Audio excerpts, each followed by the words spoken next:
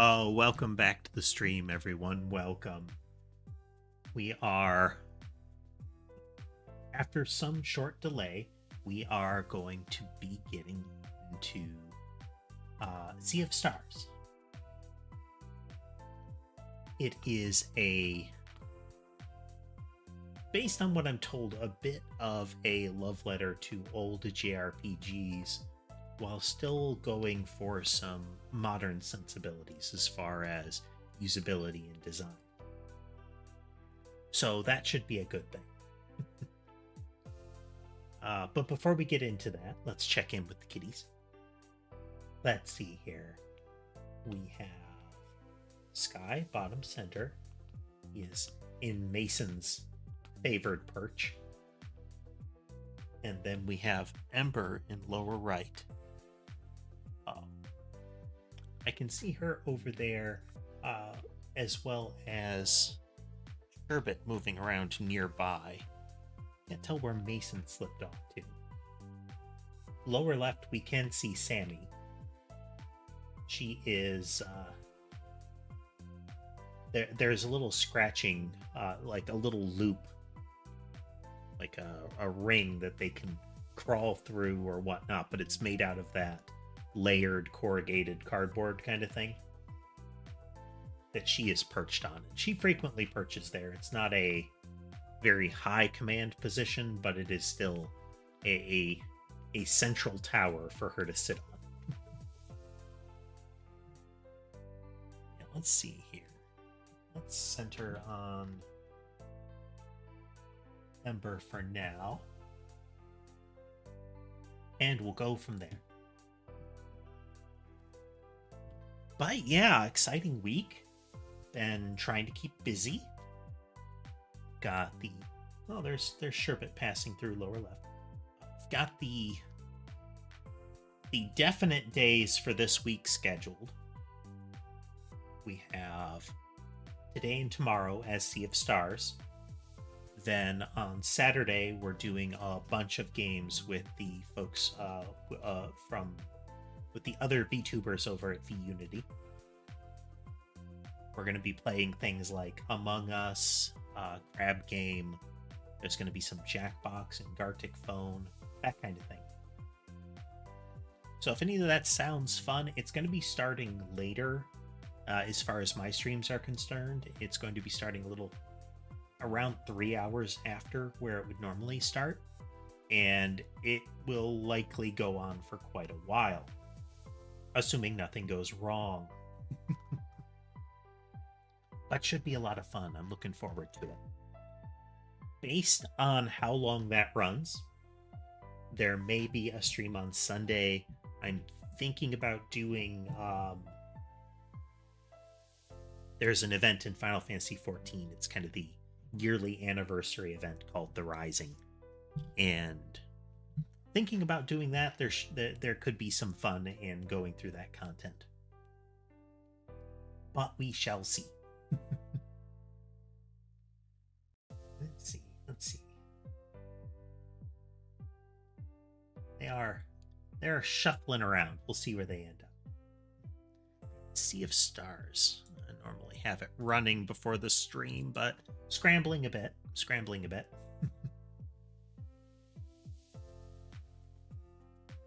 think I've got the sound set up pretty well for it.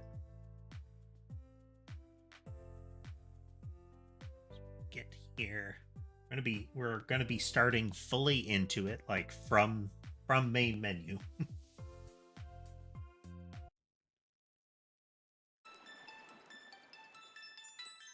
But here we go. Well, as soon as I do, Ember jumps down for food time, it would seem. So let's switch over to a different one here. Sure, I'm all situated properly. Looks like... You know what? We're going to switch over to gamepad because there is no mouse in the keyboard combo here.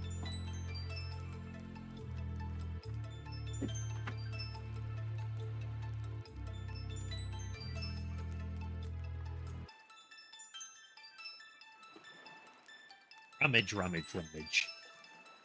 Hey there, Levi. Welcome, welcome.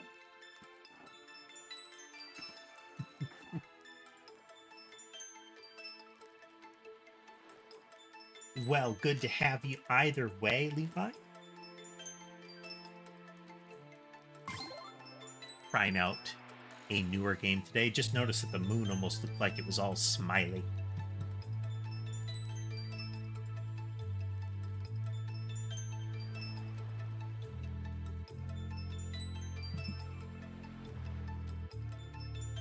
To some extent. So this is an interesting choice here. Not because it's like seriously compelling or deep. It's two main characters, select the one that will lead the party. This can be changed later and it does not affect the story. Then why are we making that choice? Like, it has no impact on the narrative. But do what you want, to me, implies, then why are we calling it out? You know? Like when you introduce the other character, say, hey, you can hit this button to switch between main characters. It doesn't do anything other than visual. But anyhow,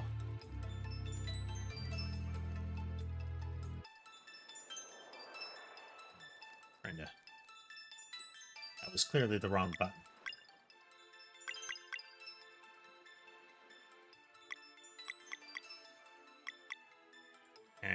Okay. You'd think the interact button would have been the one to do it, but let's try again.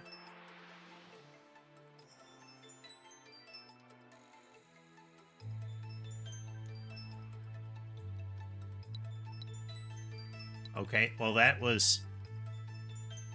So it would not select because I had not hit left or right yet. It did not default to one.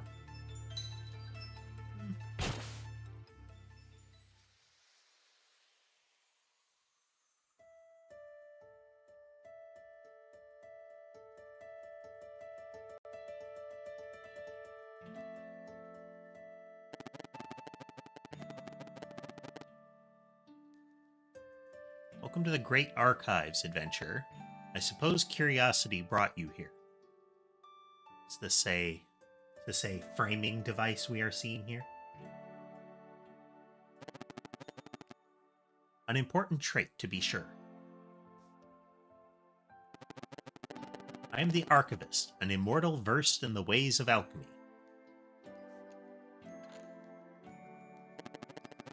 Well, aren't you a creepy fellow?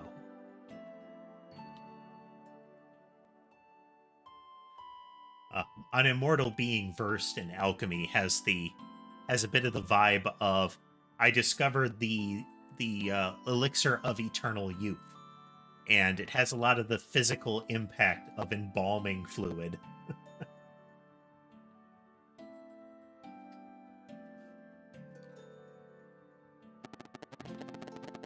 After spending millennia cataloging the many events of countless timelines, I decided to return here to mull over everything I had seen. In my musings about the stories that fill these books and scrolls, I had a recent epiphany. It seems that in my haste I may have overlooked the very thing I was hoping to find. As such, there is one special story I wish to revisit, one deserving of a witness. And should the mists of time allow a slight alteration, I believe the ray of hope that was once offered may yet bloom.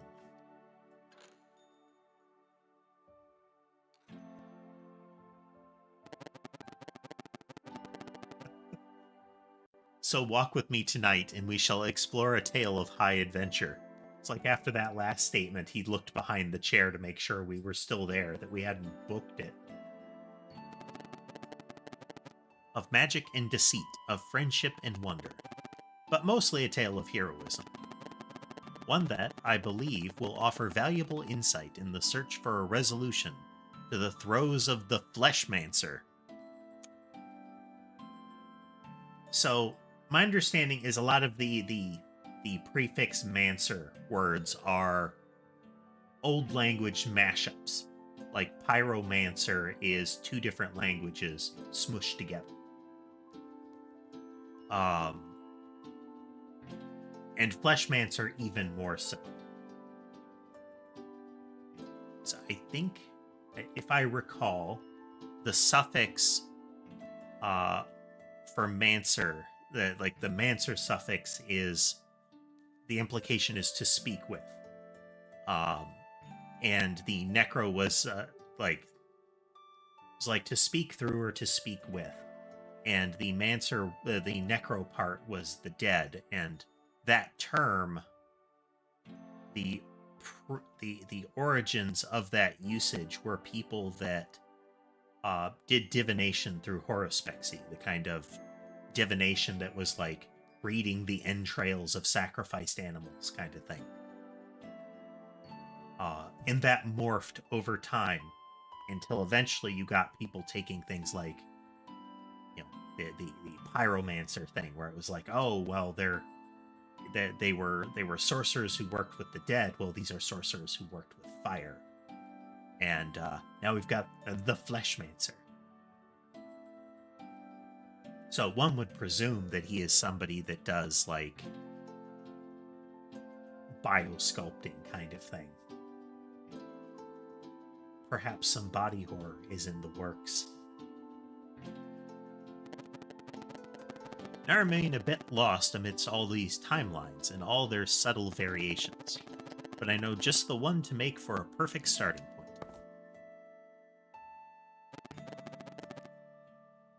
Let us see what we find in there.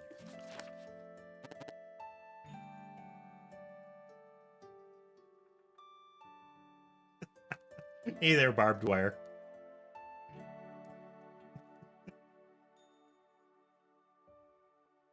You know, the other mages started teasing them, even when they took on the pretentious title of Fleshmancer, and they started calling them meat mages. Hey there, Mimp. We are just getting started. Full blind playthrough. This is the opening, not really cinematic, but the opening narration framing that they're doing. But in any event, welcome. I've seen a couple of your streams. Have you been through before? Because I can give you some of the intro to the stream otherwise. Yes, our story begins in a world visited by the Fleshmancer generations prior, causing much turmoil and leaving a mark that has yet to be fully cleansed. I kind of find it hard to read Fleshmancer. Not as in it's difficult, but more in that it's like saying judicial. It feels like you have to stop and like form the word before firing it out. But so, man, a big part of my stream is my cats. I have an array of cameras set up around to keep track of them. There are 5 of them. We can currently see 3. Well, you can kind of see the third one in the upper left camera and the lower left camera. He's darting around playing. That one is Sherbet. He is proving to be the most clever of the lot of them. Top center is Ember. She is the smallest. She's a little sweetheart, very snuggly. And then bottom center, about to hop down off camera, is Sky. He is a big fluff ball and the biggest troublemaker of them. The little tuxedo passing through the lower left is Sammy. I like to call her my little tsundere princess. She is actually pretty snuggly, loves attention, but she can be pretty standoffish. And like the others, she'll wait at doorways and whatnot for me to come back. But she'll sit down and she'll kind of cry at me and nip at me if I have left for a bit. So it does have that, it has a lot of that "it's not like I missed you" vibe. Not shown is Mason, kind of the adoptive sibling of Sherbet. He is more regularly colored and bigger. He's pretty much the second biggest of them now. But yeah, those are the kitties. It is very much, why did you leave me, Mim? Oh, no, that's Mason who just stepped, he's above the little sliding tile puzzle in the lower left there. She really is. And it's becoming more and more apparent that she is a very passive proximity cat, but that periodically comes over and wants a bunch of attention. Otherwise, she'll just kind of hang out nearby, and that's her being social. Which is pretty normal for cats. Them, like, sitting near you. Like, Ember is right across the keyboard from me in the top center. Them being near you is them showing affection.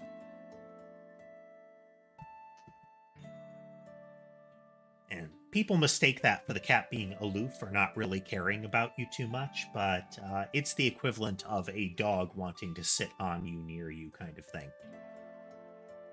Or bouncing all over you. When a cat does that to you, they're being really emphatic about it.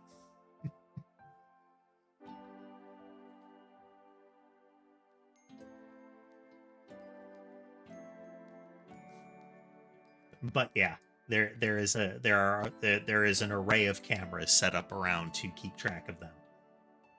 So if you want to check on other cats, or if you see that a cat is not visible, just let me know, and I'll switch over to it.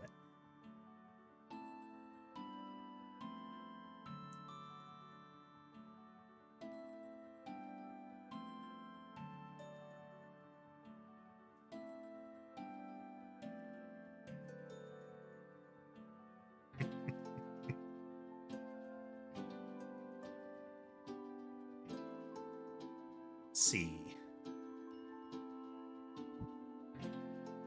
Mason seems a little aloof, but it's only that he seems aloof. He comes by, he wants lots of attention, he loves getting pet. He's also, like, physically the type of cat that has a firmer belly. Most cats that people are used to have the kind of, it's almost like a loose flesh flap, you know? There's not like a heavy muscle band over their belly. And those cats are prone to really disliking it when you touch their belly because, you know, that's their most vulnerable spot. That and you're like poking their organs. But some of them will have a bit of that muscle belly band. And the ones I've encountered so far like that are kind of down for tummy rubs. And he is much like that. He'll roll around and let you scratch his belly. He kind of strafes. His little sibling Sherbet is very slowly getting used to the fact that he can get pets if he comes up and cries at people. He is still extra skittish. Sammy was as well, but she's getting more sociable. On the plus side, that's meant that I've been able to trim Sammy's murder mitts a little bit now and again. She's not fond of it, but she hasn't bled me horribly for doing it much at all anymore. Yes, all the ones that I have right now are rescues.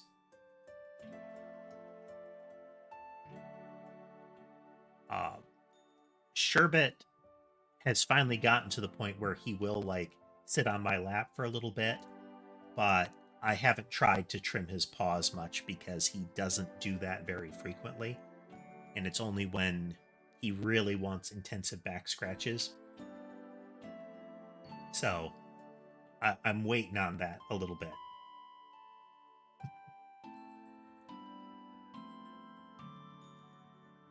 Yeah, all of them were rescues. The first two cats I got were not rescues. They were two sibling Maine Coons. Some of the folks that have been with the channel for a bit met with the longer-lived brother, Tom. He lived to be about 14, 15 or so. and they were just enormous snuggly cats. And comically, because of the size of their mother, they were actually very small compared to their father and grandfather, and their father was smaller than their grandfather was smaller than their father. Father was enormous. But both of them incredibly snuggly cats. Every cat after that, Sky being the first after them, has been a shelter cat. Then let's see. The next cat after Sky was Weasley. He was a little orange cat. Medium-sized orange cat. Kind of, I mean, regular, I don't know, standard cat size.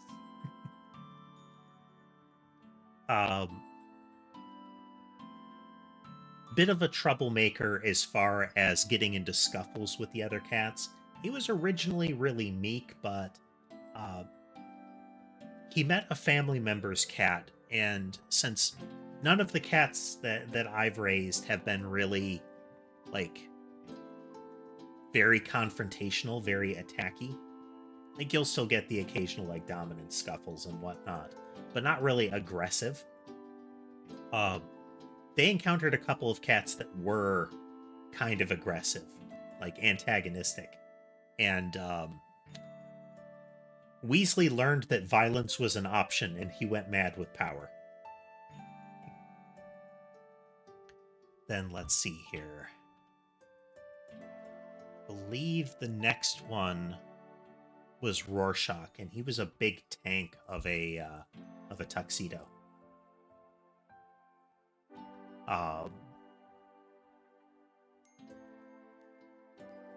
In the same way that Weasley discovered violence, Rorschach discovered that he was really protective of my cats.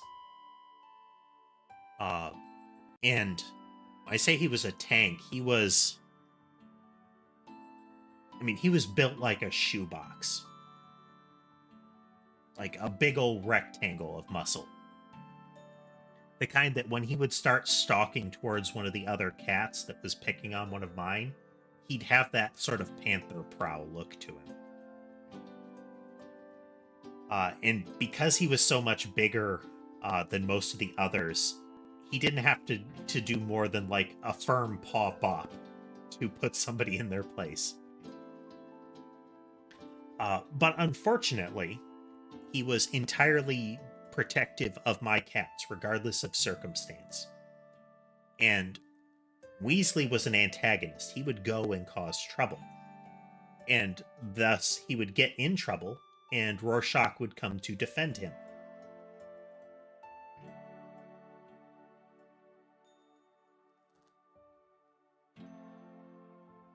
Yeah, Rorschach was the kind of cat that when he went into loaf position, it was more that, his legs just lowered down, It isn't that, squish down and conceal. It was more of just like you'd expect the sort of large vehicle backing up sound when he lowered himself down into position.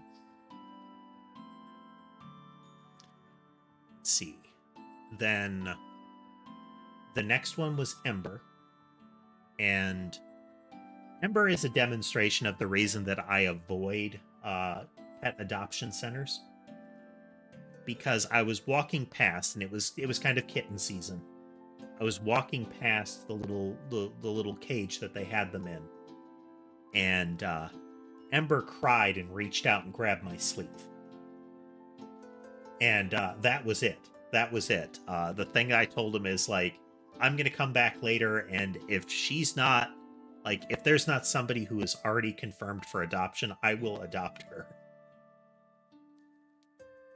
And I did, and she is just a sweetheart. She is itty-bitty. She is easily the smallest of my cats, but she is just so lovey.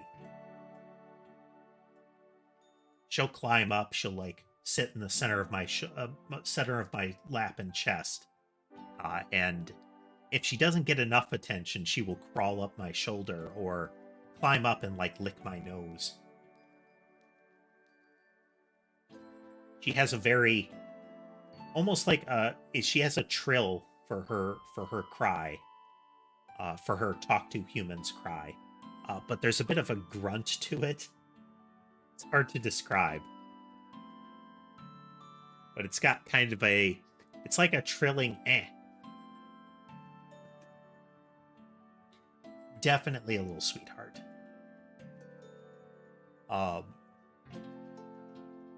During the period that Weasley and Rorschach both suffered from the same sickness and died, shortly after that, Ember got sick too, and we were terribly worried.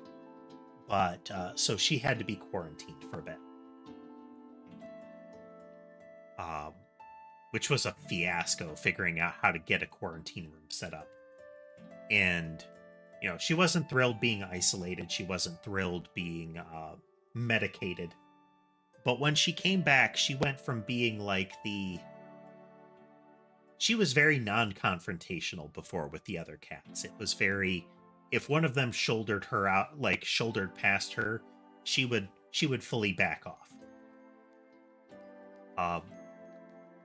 After quarantine, she was having none of that anymore. So she went from getting out of the way of anybody that pushed her to sometimes coming out swinging. Like, no, this is my spot. Let's see. Then the next was a double, Mason and Sherbet. It was a combined litter. It really seems like there was a relationship between Mason and Sherbet as far as like one of the parents.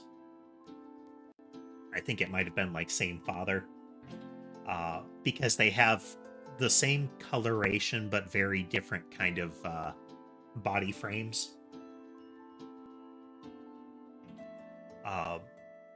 But they were a pair, and it's the paperwork was kind of mixed up. The people showing the cats were getting confused as to which one I was visiting, to verify, you know, to confirm whether it was safe to, you know, adopt them out to me.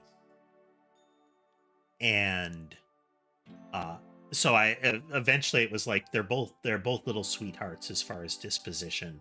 And I said, well, what if I said both? So I brought home 2 of them.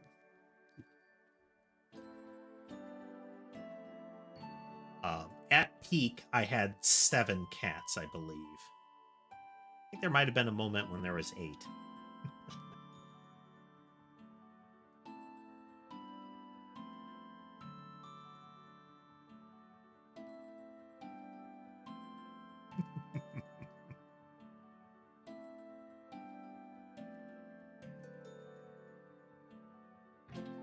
But yeah, if you look back far enough in some of my videos, you will see Tom, and even though he was small for a Maine Coon, he was smaller than his brother, and they were substantially smaller than their father.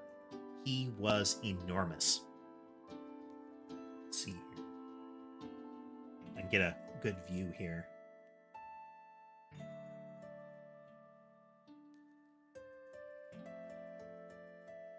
Scanning. Zoom and enhance. So Sky there takes up maybe like a third of that box. And he is big and fluffy. Most of what is taking up is fluff. And that's maybe like 1.5 feet, 2 feet plus. Little rectangle there. If Tom sprawled out in it, it would look like the whole thing was full. There would be like fluff out over the top. Unless he like scrunched up a little bit, there wouldn't be a lot of room. And it was kind of hilarious now and then to see Tom, or like Tom and Rorschach, or 2 of the bigger cats essentially, but especially when it was Tom, crammed up in there because it would just be all cat. And for a little bit, when they were all together, Ember would try to squeeze up in there with them. So you would see like Sky and Tom, or Rorschach and Tom up there. Tom loved that little thing. And then you'd see Ember's head kind of poking out between them. The rest of her body just completely obscured.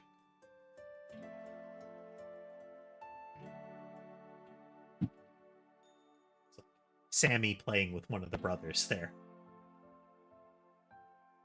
I always tell people when I'm describing Maine Coons some of the idiosyncrasies of them, aside from the fact that they're gigantic, is Maine Coon cat hair is one of the things that they use to test out vacuums that are supposed to be really good for picking up pet hair. Because Maine Coon cat hair will felt up with only a little bit of friction. So if you were to, say, comb out a little ball of fluff off of them, they're definitely cats you need to brush, like, a lot. You comb out, like, a little bit of fluff off of them and then put it between your hands and roll it, it will form a ball.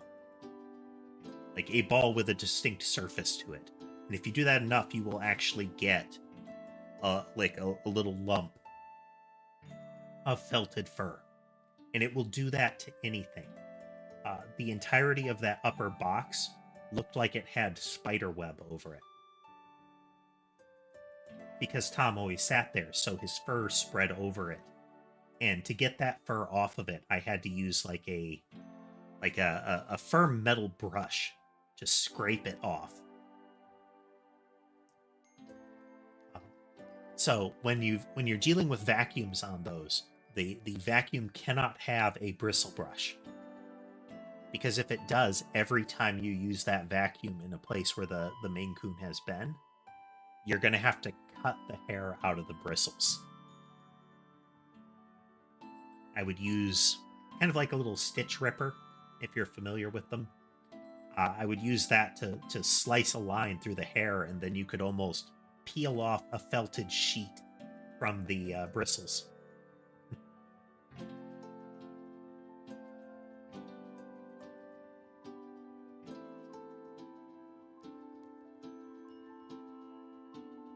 Oh, but good times. They're being really active right now.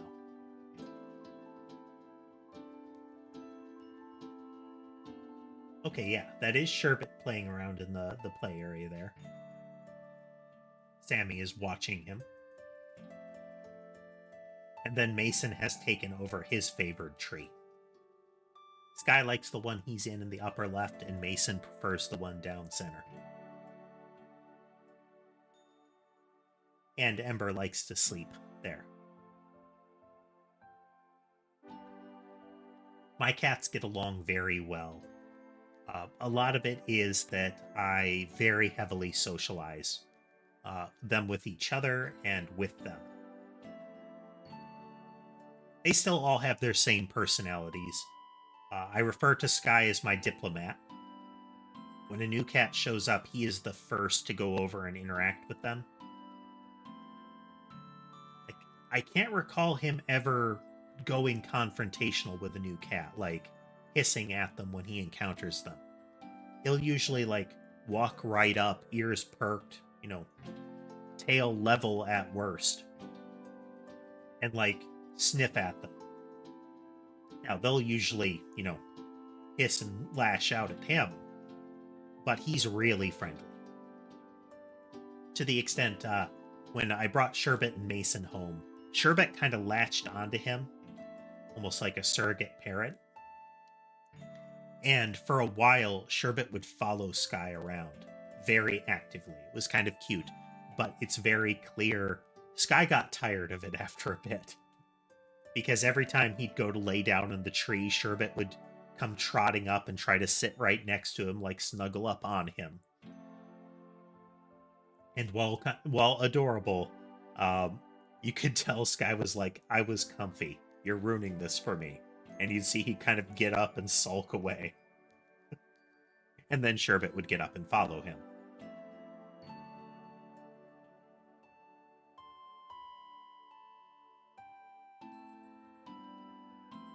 Let's see. Recently, Sky has gotten... It's... I would say it's 75% still very snugly with Ember. Like, where she's sleeping right now. Occasionally you'll see Sky come up, and there'll be some mutual grooming, and then he'll, like, snuggle up with her. Every now and then, he'll get kind of, he'll get kind of aggressive, and there will be a bit of a scuffle, and then he'll chase her around a bit.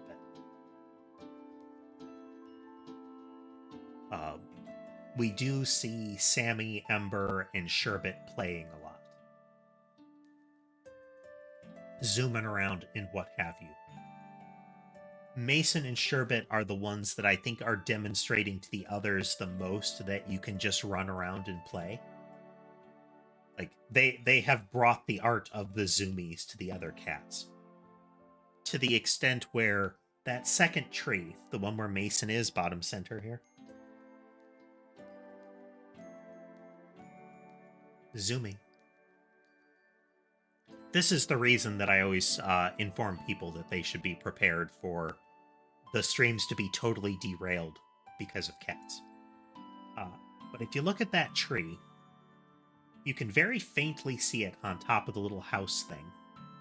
There is like a little circular patch in the fluff.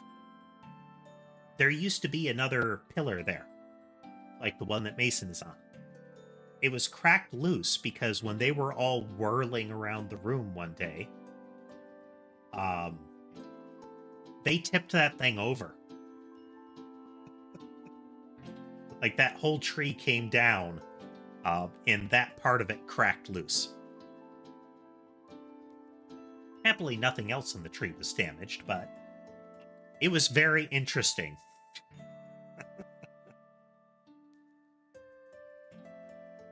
Hey there, casemate. We're giving Mim the cat intro.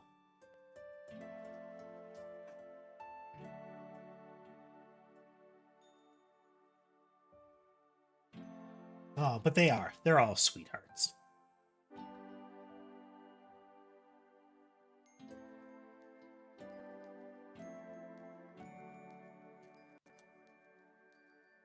Yeah. But it is a very casual stream, Mim. If you want to ask a question or anything like that, feel free. Always try to make time for folks.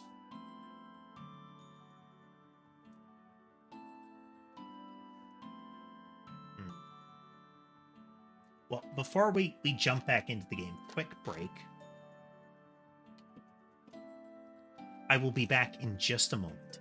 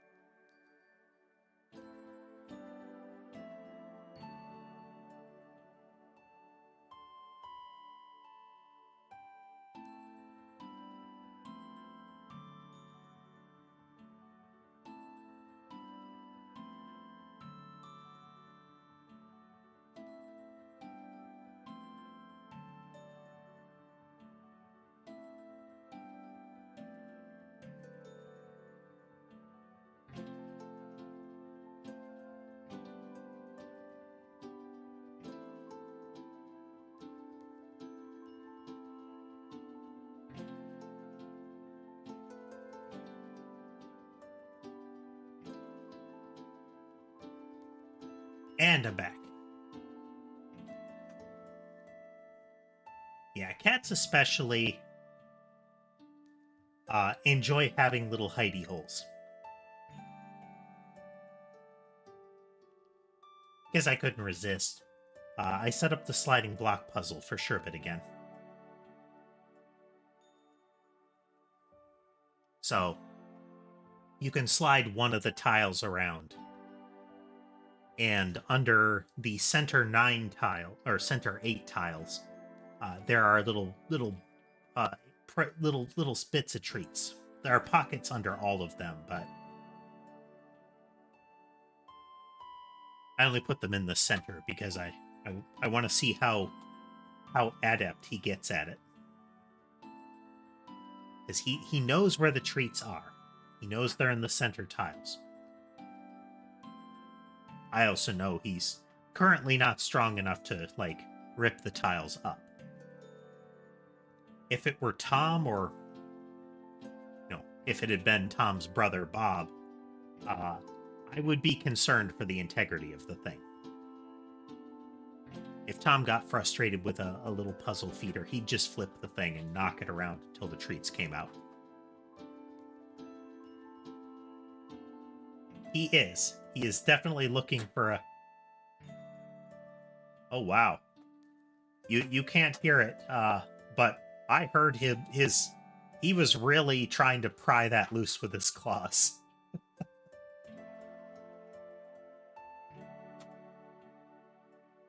So he's close.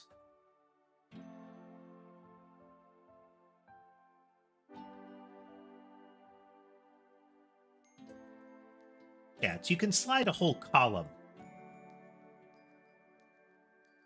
if you align it up with the open spot. But of all of them, Sherbet is the one that solves the puzzles. Like, he will steadily clear that.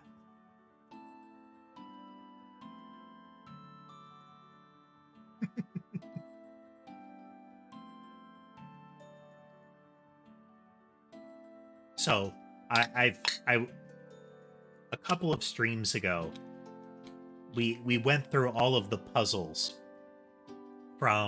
technically went from medium, easy, and then on to this one, which is the trickiest one.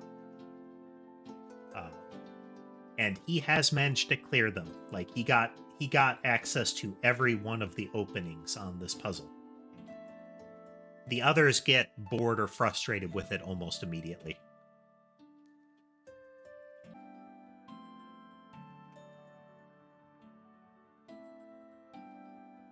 Should be back.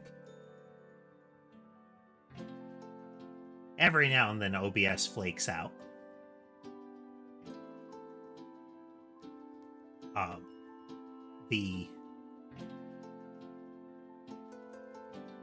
If I had to guess, it's because the cameras are flickering a little bit. You can see that camera is juddering a little bit there.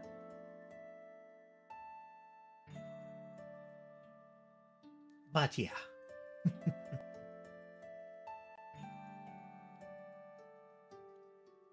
We'll leave him to it.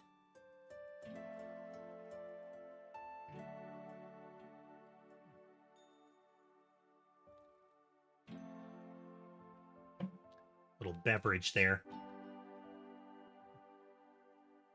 But yeah, Sea of Stars tonight. Just saying, bit of a love letter to classic JRPGs. From what I have been told.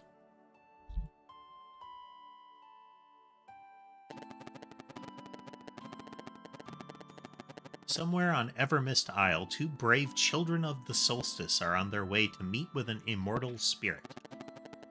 In order to become fully fledged solstice warriors, they will need to learn how to, quote, use magic without using magic. Ah, how very zen.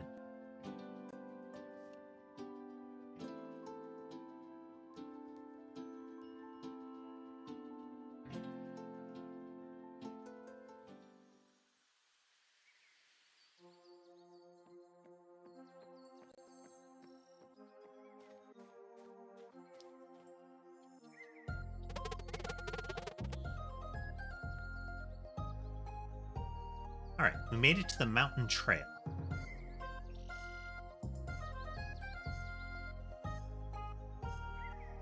Thanks for joining us, Mim. Hope you have a good rest of your day.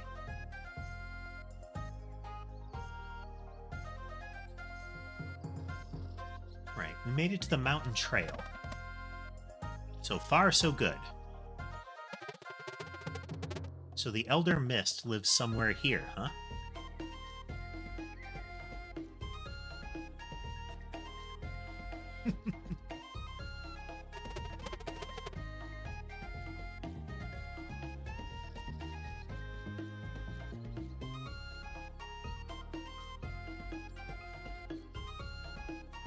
I'm still reminded...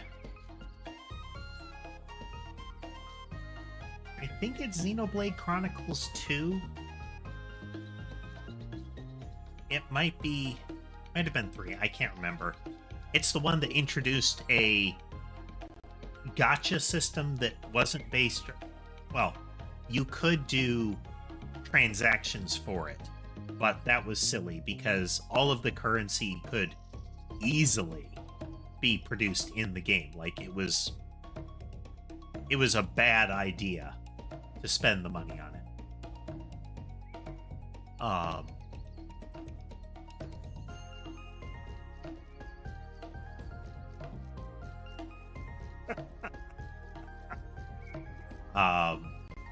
But in that one, the main character was so... What was so, like, bog standard anime lead young boy. One of his call-outs in battle, everybody had their little random barks that they would do, whether talking to other party members or, you know, calling out their attack moves, that kind of thing. And one of his was, I think, like, by the power of friendship or something like that. He would actually say that. He was truly awful.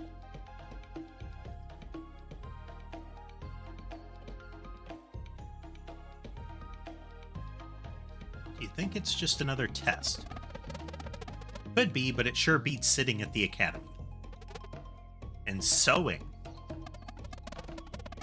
Yeah, I'm sure glad that's over with. Apply yourselves, for the will you weave into it shall be your sole defense in times of greatest need.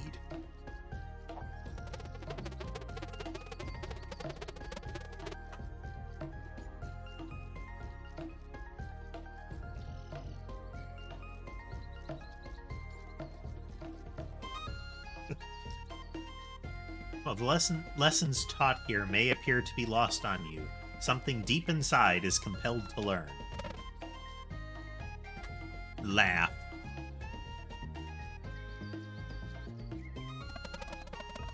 The sun will be setting soon. We should prepare to set up camp. Let's split up and search for a good spot.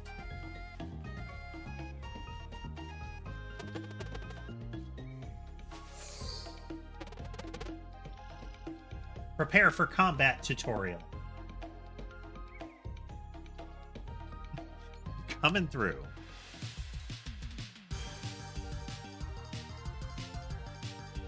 Alright. If I had to guess, that is the time until that one takes action.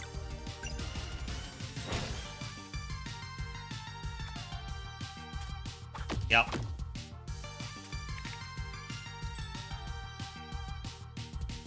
Well, there's some symbols there.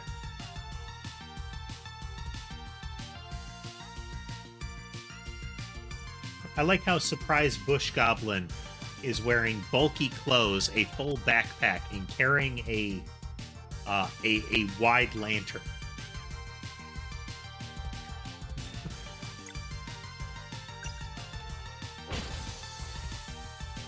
Stabbity. Are they Brugaves? Brugaves wasn't kidding. These feel easier to fight already. Let's see where this leads.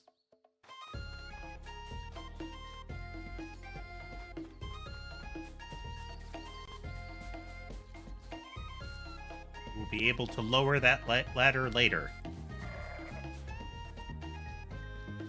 Hello, rock goat. I like the sprite work.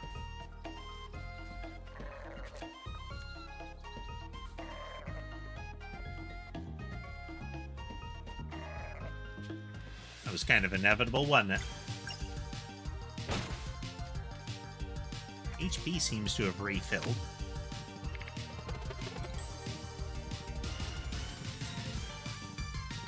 Tough one, huh?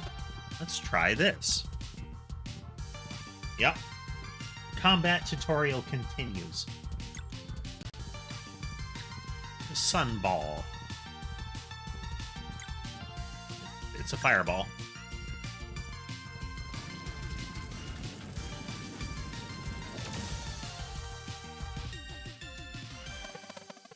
I don't know why the hold A is necessary, but hey, sure. Found anything? Just a dead end. How about you? Nothing of note, but the way to the top is definitely through here. The sun is setting. Come over. I'll get a fire going. I'll be right there. Can't wait for more tomato clubs. Like a sandwich? Club sandwich?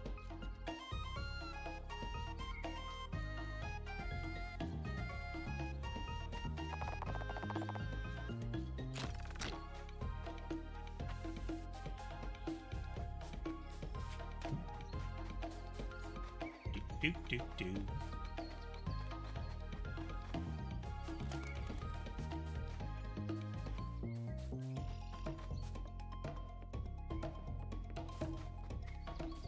Wow, she clearly had the longer path.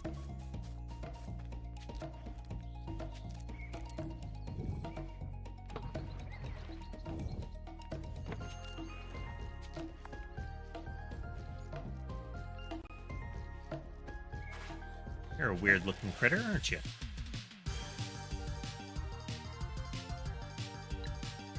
Okay, we clearly have damage types, so that is like sword type. We have heal and fireball.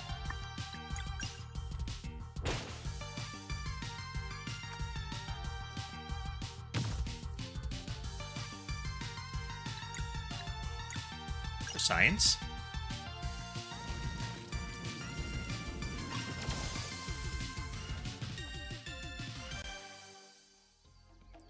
Okay, so we took some damage and we spent all of our MP.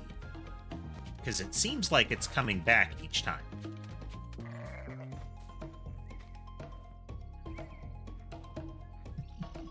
Hey there, Tass. Welcome. There goes our experiment, because we just entered a cutscene.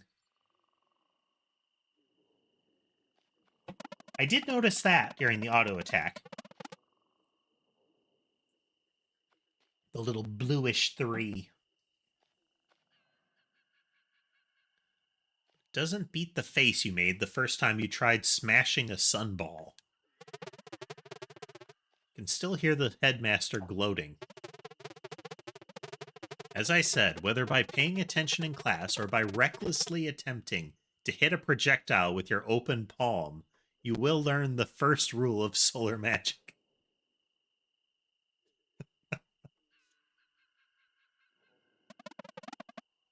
To be fair, you did learn.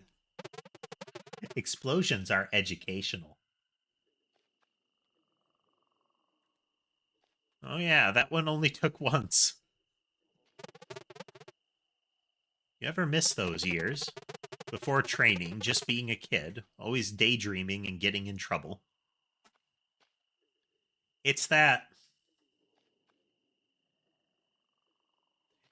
balance between everything being childproof and the opportunity for the learning experience of a small electric shock or pulling something heavy down on your head.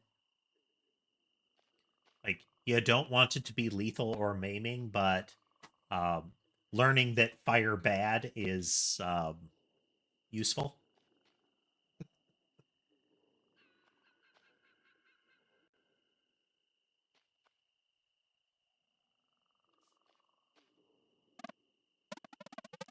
and making mistakes. I'm sorry, Valerie, I didn't mean...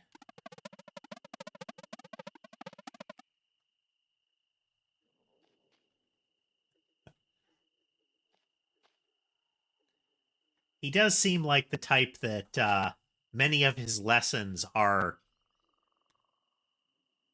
pompous. Like there's a real vibe of sayings going on in there.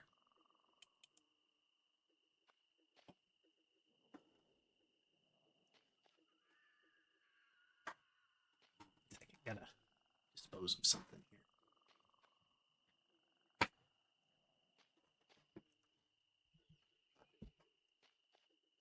Okay, I understand why he wouldn't want to join us after what happened. It's just foreshadowing. That's what it is. Just foreshadowing. I wish he had said goodbye, you know? Yeah, foreshadowing. Just wailing upon our heads with foreshadowing.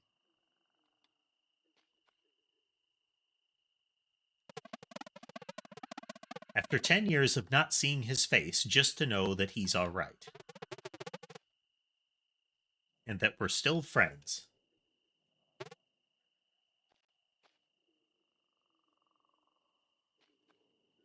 I mean, we're foreshadowing finding out about this person.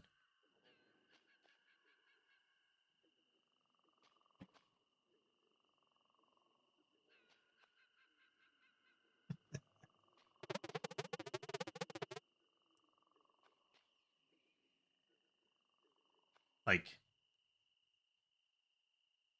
there are two ways it could go down.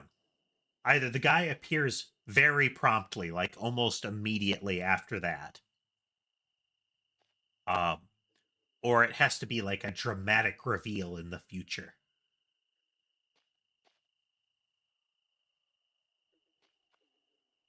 Why did we have to get ahead of ourselves anyway? Oh, Garl.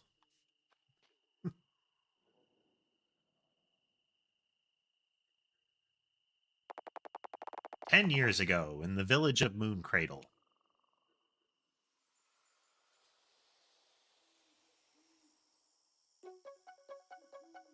Huh. Even the letters being written in the speech bubbles sound is different for their child forms.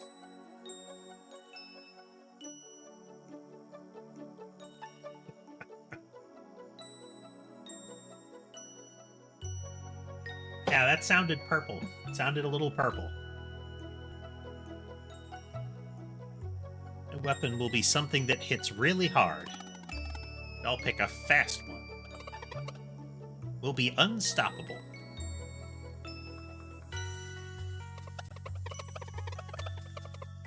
I am very much reminded, I think it was called Lunar Legend of the Silver, or no, Lunar Silver Star Saga, or something like that. Was I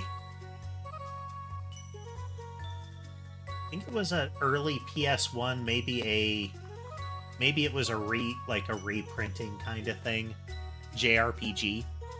And you had very clearly the hero boy, and his friend, who was like ultimately just some kid. He was like he very much wasn't anime protagonist in form or behavior. So he'd always be kind of trotting along like, wait for me, guys, with his backpack and all of his supplies kind of thing. That's the vibe I'm getting from Garl here.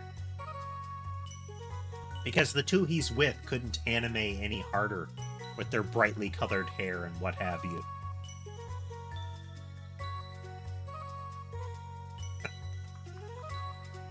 I mean, Garl looks like the childhood friend who dies horribly in front of them in order to create both an inciting incident and a motivation to dislike the evil army.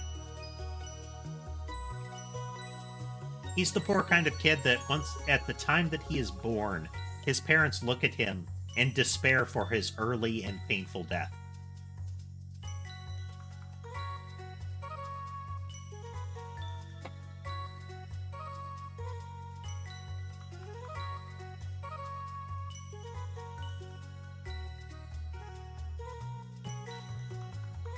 Mr. and Mrs. Generic, I'm sorry to tell you, but your child is going to be someone's childhood friend. And then they break down in tears. How could this have happened to us?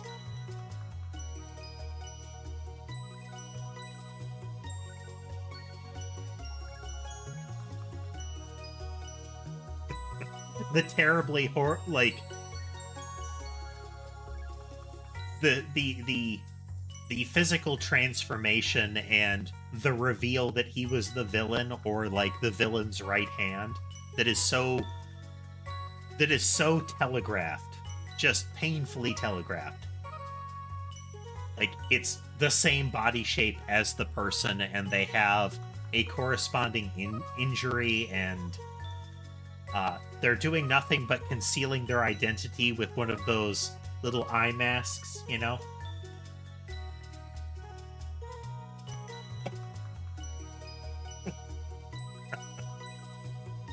Imagine the wonders we'll find after we leave Evermistile. Okay, now hold on. Don't get ahead of yourself, Carl.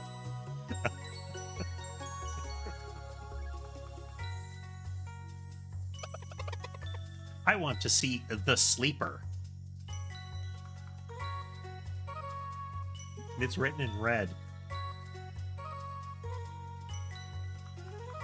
He wants to go get some pictures taken with Dread Cthulhu.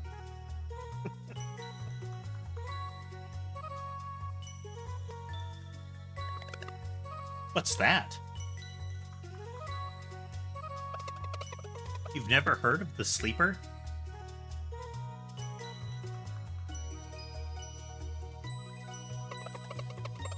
Stories say it's a giant serpent, and it's been sleeping curled up around a mountain since even before there were traveling historians to record it. No way. Sure is, and it's super dangerous, too. We don't have to worry. But don't worry, it can't wake up. Why not? Apparently there's holes in the mountain, and the wind blows through them. And that plays a melody that keeps it asleep. Foreshadowing!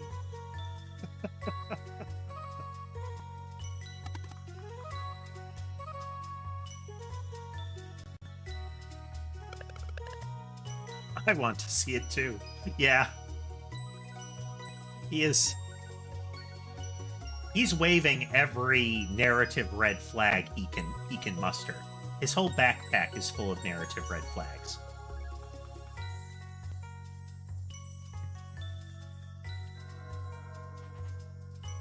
I'm gonna travel and see the world, guys. That's my dream. We're gonna travel the world together as friends. The bestest of friends. The places we'll go and the things we'll experience together. Splat, rock falls, he dies.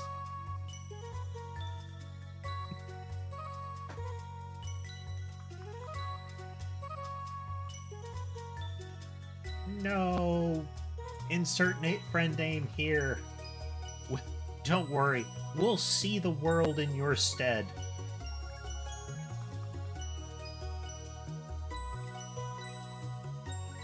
It's the bell. Erlina and Brute? Man, that's an awkward one. Brugaves? Quick, maybe we can catch them before they go to the academy. Second, I need to touch this very clearly a save point.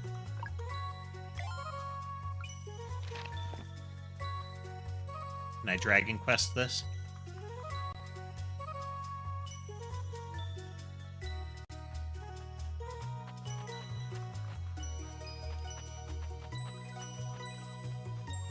Man, they put a lot of effort into the environments.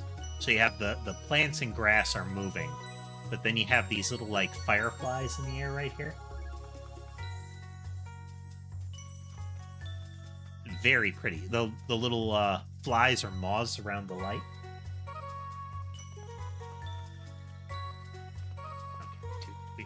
We do have to test.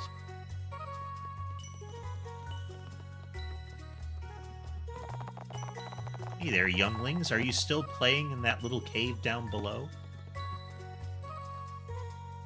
Well, I guess we'll find out if this is a Dragon Quest style or if this is more of a Final Fantasy style. Where am I expected to like go into every house and like pillage the place, pull open every wardrobe, pull out every drawer, smash every pot to see if there's like coins or metals and whatnot stored in them? Or is it more, hey, look, a treasure box, open that? These crops are a main source of food. It's hard work, but I am reminded every day that we all eat together. When we all eat together, that the effort is well worth it. This place is so idyllic. It's a shame that it's inevitably going to burn down.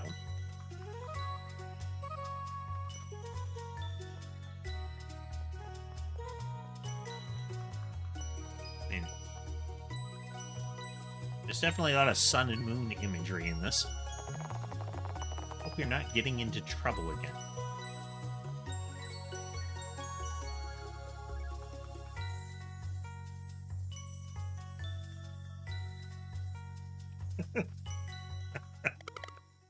Hey, wait. Oh man, fully animated sequence.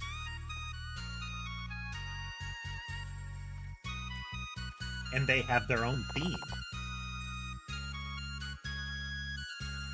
There you are. Playing in your secret hideout again? We were training. I think I can use magic now. Is that so? Let's see it then.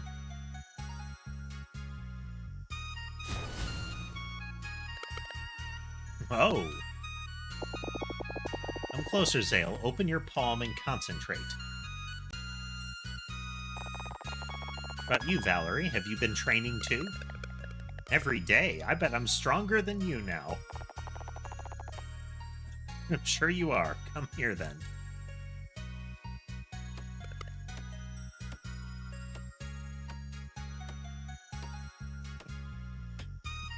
I like how her demonstration of strength looks like she's charging in and headbutting his forearm.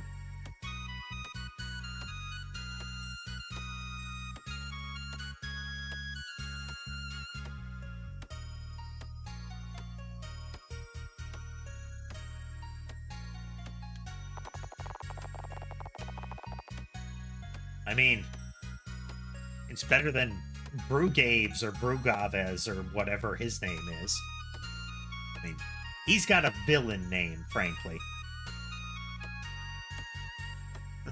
Easy now. I can't report to the headmaster if you knock me out.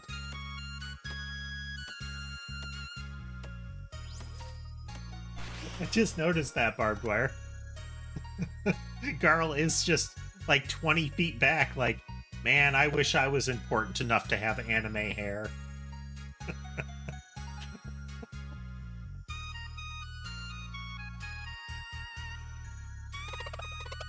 It was awesome, Zale. You get back there, random side character.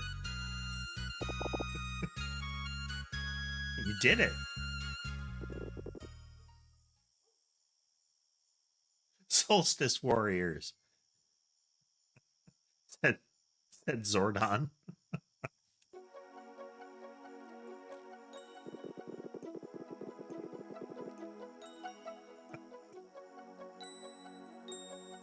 You're done with your babysitting duties. I would hear your report.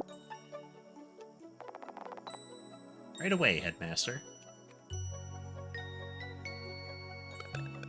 Costume design is the sort that I haven't seen a lot of. To some extent, like the weaponry implies almost, I recall, kind of North African, Western Middle East kind of stuff. I think that's where that sort of blade comes from.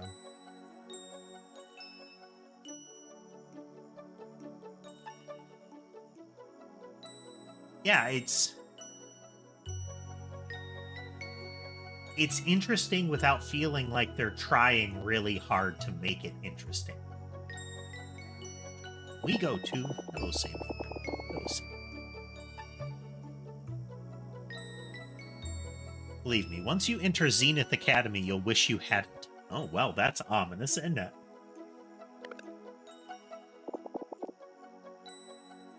Let's go, Brugaves.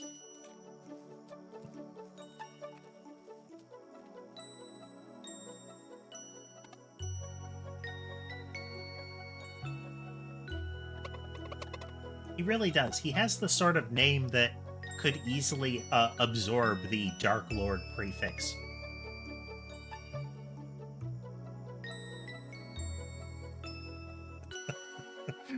Graves. Hey, the full moon is out. He's right. Want to go to the Forbidden Cavern again? We tried already. I can't open it. Yeah, but last time we decided maybe the full moon would make the room more sensitive. I'm sure it'll work, and Moraine will be so impressed he'll take the two of you in for training right away, and then we'll finally be allowed to leave this island. Garl sealing his own fate.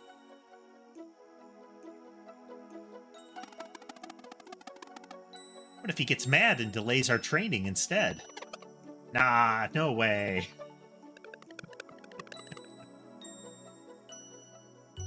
Well, we can worry about that after I open it. What was it? In the Discworld series, which I love to reference. It's a good series. You guys should read it. Though, the early books aren't as good. Like, the first few aren't as good. You can tell that Pratchett was getting the world, the feel of the world going then.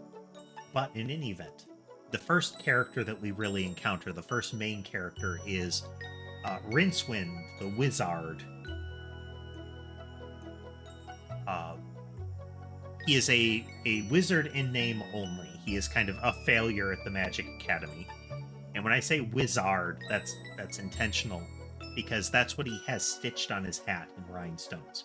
His tall, pointy hat has W-I-Z-Z-A-R-D on it. And one of the running gimmicks is that he rolls from bad luck to bad luck. Things keep going wrong for him. And eventually, the head of the academy at the time refers to him as a luck sink. A person that, by being so wildly unlucky, he absorbs bad luck from everyone else in the area. He doesn't inflict it on everybody else. You have to be much closer to him to be caught in the blast radius. He just makes everybody else's life better because his life is so bad. I think the honorary position they give him is the Professor of Hostile Geography.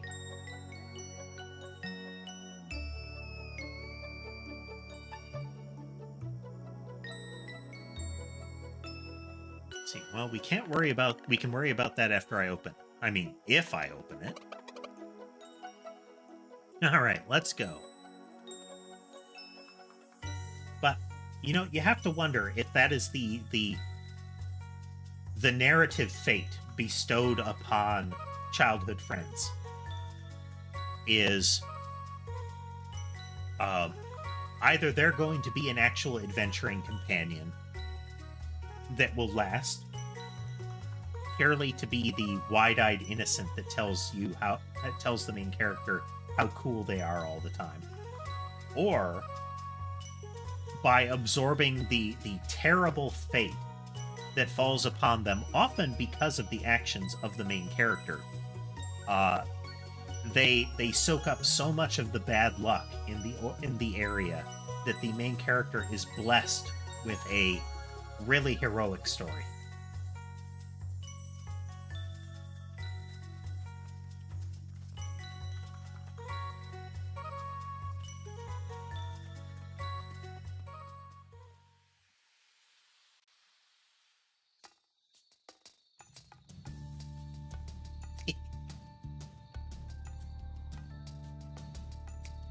chibi overworld sprites.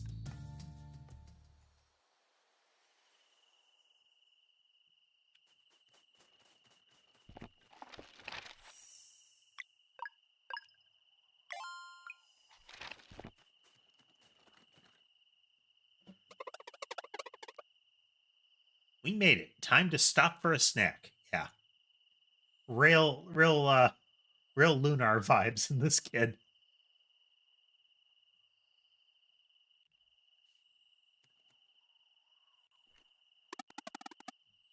What? I'm not hungry. We just left a few minutes ago. Didn't say snack for you, snack for me.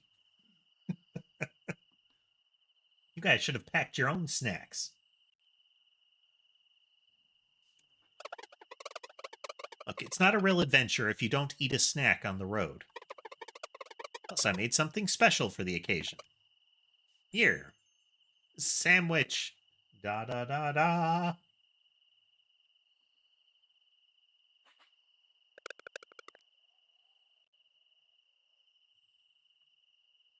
Now that's really good. Yeah, no kidding. Glad you liked it. It's the jam. I used a bit of sap from the celestial willow. You'd get in trouble for that. Yeah, I know I wasn't supposed to make jam out of the sap of the sacred tree, but it's so delicious. The sacrilege really brings out the flavor. Only if you tell. That blasphemy will be our secret. Alright, how do I do this? Maybe like Arlena showed me. Try opening your palm and concentrating. You got this, Valerie. I'm gonna say Valerie.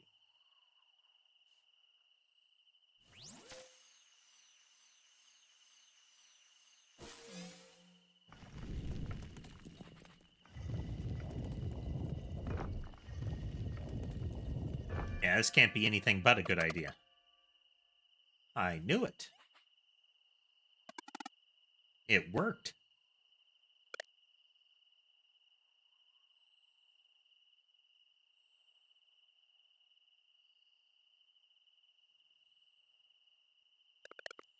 I did it. Finally did it. The little dance. So, what now? The headmaster must have heard the bell ring. Do we just wait for him to show up?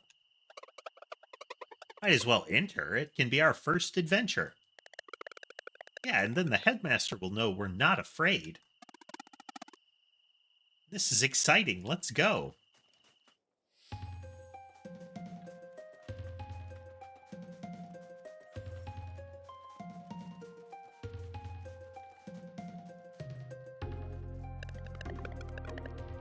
There's monsters over there. Let's hide.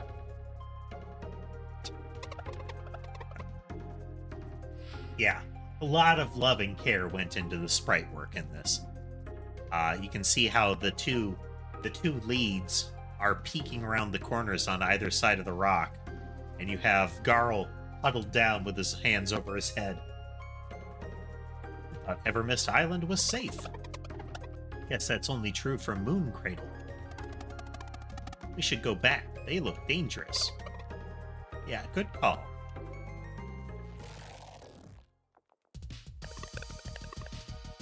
Watch out, there's another one.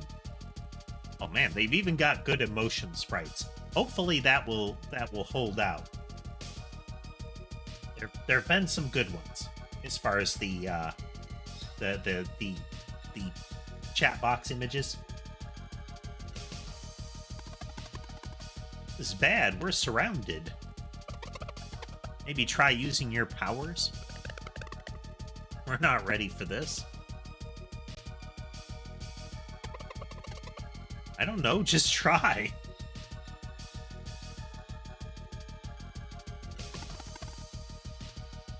Alright, let me focus. Out, it's preparing something.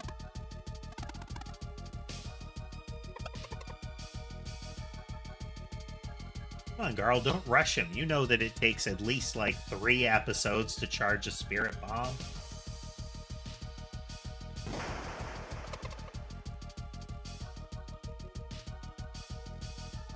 Yeah, some good sprite work.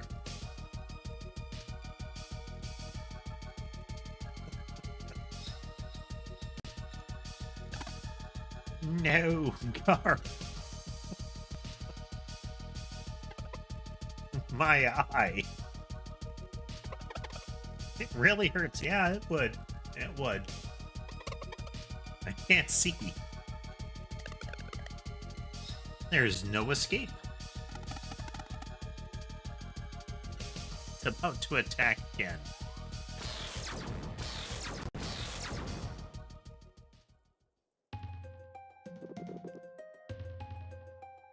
So it was you.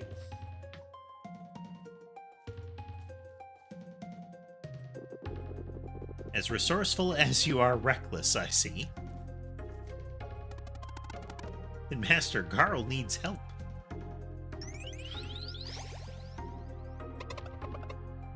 Okay, so the sound effect implied that he was casting like some sort of healing spell on the kid. But the animation made it look like he was kicking the kid and smacking him with his staff.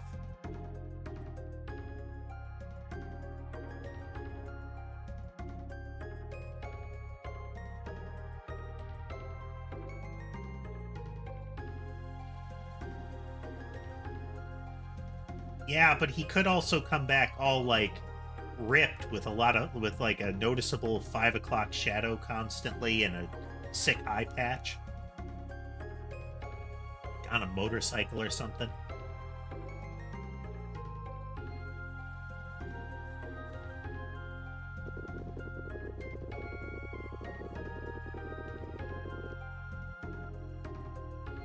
Like anyone born in Moon Cradle is a... Like anyone born in Moon Cradle, a regular kid, what Garl needs is to not concern himself with the affairs of the Solstice Warriors. Oh. Like, look at his actual character sprite. There's actually a tear rolling down from his right eye, dripping off his chin. Along with the sniffles. I'm really sorry, Headmaster. It was all my idea. Hey. Be thankful that the only cost of this lesson was an eye, young lad. As for the two of you, if you're so eager to receive training, I shall oblige. Follow me.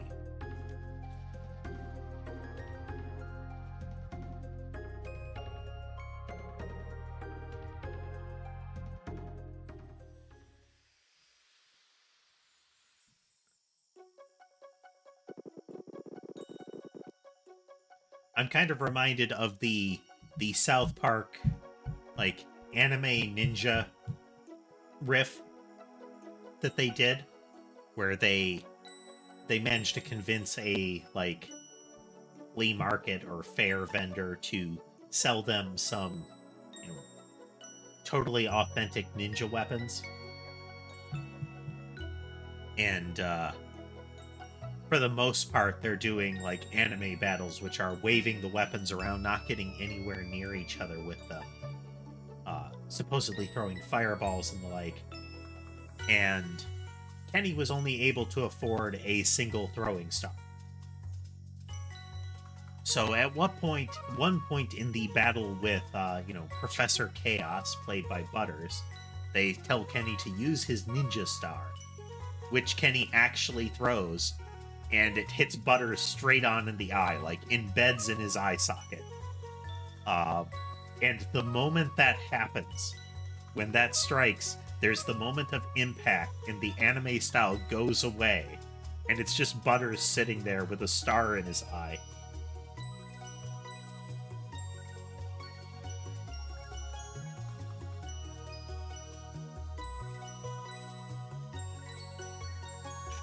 I can actually see a bit of that barbed wire. There's a bit of pursed lips to this guy.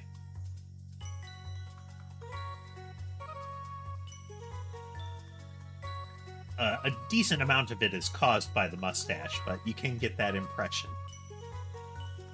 Make sure to treat the wound and soothe the poor kid. He's not the complaining type, but if the pain seems to return, please send for me. Understood, Headmaster. You will not see your friend for a very long time. If you have any parting words, speak them now. Can't he come and stay with us? How long is very long? Like a week? The eagerness of youth. It takes years to properly train Solstice warriors. Years? No way. But your friends have much to learn. I would suggest you use that time to reflect upon what happened today. With any luck, it will help you forget any ideas of getting involved with a burden that is not yours to bear. Learn your place, half-blinded child.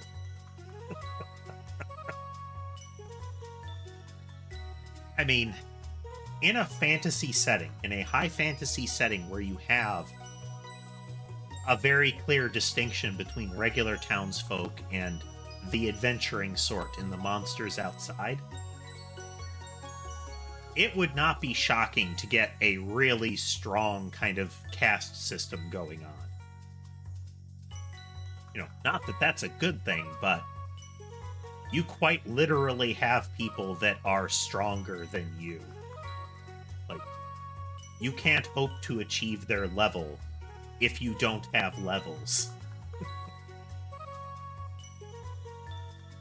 What are you? You're a farmer. That's a level 90. Oh, what's that? If you don't know what a level is, stay far away from them.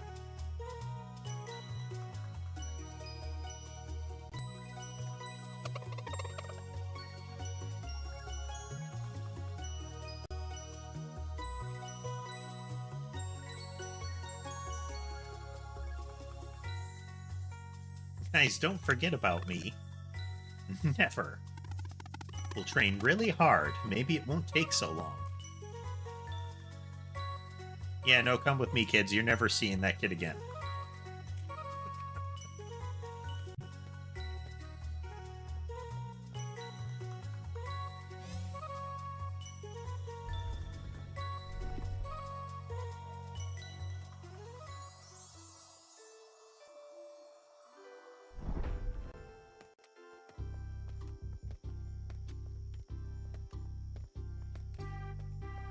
I get that the ancient stonework would not have necessarily railings built in, but I always have to wonder why, especially when they demonstrate right now that railing technology is within their grasp, why the magical elevator wouldn't have warranted at least a slightly higher raised lip around the edge.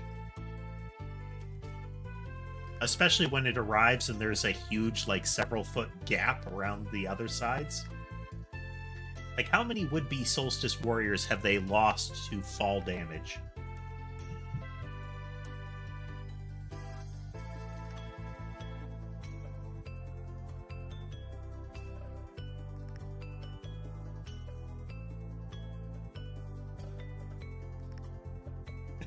We have to take you far away from your friends and families so that when the village gets inevitably attacked, it takes you just a little bit too long to get back.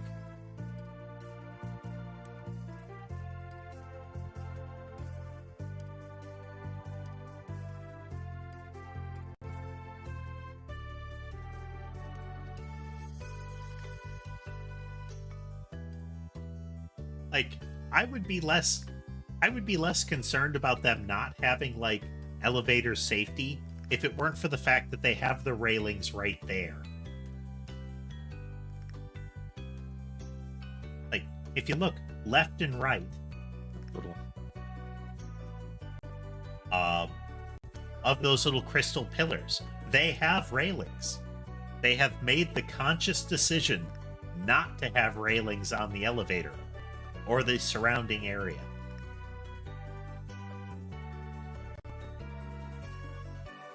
They were like, how can we make this less safe? Welcome to Zenith Academy. In this ancient place of knowledge, you will learn everything you need to know in order to become true solstice warriors. We've been waiting for this so long. When do we start? Tomorrow, though I believe a proper introduction is in order. Careful now.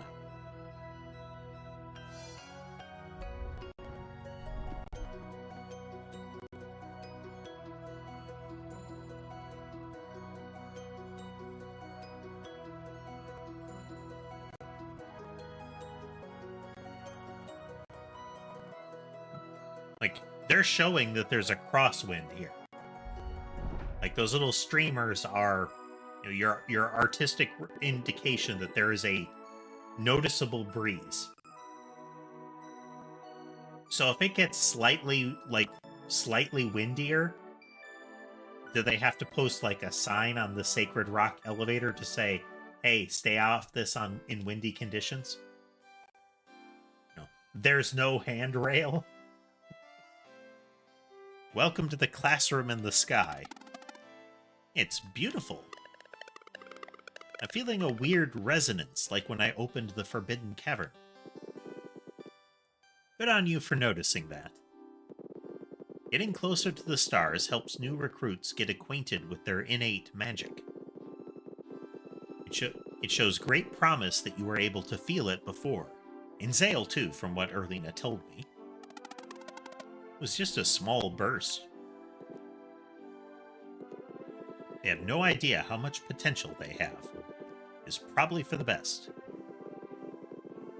Now, in the many years you will spend at Zenith Academy, you will learn about the duties incumbent upon Solstice Warriors, of the magic you are destined to wield and the evils it is meant to cleanse. We'll learn how to fight too, right?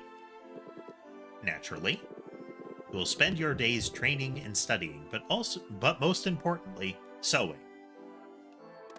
Sewing? That sounds boring. Oh, I can assure you that it is. Oh, it's fantastically boring. We do it just for that reason.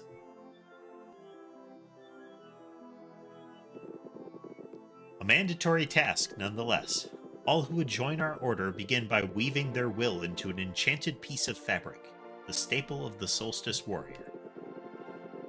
It is their most prized possession, guaranteeing light in the darkest places and a measure of protection against the minions of the Fleshmancer.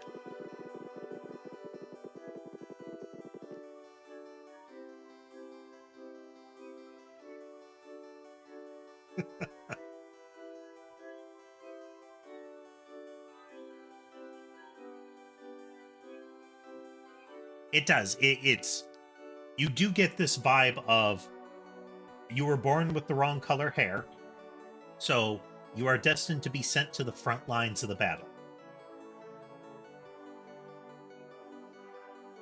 First, you must learn of your duties, train until you cannot feel your limbs, and then train some more. As both your body and mind are ripe with potential, you will create a magic piece of fabric, worthy of the very stars. You will then be sent out beyond the Forbidden Cavern to meet with the Elder Mist, for it alone may officially grant the title of Solstice Warrior. Sewing? I understand it is not what you were hoping for, but it is what is required of you for the time being. Years of sewing. It's like getting the owl inviting you to a magical academy and going on the magic train to arrive at the magical academy, getting the whole introduction, you know, sorted into a weird household by a magical piece of, clothing. And then upon arriving in your first class, they're like, turn to page 3 of your math book. We're going to begin with some basic arithmetic.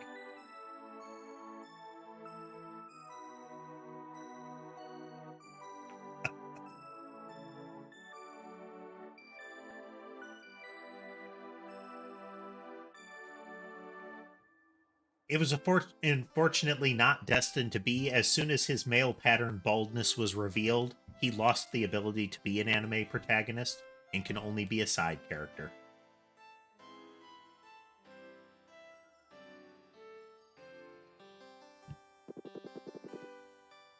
will be all for today.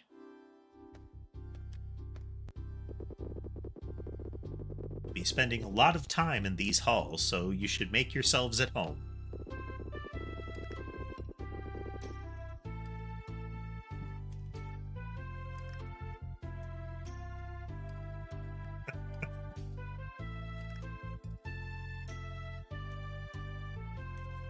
Made even better by the fact that you would still have like the over-the-top fighting anime flair to things, dramatic action poses, like really JoJo it up. But everything that they're doing is just like filling out Excel spreadsheets and turning in TPS reports.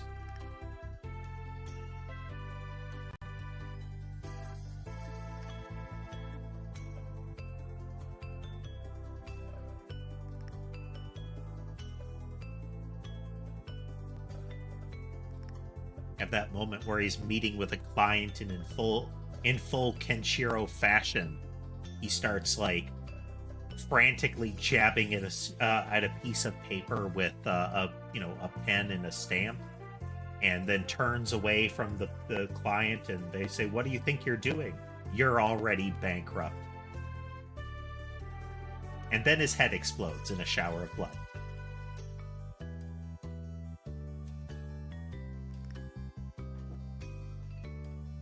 To the left is your training room. You are to go there first thing in the morning. Just above is the way to my chambers. It is off limits, of course. And to your right are the dormitories. Just make sure you pick a bed aligned with your innate magic. Feel free to look around, then go to sleep when you're ready. Good night.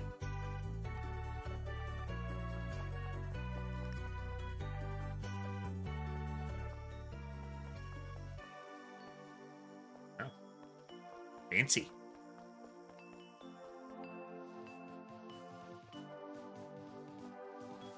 I mean, really, there's a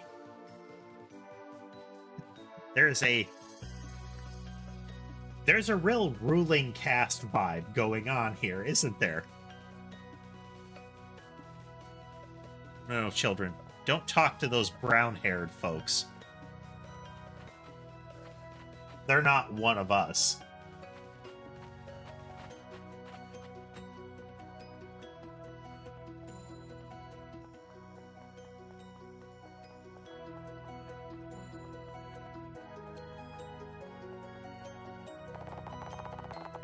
I remember when Erlina and Rukaves were your age. They wouldn't stop running. I feel old now.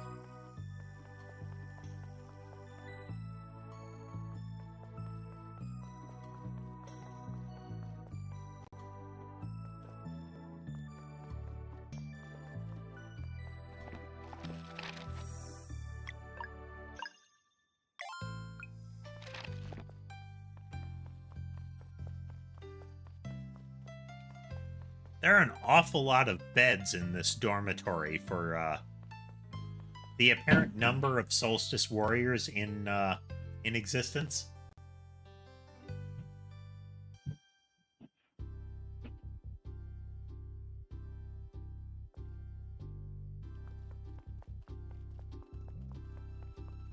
I mean, clearly, Tass, there aren't enough beds for him, because they'd have to bunk him at least 20 feet away from the good people.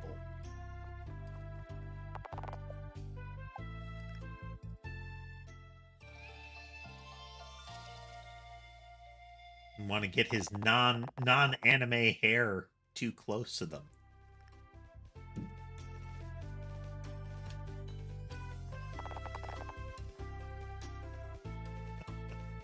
Good morning, fellas.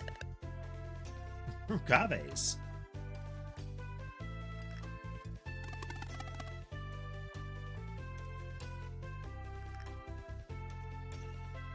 So you'll be our trainer?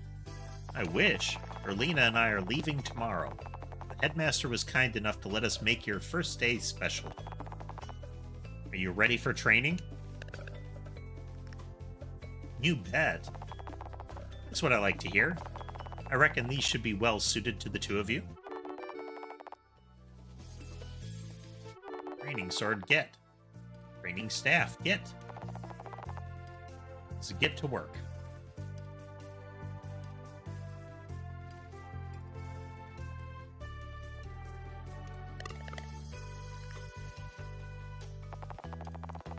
You got this, Valerie. Don't give up now. Never.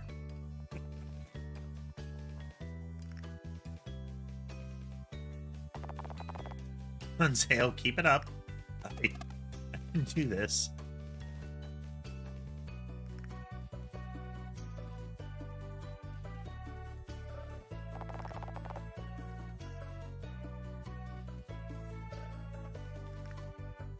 I mean, she clearly has better form than he does. That's it for today. You did great. That was a lot. Feel free to take a break. Erlina will see you on the terrace whenever you're ready.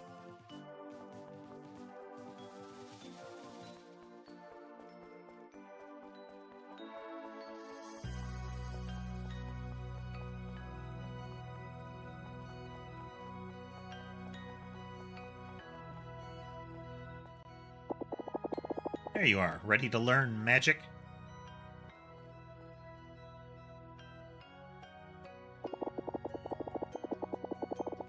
It should feel as if something was scratching an itch far away from you. That's a weird sensation to consider.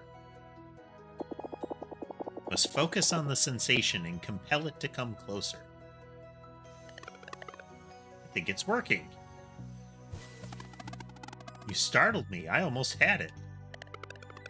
Now mine's gone too. It's okay, just breathe slowly.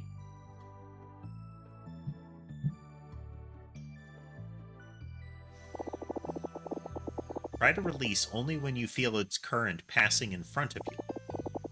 If your timing is true, it will manifest. On 3. 1, 2, 3. Womp womp. I think I felt it. It tickles.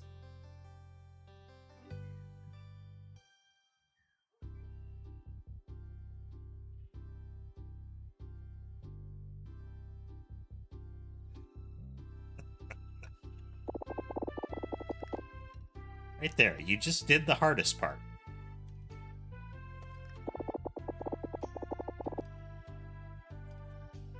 You know, I like her looking up and to the side sprite better than her looking straight forward sprite, because her looking straight forward sprite always makes me feel like she's got her eyes crossed trying to look at the gem on her forehead.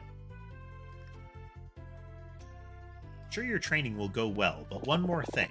No matter what the headmaster teaches you, remember that this is your life, and Erlina. Well, that's a sinister little bit, isn't it? Once you're done onboarding our new recruits in the ways of magic, I would provide the briefing for your next assignment.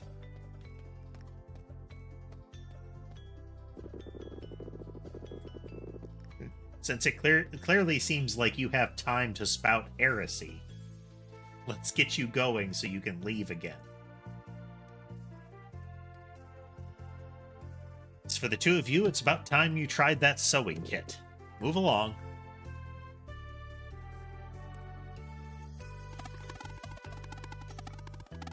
They're actually not anime protagonists. This is like a... This is a whole cult set up around child labor to produce fancy textiles for sale to tourists. They tell everybody that they're the chosen ones and the like, but what really happens is that they load them down with fancy fabrics and they send them out to sell them.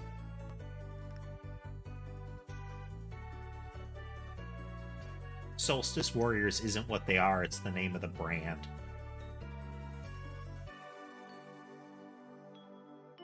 Making a magic piece of fabric worthy of the very stars sure is a tall order.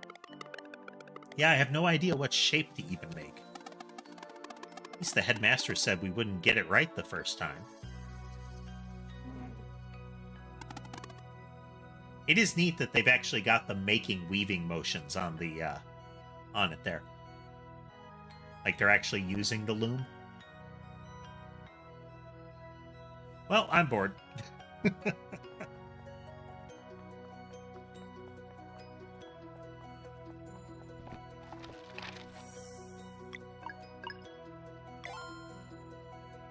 Thanks for joining us, Barbware. Hope you have a good evening.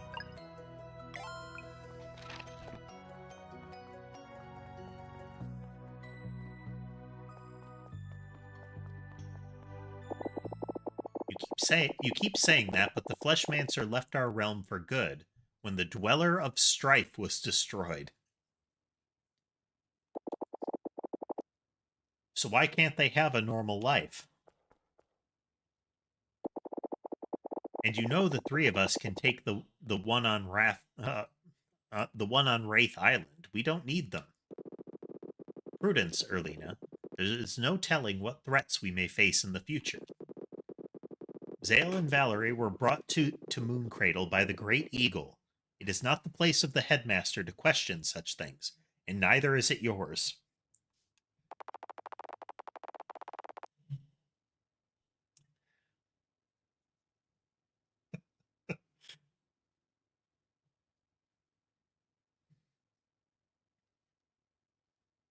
Giant eagles abducting children with brightly colored hair is no basis for a culture.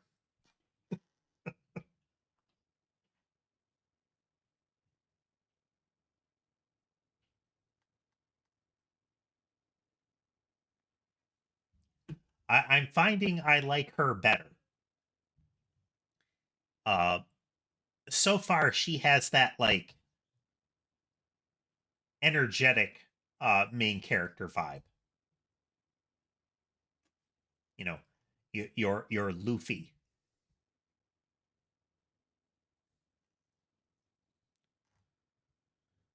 So how much is enough? What about Moyara? What about the twins?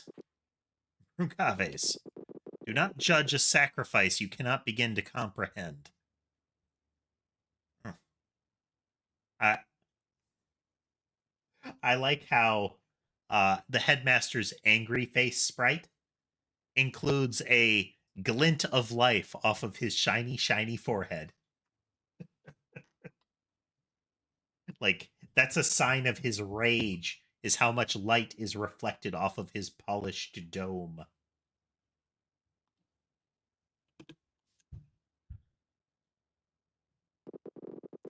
This conversation is over. They will study here while you carry on with your investigation.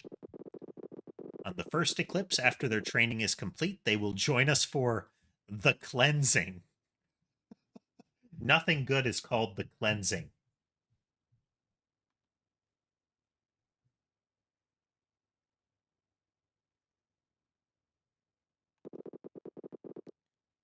Learn as much as you can until then. But let's just go, Brugaves.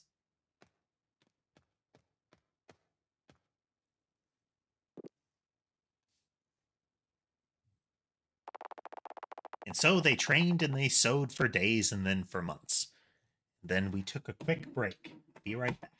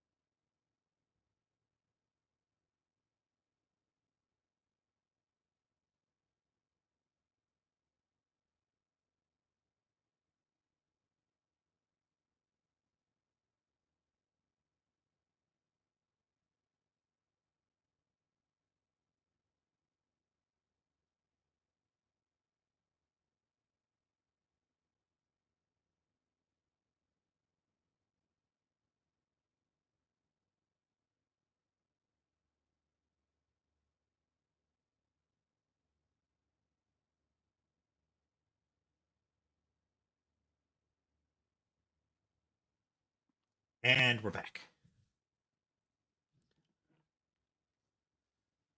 I mean, Tess, it would be a shame since they have a good character build up here. You have, I mean, you have the somewhat classic "we made a mistake and it hurt a friend," but more importantly, you have a long-standing cultural tradition that is them being isolated and effectively brainwashed uh, to join a religious slash military organization to be sent out to do stuff for them, with an indication from the current people in their role that it doesn't seem like they need to be treated like they are. So you have a good opportunity from a story perspective to uh, have them learn the extent of like how much of what they were taught is actually true, how much of it is accurate, that kind of thing, and to have them adjust to that again after they're done with their training. That could be neat.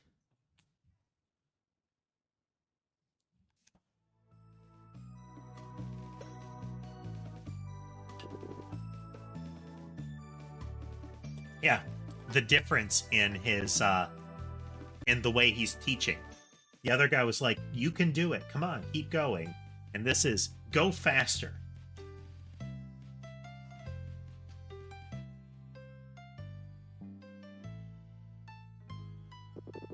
Focus and then release.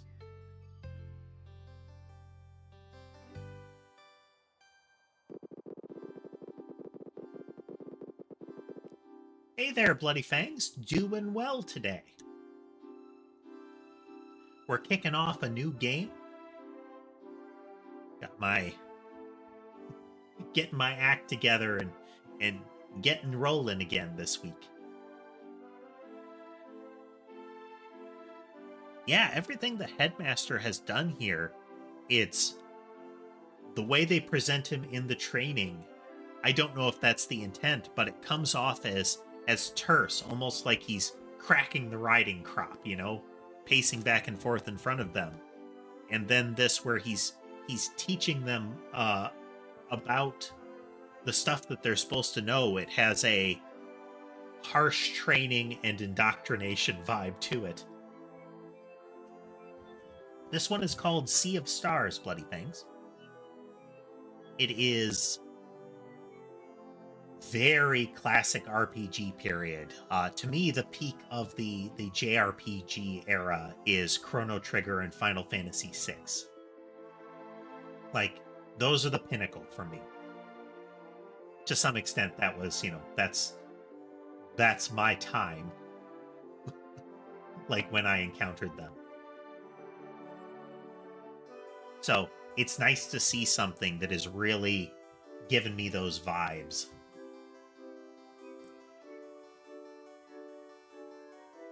The longer a dweller is left to its devices, the stronger it gets.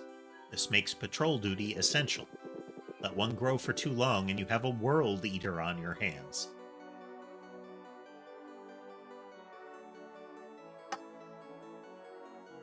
I played Final Fantasy VI so much. Like, multiple iterations trying different things.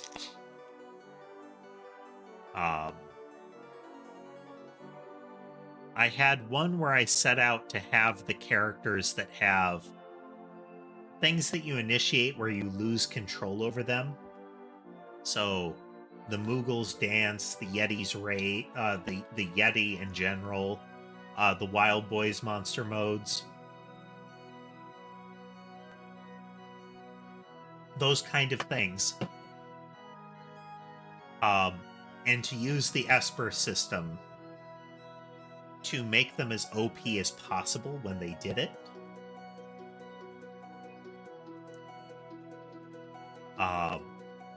So that through all the ridiculous stuff that they were doing, with just somebody to act as like heal support and the uh, that they could still like one-shot major bosses and stuff. What was it? There's a sequence in 6 where you're trying to, like, the airship that you're on gets destroyed, or that you were using gets destroyed, and in the kind of the post-apocalypse part of the game, after the villain becomes a demigod, which I think is a good touch, that the villain actually does ascend. It's not that you're stopping them just in time. It's no, he ascended and he now is like playing with the world. But you encounter an auction where you can get lots of different stuff. But one of the items in the auction is a piece of the destroyed airship. And when I originally saw that, I was like, "Oh man, maybe you can collect the piece. You can collect pieces and rebuild that airship as like a little Easter egg kind of thing, a little hidden thing." But no matter how much you bid on it, eventually some guy comes in and snipes it with a bid of $1 million, which in that game is a whole lot. So what I did is I set out to farm up as much money as I can before that plot point, and I discovered you can't outbid the guy. As soon as he bids $1 million, the auction ends. Which was a shame, but that's how much I dug into that game to try to figure out stuff.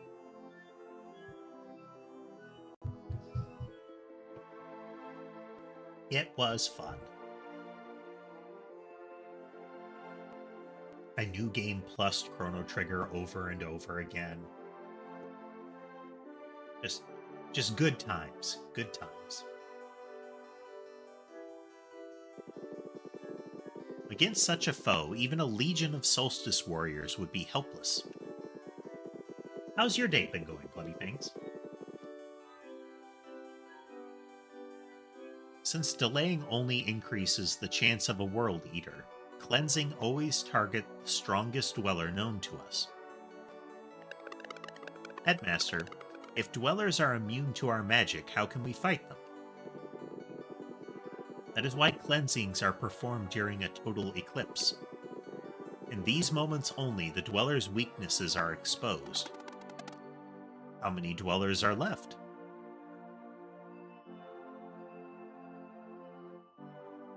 That's good.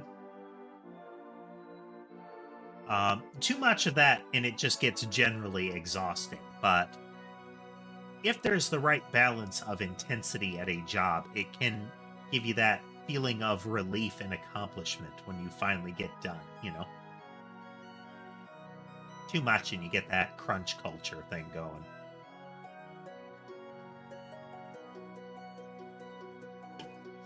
No. If you're not grinding your soul and motivation down, you're not working hard enough, kind of thing. Just the one, known as the Dweller of Woe, but we cannot know for sure. The Fleshmancer just may have planted other seeds of evil before leaving our world.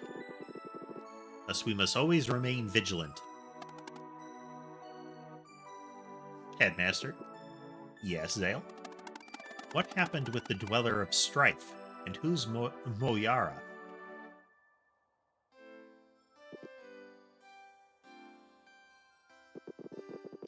That will be all for today. Few weeks later, a sound in the night. Zale, wake up. Hallery, what is it?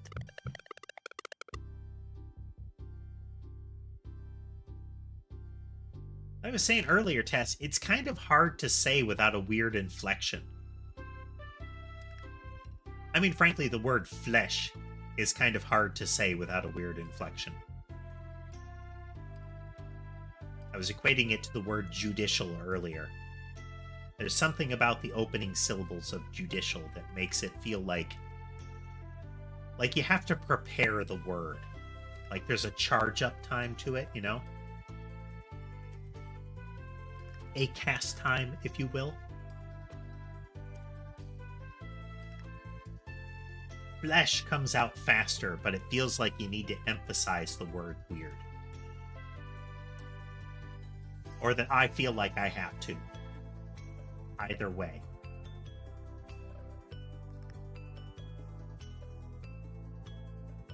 I think I heard a voice coming from the entrance.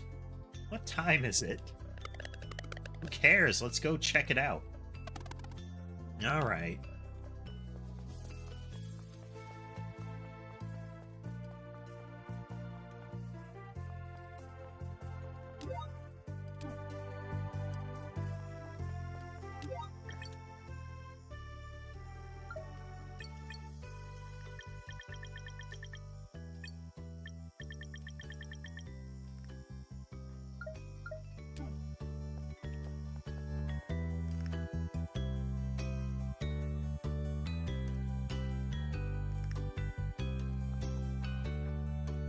I mean, it's nice seeing them branch out.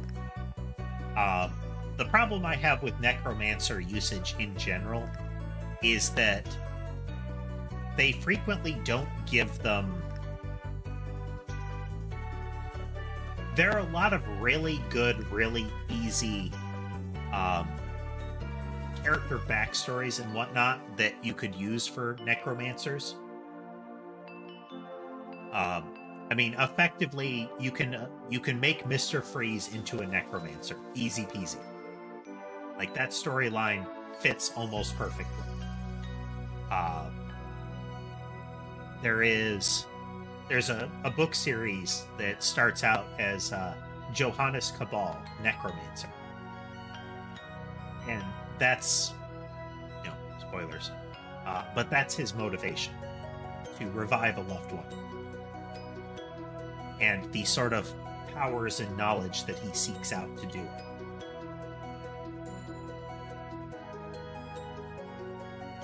Which I think is neat, is actually exploring that kind of thing.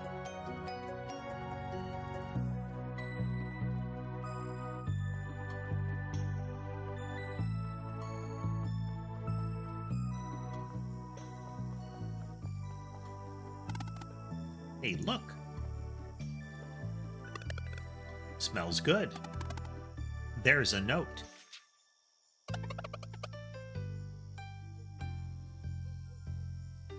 Yep. But instead, whenever you have a necromancer villain, it's very likely that you get the maniacal Dark Lord who is raising the dead for his army of darkness. It's sloppy. Dear Zale and Valerie, if you're reading this, it probably means I got caught. I'm writing this as a failsafe, but I hope to see you in person. I made cookies filled with the celestial willow jam you liked. Aw. Keep reading. I'm doing everything I can to be ready to leave when you graduate. In the meantime, I hope your training is going well. Oops, now the platform is almost up and I can see Moraine is there waiting for me.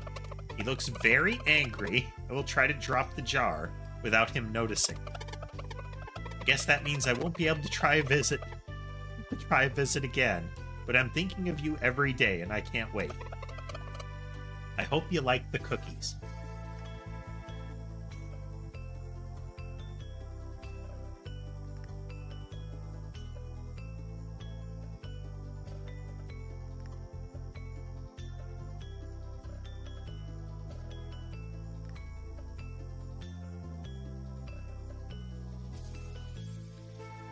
Yeah, there's a lot of logistics involved in finding a steady supply. There's usually the conceit that either the bodies are conjured out of nothing, or that it's like a secondary source of soldiers. For as much as the Black Cauldron tanked and hurt Disney massively financially, the villain in that had the interesting concept as far as the undead warriors. And that's that he already had a force of, like, goblins and mercenaries. The undead were the extra that he was seeking, the extra power that he'd be able to unleash. And they showed he made them by chucking bodies into the cauldron. So it wasn't a like infinite well. It was the fact that, hey, find me corpses and I can make extra goons to find more corpses to bolster the army. Not as a, I flip the necromancy switch and here come more zombies.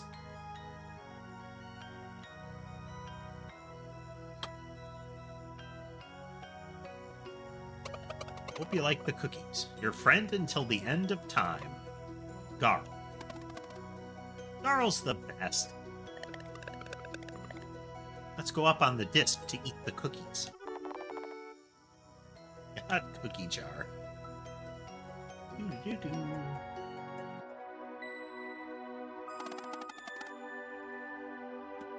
can taste the blasphemy.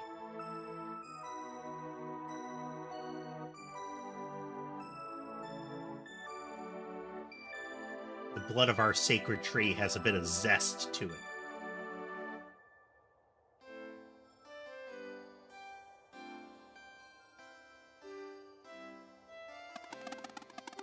I can't believe Garl was just there. I miss him so much. He seems well, at least, after what happened in the Forbidden Cavern. Good touch to have him, like, the sprite showing him writing it, showed him with none of his face visible. Knowing him, I bet he smiled it away the next day. You're probably right. We can't let something like this happen ever again. At this rate, it feels like we'll never sow something good enough for the Elder Mist. It'll happen, we just have to keep on training hard.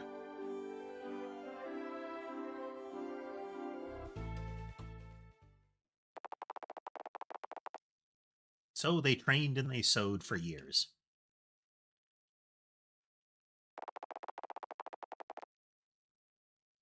That's another element, Tess, is the size of armies is something that is fuzzy in a lot of these scenarios. In a lot of high fantasy settings, they portray these forces like hundreds of thousands strong clashing with each other. And you look at that and say, the logistics of that. Like, feeding an army that big, even if you're assuming that they are stripping the land as they go, even if you assume that you have a perfect logistics chain behind it, is substantial. Like, that food has to come from somewhere. Now, your zombies and skeletons help with that, but still.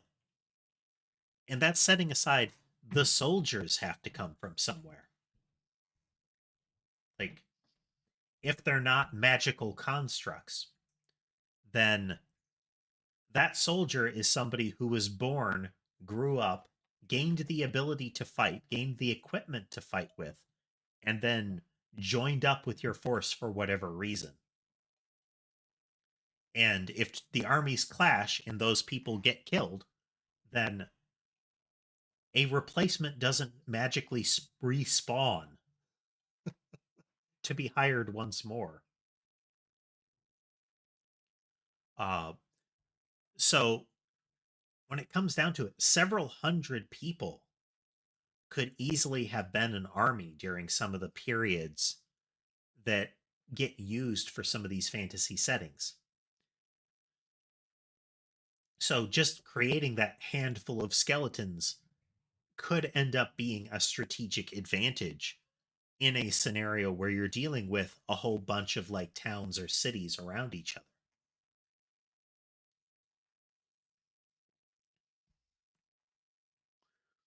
But the idea of I'm conjuring like this huge army of the undead just that very concept would be, okay, so the continent is destroyed, right?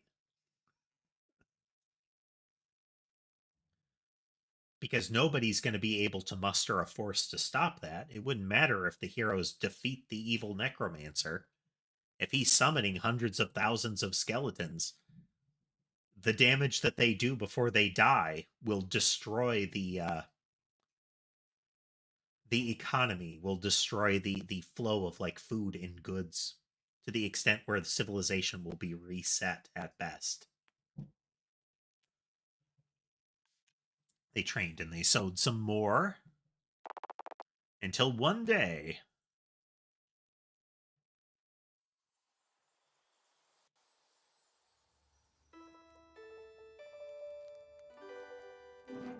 Oh, nice touch. There's actually cloth on the loom there. Tail, that's the one. Magic scarf. I believe he uses his as a sash. Can feel it too. Hold on. Alright, I think I got it too. Let's go see the headmaster. Yep. Hers is a scarf, his is a sash.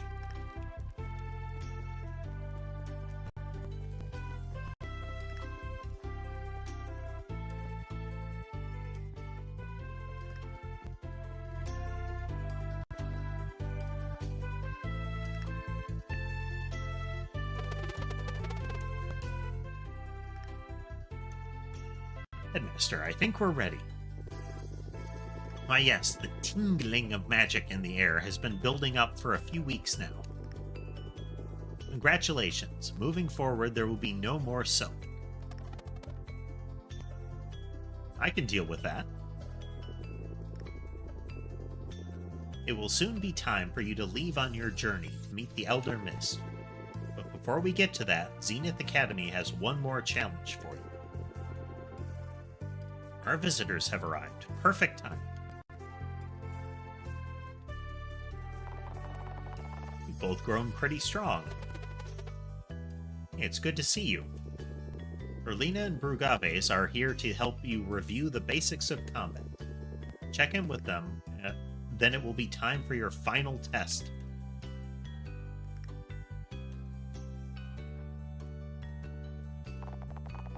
To review the combat basics? No. Oh, no. Okay. There is more to it. Which to some extent is good. There were symbols.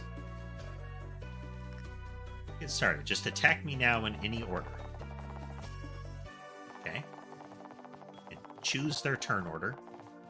Party members can use their turn in the order of your choice, but they can only act once per round. All your party members are on cooldown, the round resets, and they all become available again. Ooh. Alright, there's a little swirl at their feet. Good. Focus is paramount when you perform attacks and skills. With proper timing, you can increase the damage that you deal, and sometimes even score additional hits. Let's see it. Press A as the hit connects. Okay.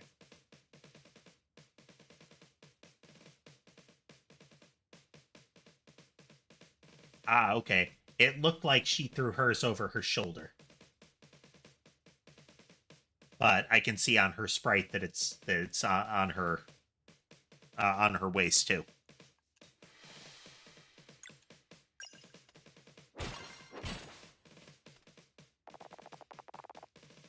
More time.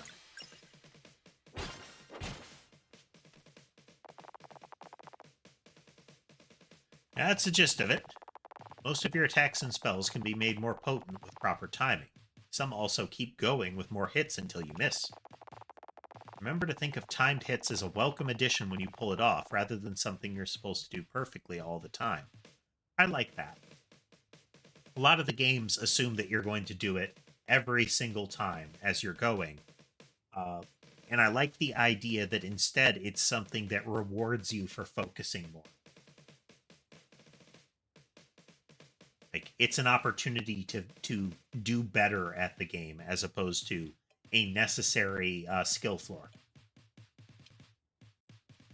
Skill ceilings are fine. Skill floors are often a problem.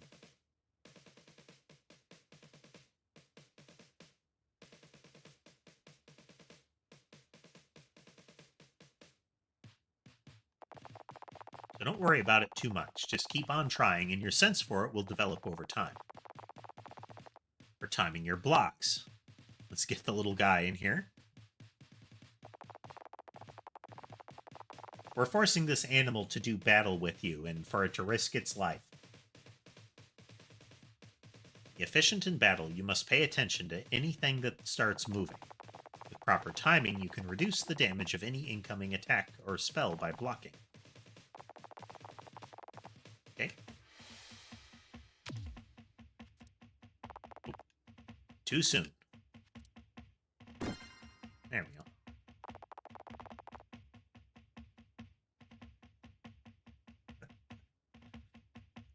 Pokemon, baby's first dogfighting simulator.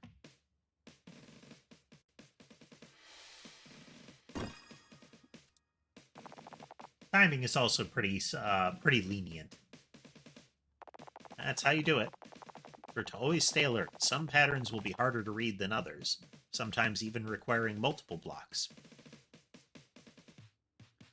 It's got a little bit of the Mario and Luigi games. The Superstar sagas and the like.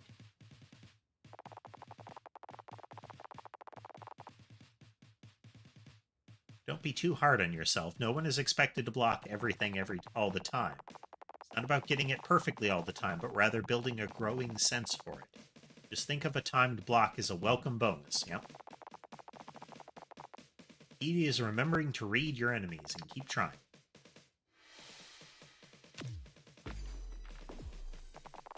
When a party member gets knocked out in battle, you'll need to switch to a more defensive mode. KO'd allies will get back up on their own at 50% HP once all the KO stars are gone. One KO star is removed at the end of each round. The more you fall during the same battle, the more stars there are. All the party members go down, it's game over.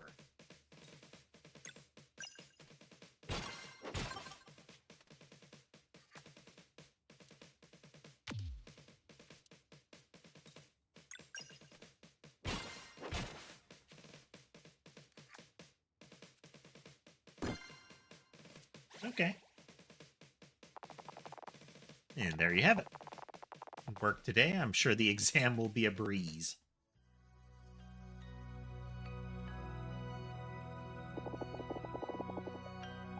Yes. Basics of magic time. Enemies prepare spells, you must do everything you can to prevent them. If you follow your senses, you can try dealing damage of the types that will break their concentration. Simpler spells will only demand normal attacks. Valerie can do blunt damage, and Zale has slicing. So you break this one.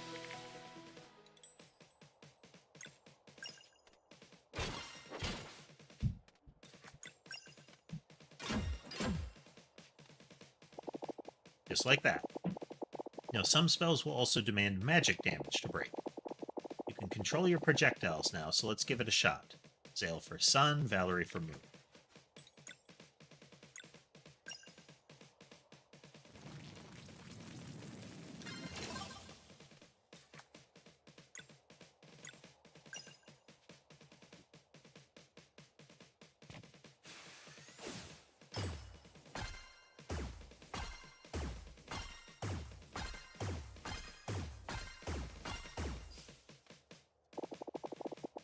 Cute. And since your MP is a bit low, right? To keep up the pace of battle, you must remember to regenerate him. Let's build it back up, hit me with normal attacks. Yep.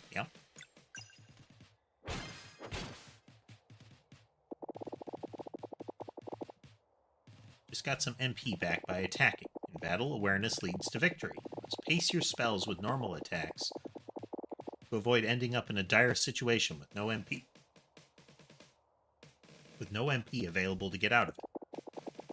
On the flip side, you should not hesitate to use spells when MP abounds, for a regular attack on a full bar is a waste of regeneration. This is a nice, simple gimmick. It's builders and spenders, you know? key is to experiment. Keep on varying your actions and find a rhythm. One last thing. All battle actions, lock breaking especially, build your combo energy.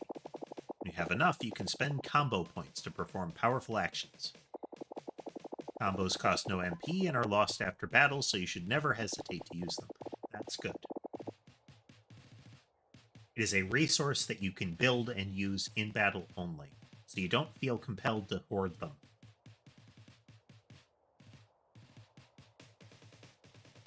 Rain told me you came up with your first combo attack. Show it to me.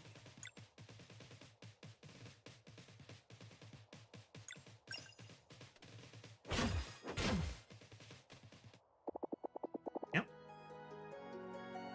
Yeah, you're strong, all right. Keep an eye out in your adventures. You're bound to come across scrolls that will teach you more combos. Luck with the exam. I'm sure you'll do great.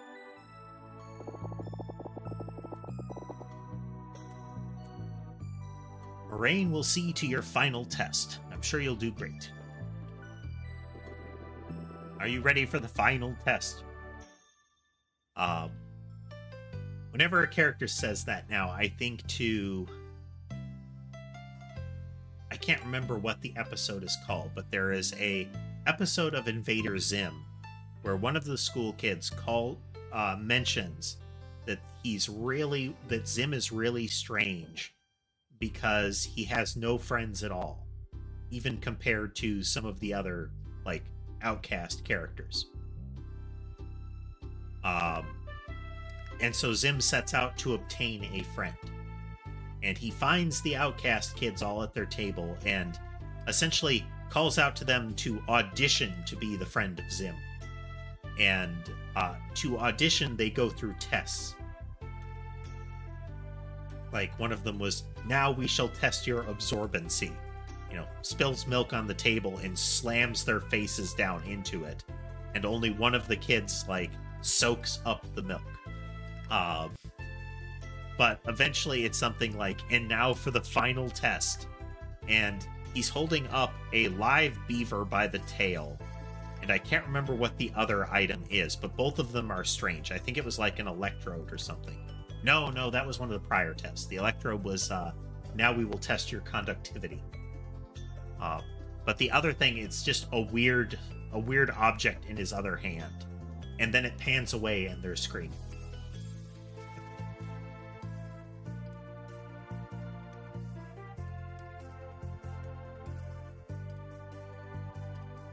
Well, to some extent, Tass, that is actually a very inventive combo when you think about your standard, like, kung fu movies or similar. It's to be expected that everybody takes their turn to attack, so that it can be really dramatic when somebody is, like, blocked or kicked back. But their special move, the thing that will throw off their opponent entirely, is when two people attack at the same time. They'll never see it coming.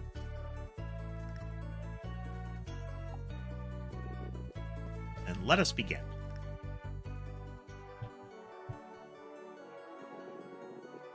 Big day has finally come.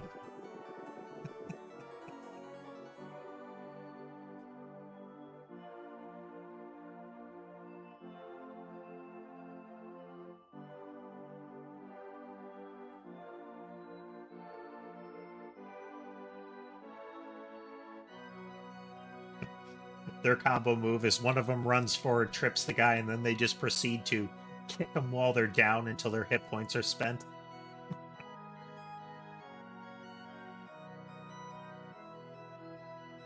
Over the years, Zenith Academy has tested you in many ways.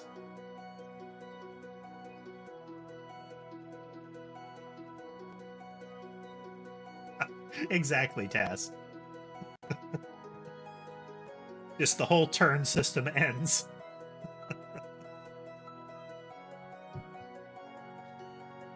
Like, even better if you see the other NPCs standing around aghast, and you just see the clocks that show their turns continuing to go down to 0, and whenever their turn is happening, they just look really concerned.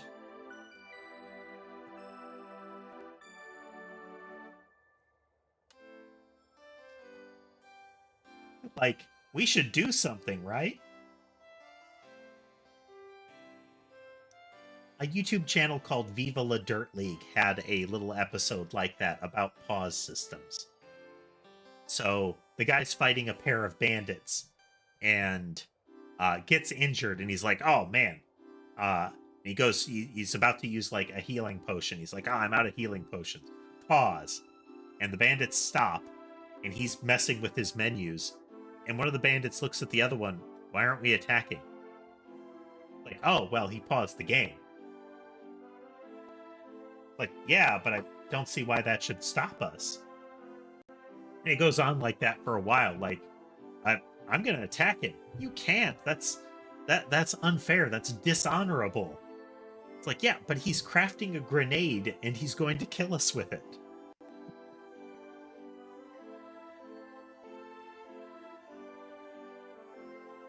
And eventually, while it's paused, he walks forward and stabs the guy while he's in his menus.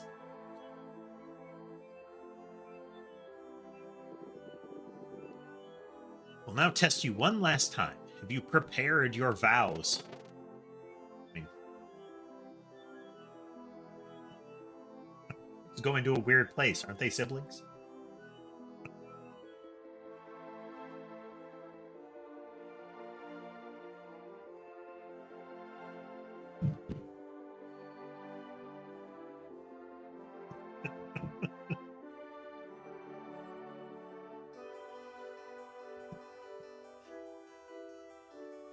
It's like the heroes encounter the villain for the first time, and he starts monologuing. And while his first text box is up with the little press A to continue cursor flashing, the heroes just rush him and beat him down since he can't do anything or proceed to the next talking point until the A button is pressed.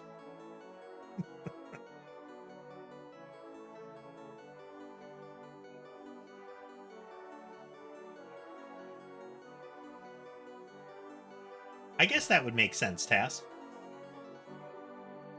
They're spiritually twins.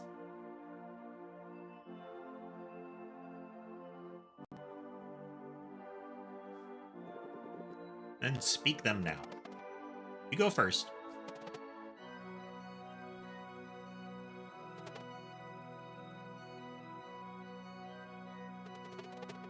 I may use my agility to cleanse this world and protect my companions. I will enter the world as a blade dancer.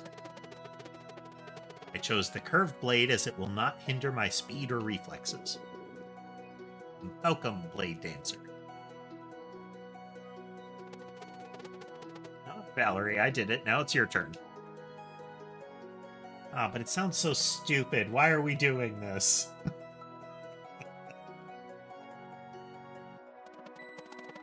I may use my strength to inspire hope and eradicate evil. I will become a battle monk. I chose the staff, for it won't break no matter how hard I strike. Well, I feel like she got the better deal out of that because he got a curved sword. Like, that's the entirety of his description of his weapon. It's, I like to be agile, so I'll take a curved sword so I can move really quick with it. Okay, cool. She said, oh, I chose a staff because it will never break. Oh, okay, so he gets a sword, and you got a vibranium staff.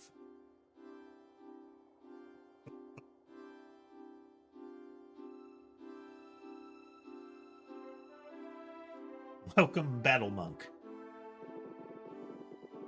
Today you must demonstrate mastery of everything Zenith Academy.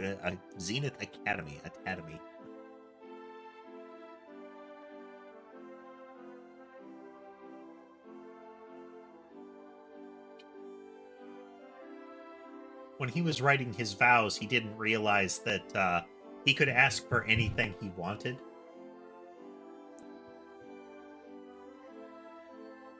Your final challenge awaits below. Why did we come up here for that?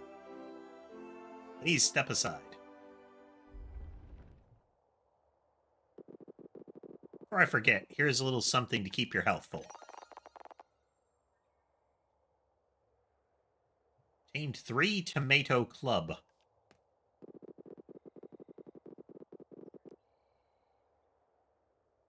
Faith in your abilities and purpose in your actions. Take the leap. Yeah, see, all of this training and whatnot in this scenario, as of this moment, feels like they were building them up for a ritual sacrifice.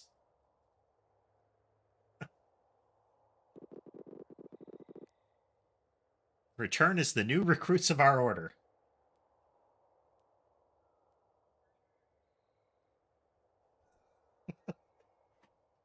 Precisely, Taz.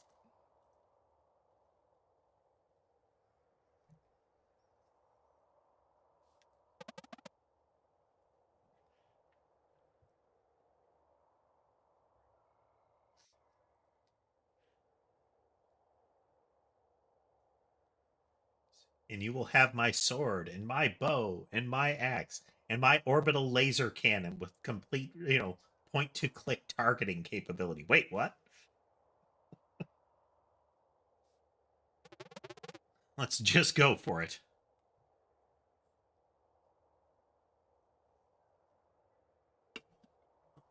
Actually, oh, okay.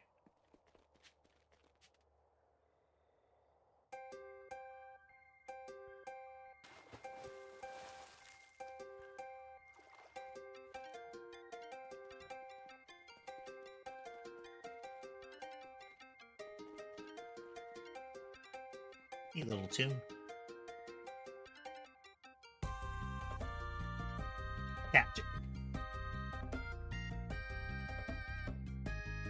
Just getting her munch on.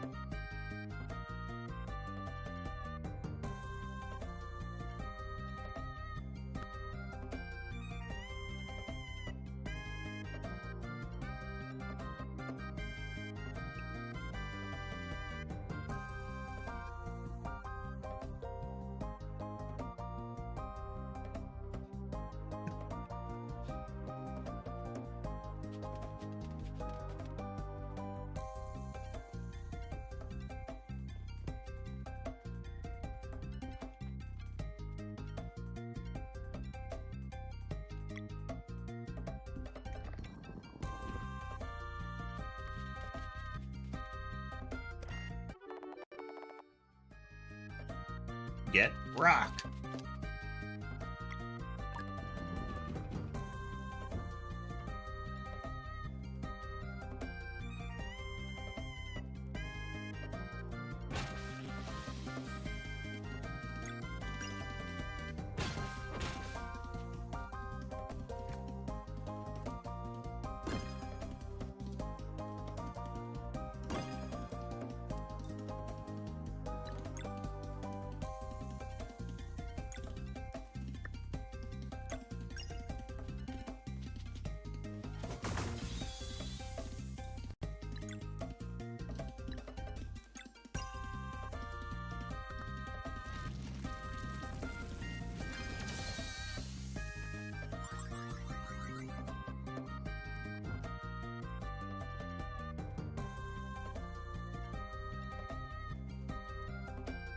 I gotta check in the alcoves. I mean, there could be loot.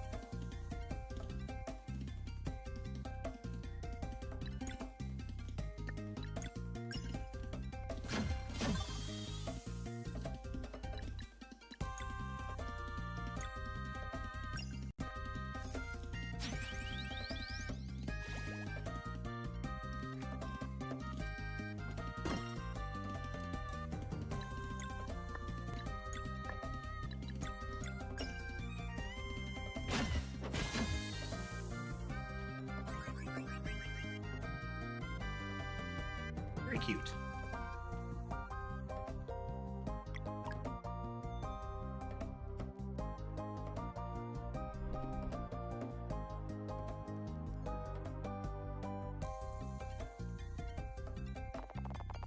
They haven't even been to the other side of the Forbidden Cavern yet. How could they understand? So you don't think we should at least try and explain? You've seen how strong they are. Weird will be a walk in the park.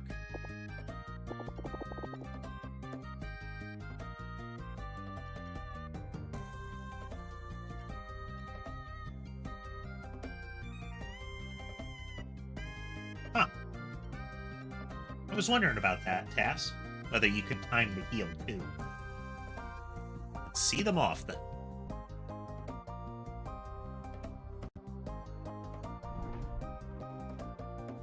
Lick.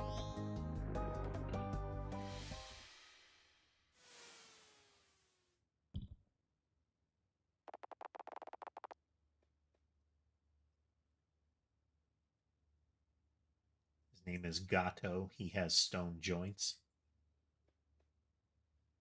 Exam mode engaged. Brace yourself.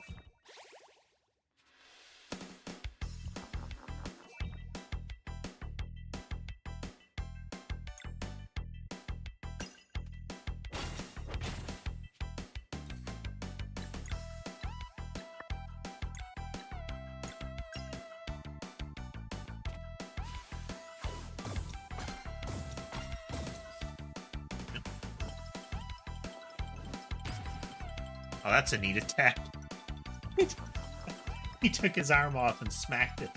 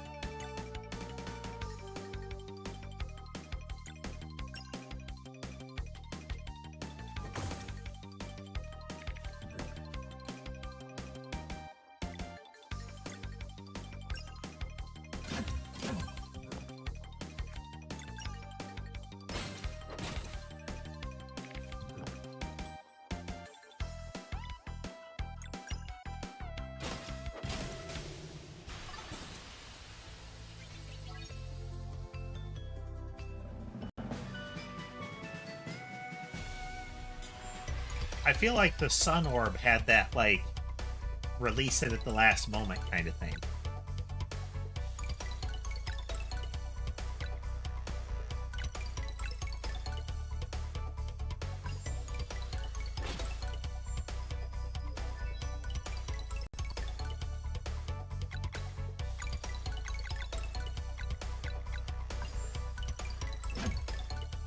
Grotesque offense, let's go!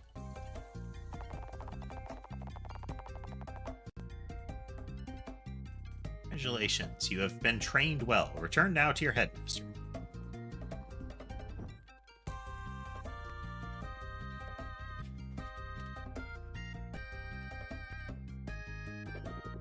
Congratulations, Zale and Valerie. You have learned everything Zenith Academy had to teach you.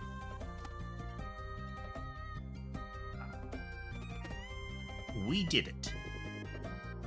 In record time, too. Must now learn of our ultimate power, the ability to use magic without using magic. But that knowledge is for the Elder Mist to impart. Come, the villagers will have gathered to celebrate your departure. At least they had better if they know what's good for them. It's on special days such as this one that citizens of Mooncradle are reminded of the importance of their duties. Where's Garl?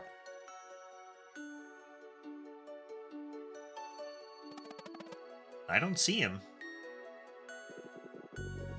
Many years ago, Zale and Valerie were delivered to us by the Great Eagle.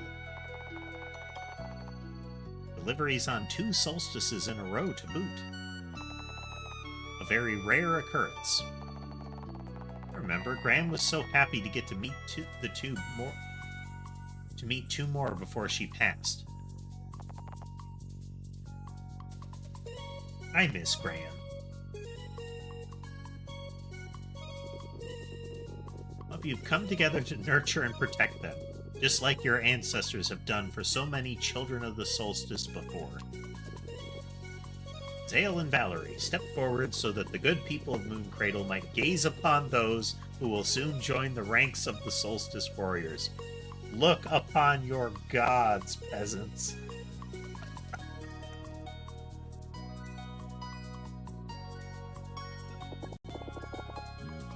This parading is ridiculous. Let the villagers have their fun. It's all they get. I mean, your phrase gives a little bit of a different tone than hers, sir. You're okay with this now? You know I'm not.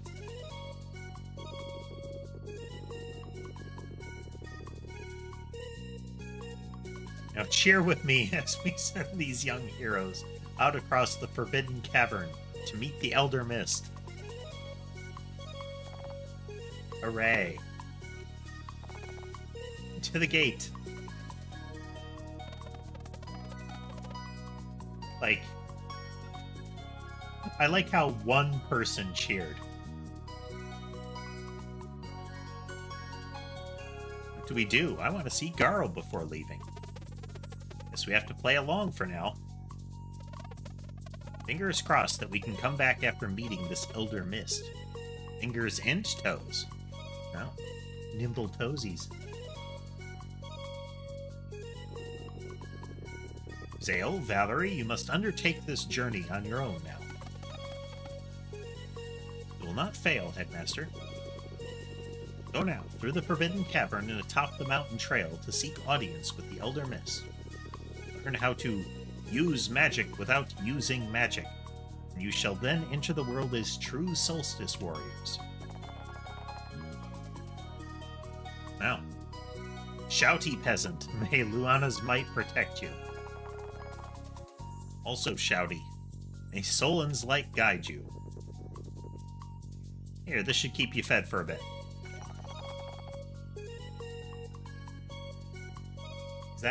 Is that all they eat? Tomatoes? If your adventure feels a little tough, you could take a look at these. Amulet of Storytelling. Sequent Flare. Received your first 2 relics. Find them in the relic section of the game menu, accessible with Y to adjust your experience. Whether you prefer a lighter challenge or are looking to push yourself to the max, relics offer a range of options. That's kind of neat.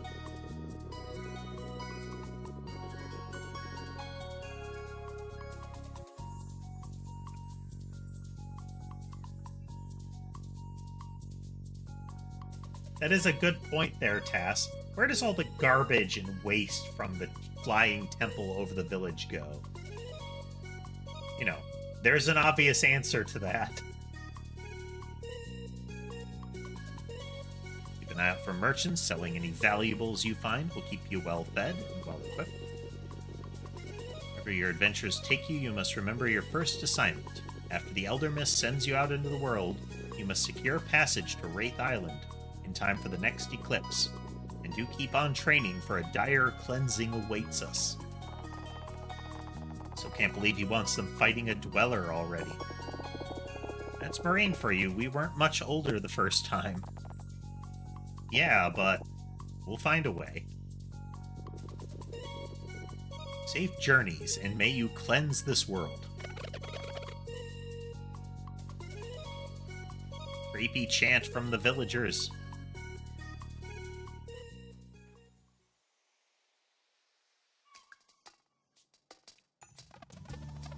Go back now. We have to meet the Elder Mist. But there was a treasure box on the cliff, you monsters.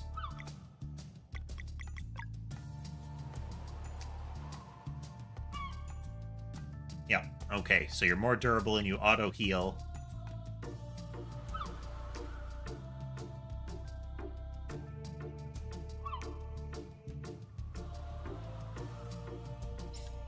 We're going to turn that one on. The one that tells us whether we got the timing right.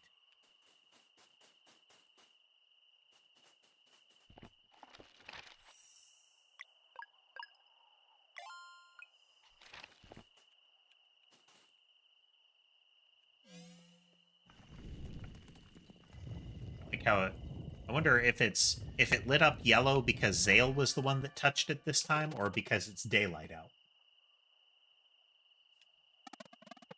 Feels easier this time. This time we make it through.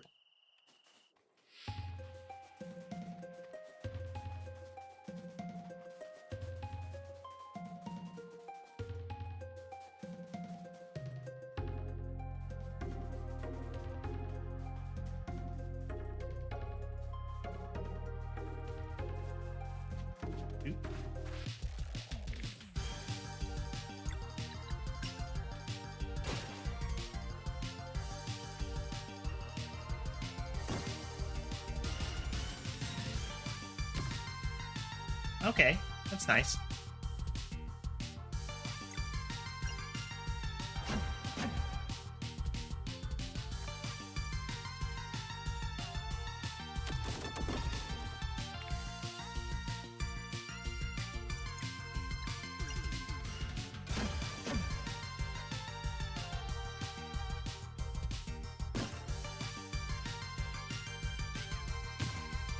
I like how she dove out of the way of the attack. That's a nice little touch. You don't get sprite overlap for that.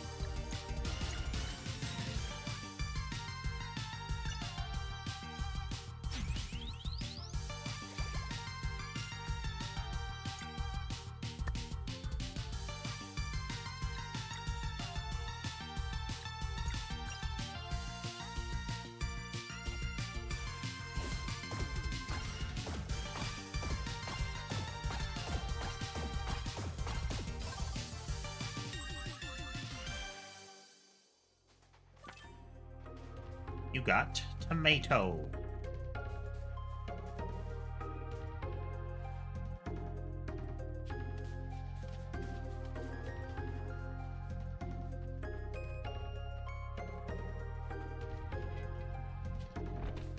Ah, okay.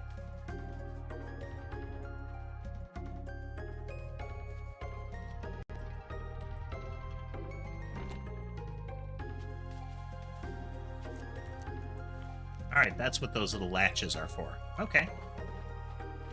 Like, locks it in place. Like a little cave behind that.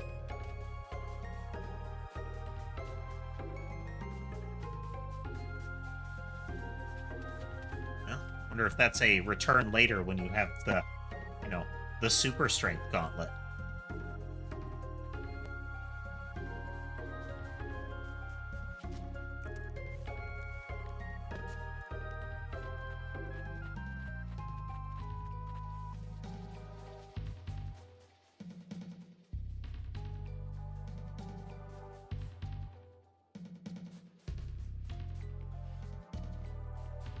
I don't mind the classic Metroidvania mechanic of get the thing and return later, you know?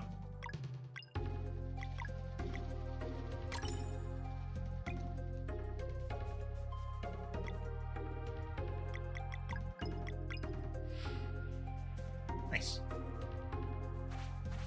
I like her more so far.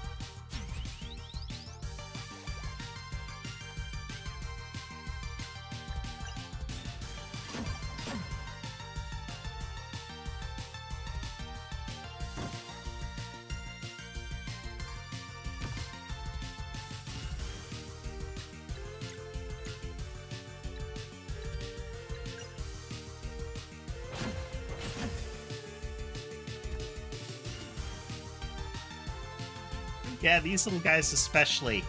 The fact that their mouth is so wide when they're doing that flail back and forth makes it look like they have chubby cheeks. It's kind of cute.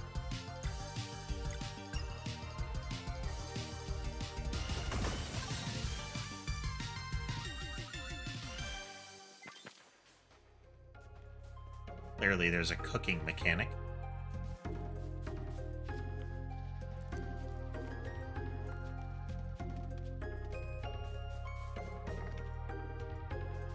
Okay.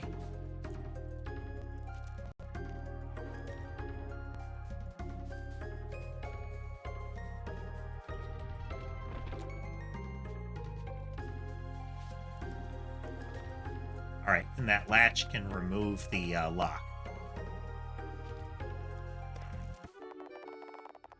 Forbidden Cavern Key.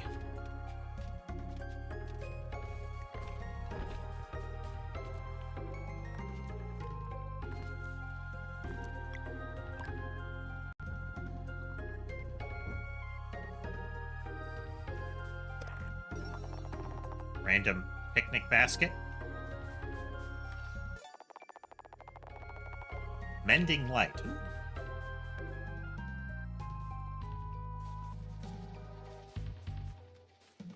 Like that. Using a combo as a burst heal sounds good. Leeching Thorn.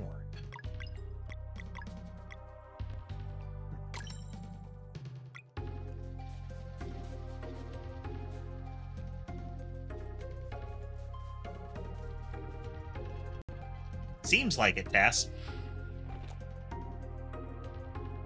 I think I put the armor on him. Yeah.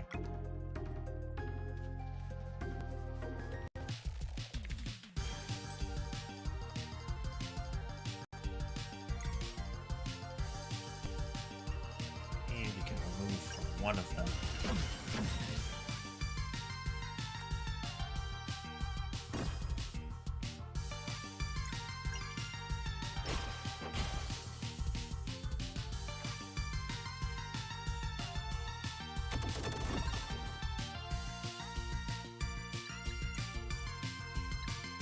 It takes 2 combo points. Okay. Okay.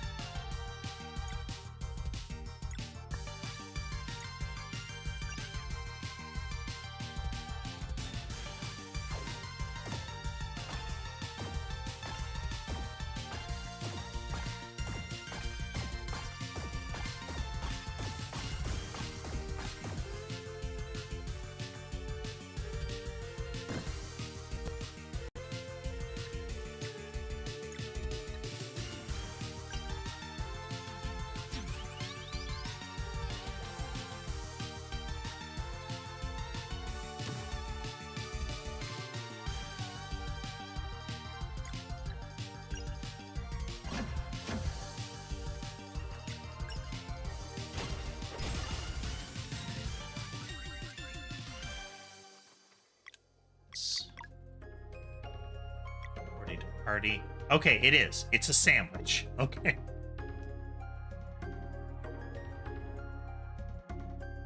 Ah, okay.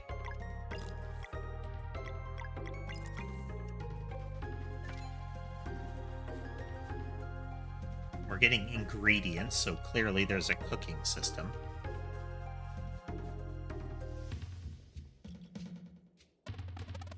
Device is broken. Can't activate the bridge. Used to be a detour through there to the left. It's worth a shot.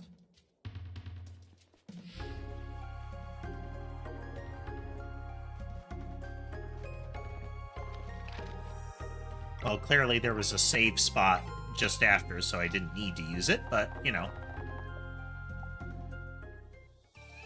Such is RPG save points. Like, oh man, I'm getting beat up. Let me finally remember to use healing items. It's like, nope, save point. Here you go.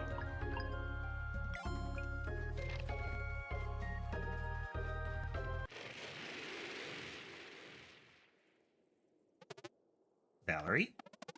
Sounds big. Get ready. They do have very expressive, like sprite animations and chat panel animations. Oh, you're a jiggly sucker, aren't you?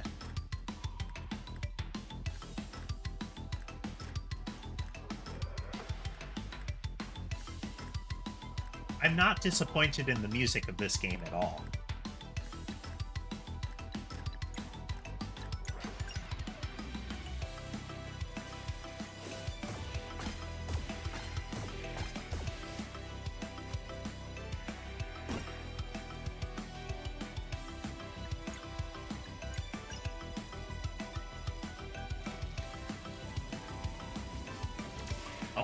Okay, yeah, there's the flared size, very briefly. Oh, that's very cool, then. Same guy, so one of the people associated with Chrono Trigger's music. Neat.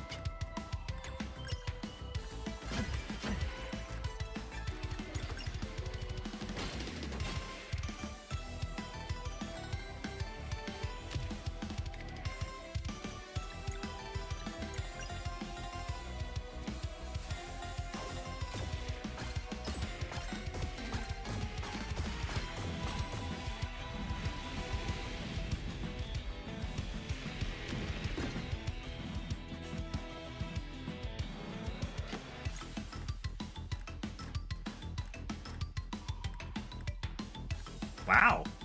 If he did reach out to them to join in on the music, that would be exceptionally cool.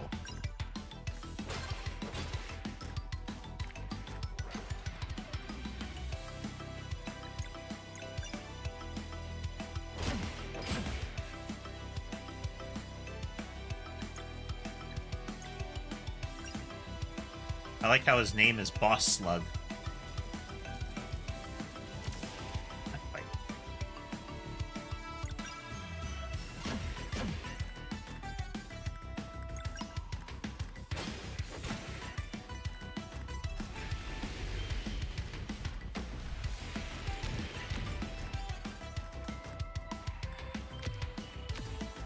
Ouch. Oh, geez.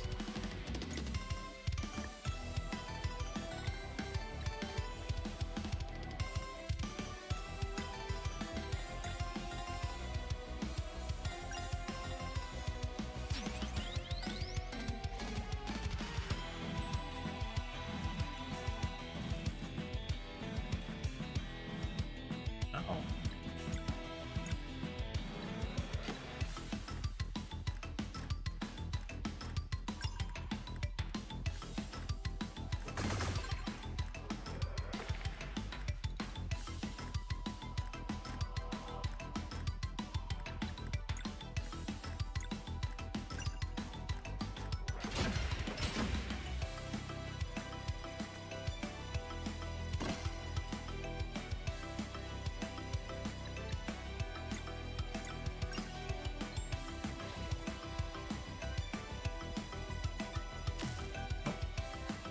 Too soon.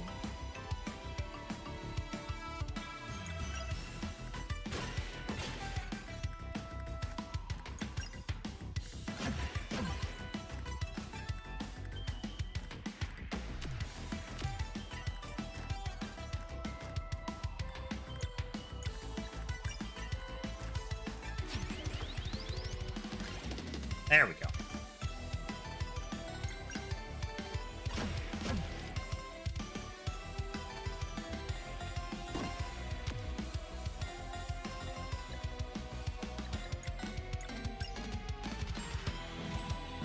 I do like that the healing items feel useful.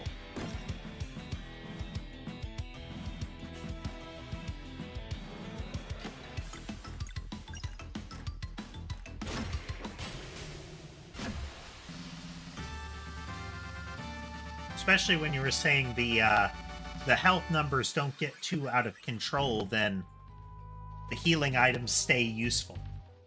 As opposed to, I have a bag full of heal potions, and I have to, use 20 of them to top somebody up. First big one. We did it. It's like there's a way out over there.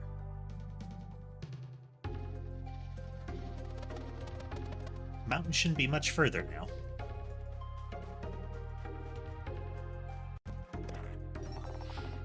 Monies. And more armor.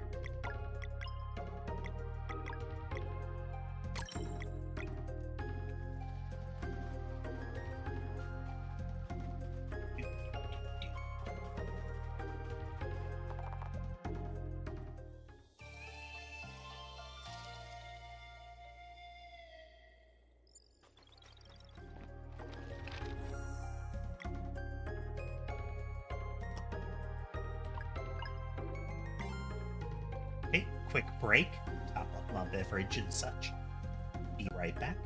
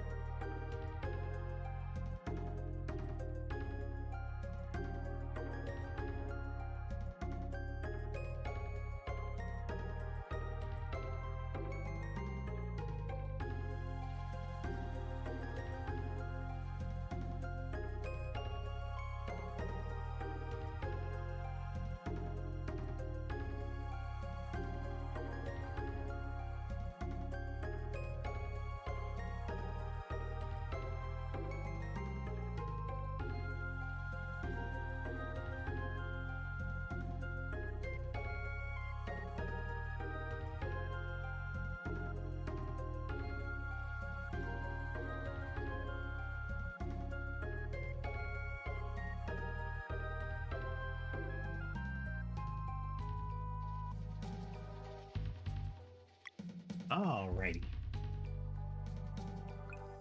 Let us continue.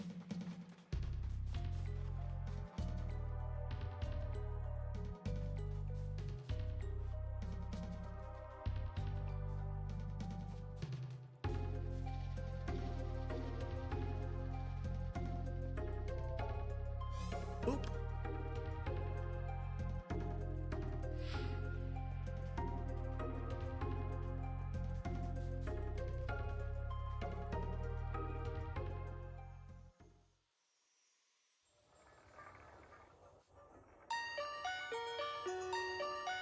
Wow. Behold bad guys. Music, visuals, color usage. Like, their designs, the colors, the music, all of it.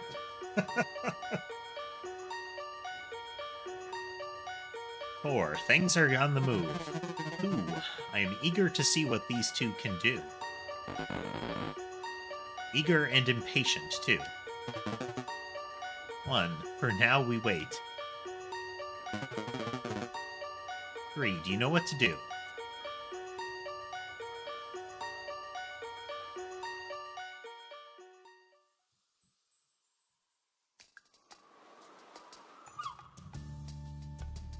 I see fish. Sunglow Lake. Hey there, were you looking for anything in particular? Weapons? Armor? Cooking stuff?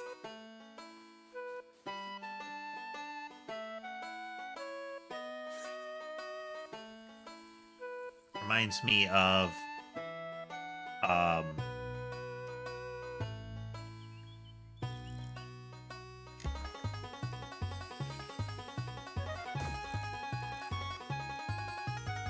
okay. Smack them when they jump into the air.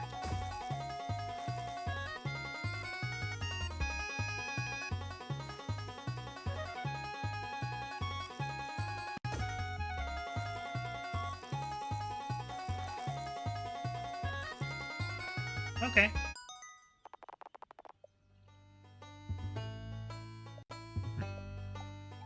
Slicey, slicey.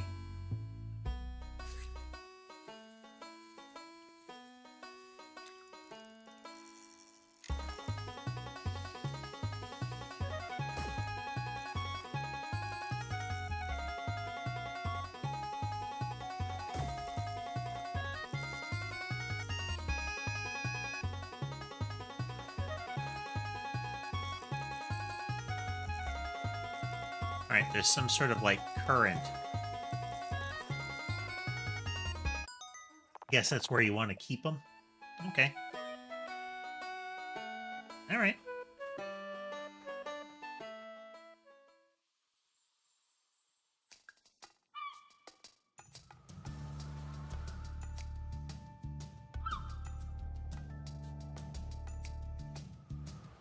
Solstice Shrine.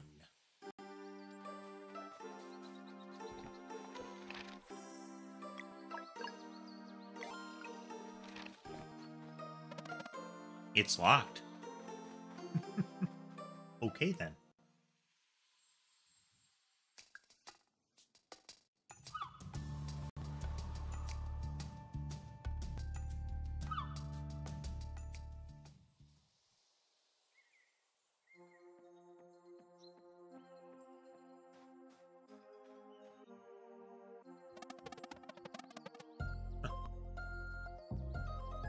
Another marker, the way his little sash thing is set up, it comes down to a point, like a triangle, almost a tail with the way that it's moving, and hers is squared off. It's just the way that they're wearing it in their belt, but it's another character distinction. We made it to the mountain trail. So far, so good. So the Elder Mist lives somewhere here, huh? It's like how spiky he is and how, like, smooth or liquid that her appearance is. I really hope we'll get a chance to return to Mooncradle after this. What if we're sent out into the world right away? Yeah, I don't know. I just wish Garl was here. Could certainly use some celestial willow jam to go with this awful bread. The dream. Huh? Celestial willow jam?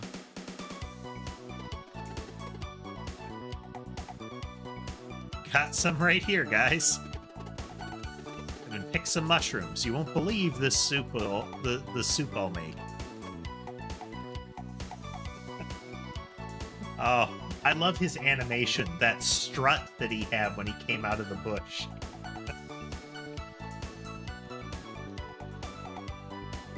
Yeah, they put a lot of work into the sprites. I found some herbs in the Forbidden Cavern, and they'll do just right.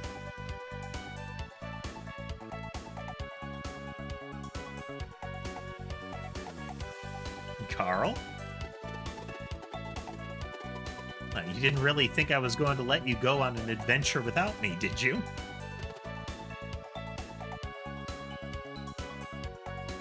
I mean, no eye patch or motorcycle, but I feel I was kind of on target.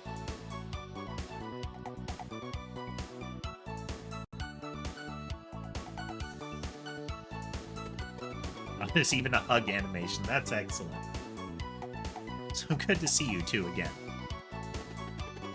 You look so strong now. Why didn't you show up for our departure? Are you kidding? There was absolutely no announcement.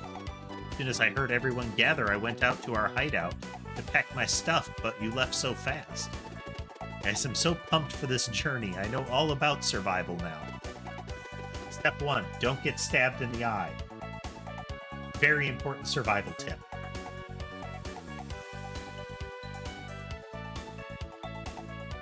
Fishing and gathering and cooking and... What's wrong? You can't actually come with us. We just wanted to say goodbye. We're on duty now, and it's pretty dangerous. You can't mean that. You've always talked about how we'd all leave together after your training.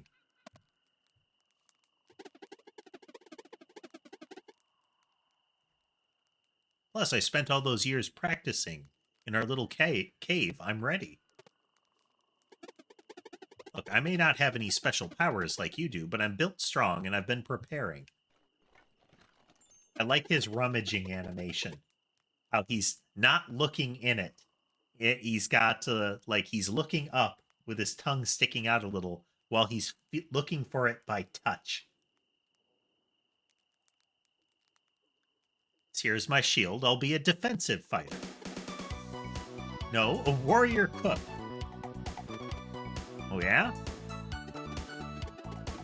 Battle cook is a remarkably common archetype in JRPGs.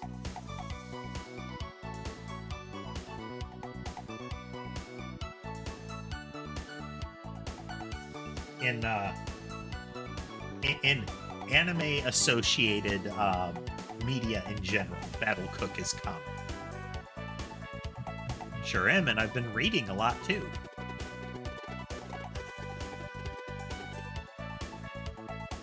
See, most of the monsters you're going to face won't even be Fleshmancer minions, which means anyone can fight them. Are you sure about that? Totally. You haven't seen any yet, have you? No, but I'll know when to step aside, don't worry. Plus, you can't really travel the world with just a few sandwiches. What were you thinking? That's... yeah. See, you need me.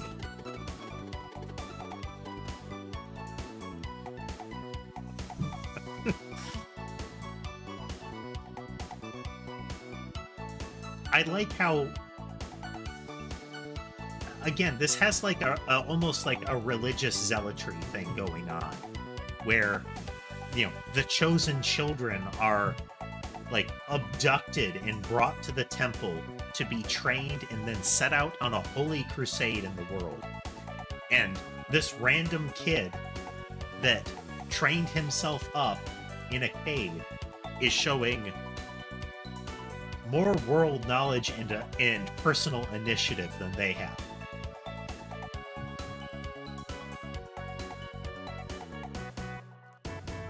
Like, if you guys go out in the world like you're doing, you're gonna die before the first town. You just do your Solstice Warrior duties and I'll keep your bellies full. Carl. Deal? Okay, deal.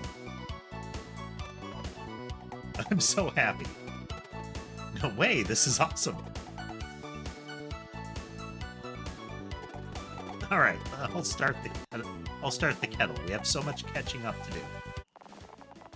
It is the warrior cook.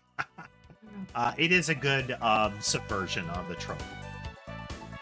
He was injured in a childhood accident that they were involved in, that he could blame them for, that they blame themselves for.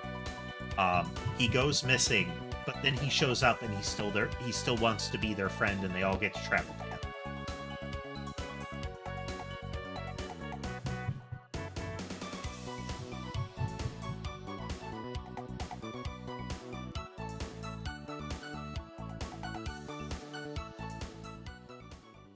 The headmaster has fed them on nothing but tomato clubs for so long that they go into shock after eating something else. Like, it actually damages their bodies briefly.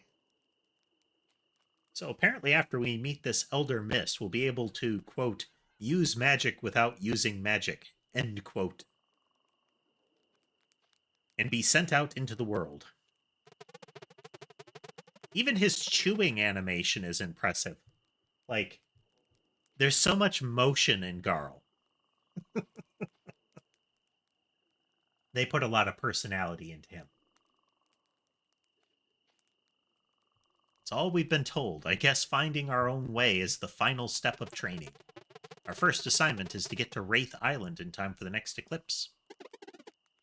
Wow, that's a lot.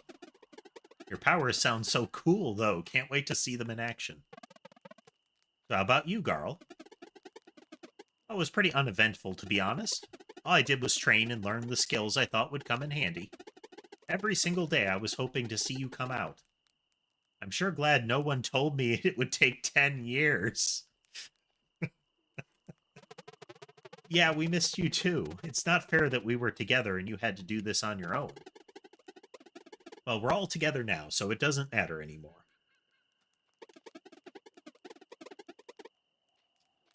And I can't wait to explore the world. I want to taste everything. The soup is unreal, by the way. What's in it? How did you make tomatoes taste this way? Right? You can cook things other than tomatoes. No. So how much food did you pack? Just enough for a few meals. It's better to travel light, and there's ingredients everywhere you know to look, if you know where to look. And who knows what we'll find. It's all part of the adventure. Why don't you try now, Valerie? See that bush right there? It's full of juicy berries. All you have to do is pick them.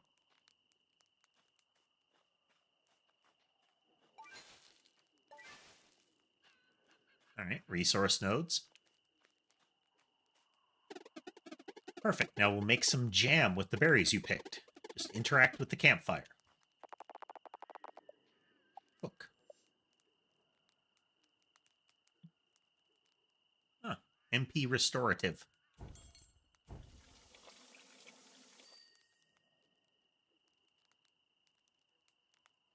Looks like they're going with the tradition of making the food look delicious.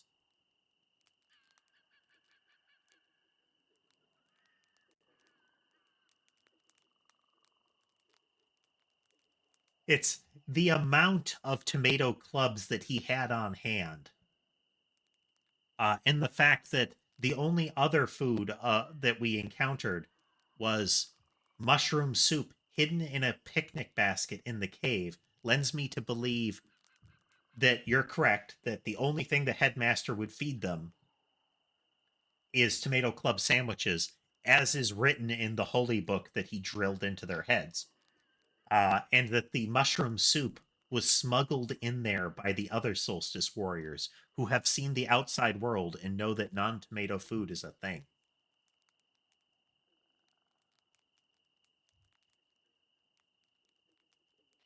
It is. That town is a cult compound. See, you're a natural. We can eat that jam later when we need to heal up. As for the tips, girl, it's going to come in handy for sure. Don't mention it. I'm ready for some sleep. Same here. And nothing but the stars above us. I'm loving this life already. Immediately after he says that, that's when you hear the thunder roll and it starts raining hard. Narrative causality engage. Carl, I'm really glad you're here. I was just about to say that.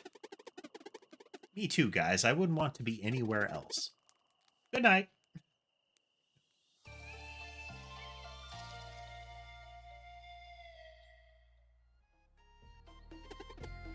Good morning. We're ready to go. I'm excited to see what this Elder Mist looks like. Should be straight up. Let's just keep hiking.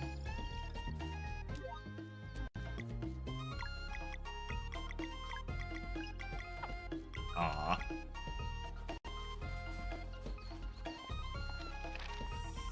We can't put Garl in front.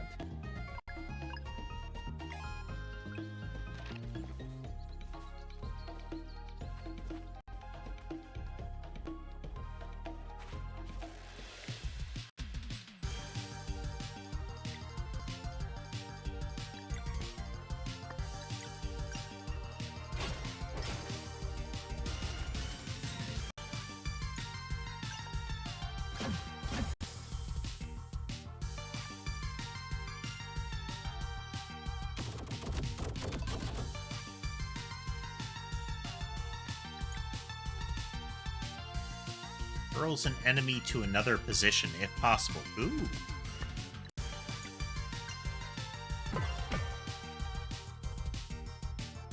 That's a neat mechanic.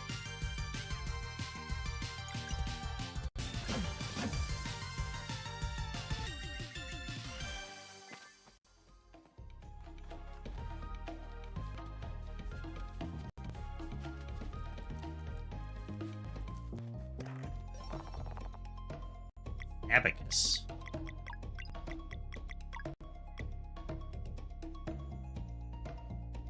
Sure. Let's see. Non-boss HP amounts.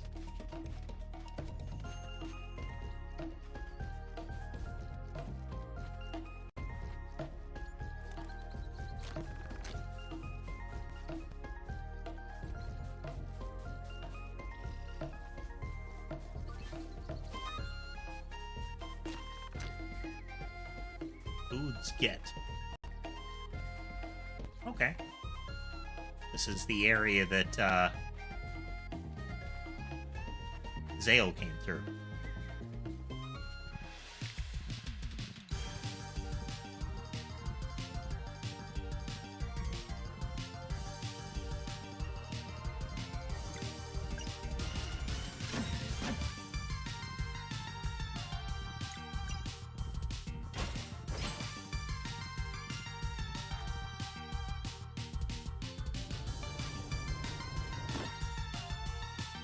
That's a hefty hit. Throws a snack at a friend.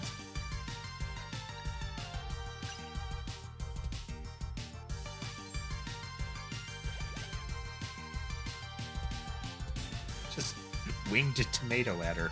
Okay.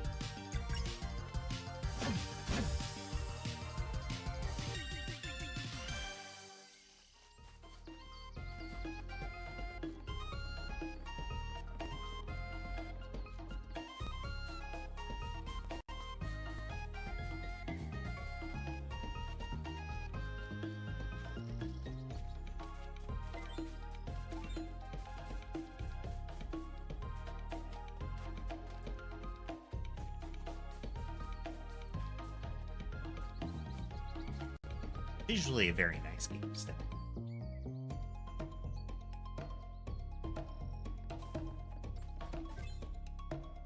Oh, one of them goblins from earlier.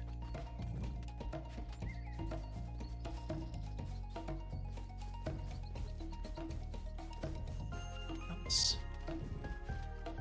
Okay. Seems stable and safe here.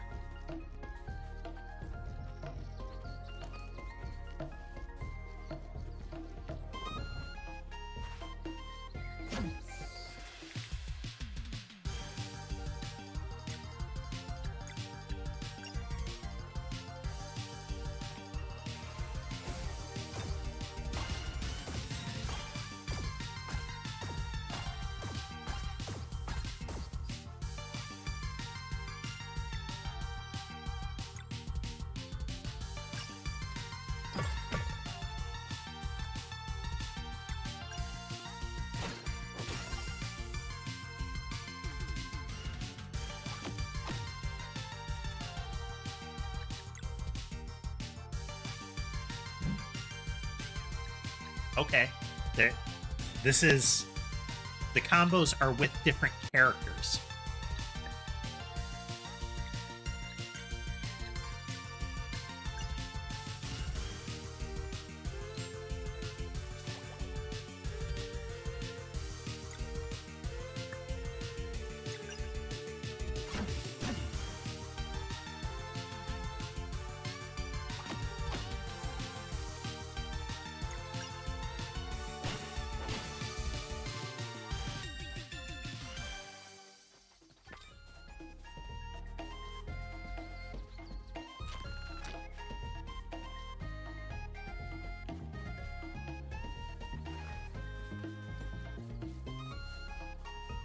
A very conspicuous plant.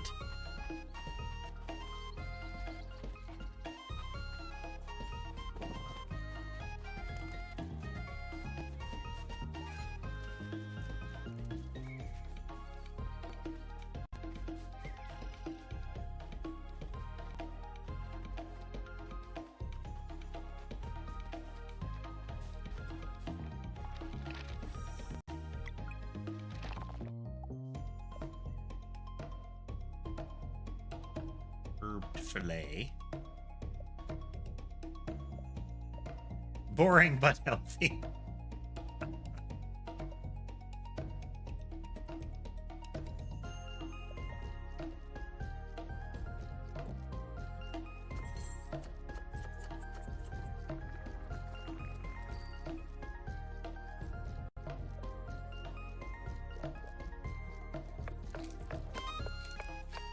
The little picture of the cooking process is a nice touch.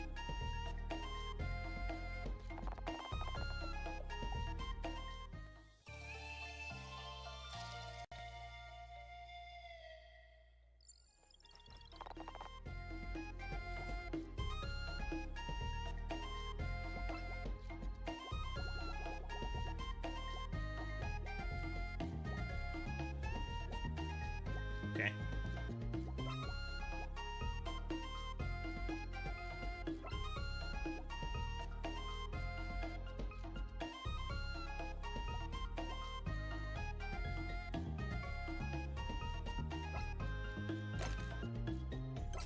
I like the auto sell.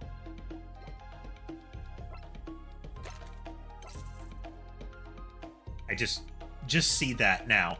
They gave you exactly enough money that when you equip the first item, you sell for enough to buy the second one.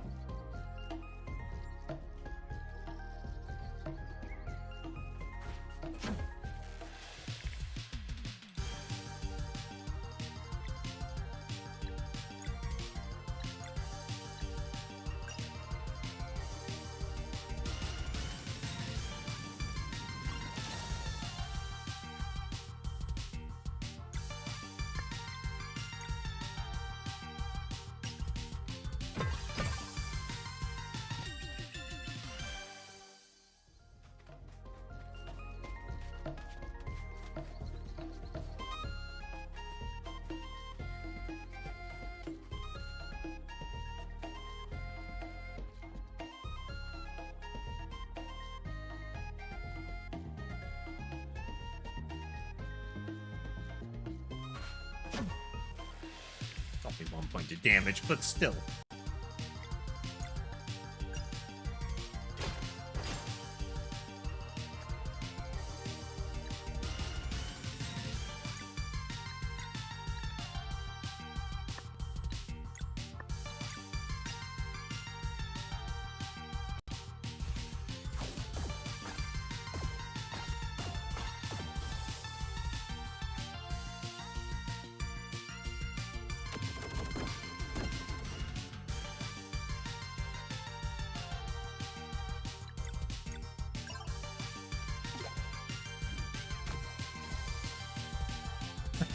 It does. It moves them around. That lets you reposition them for AoEs.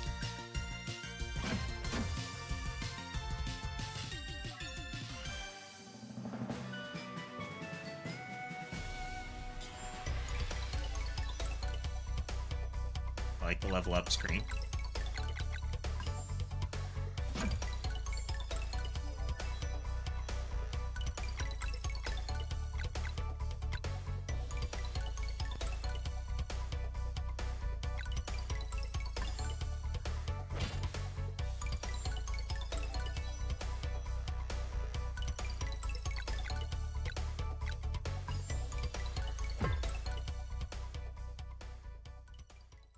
That he fights with the pot lid.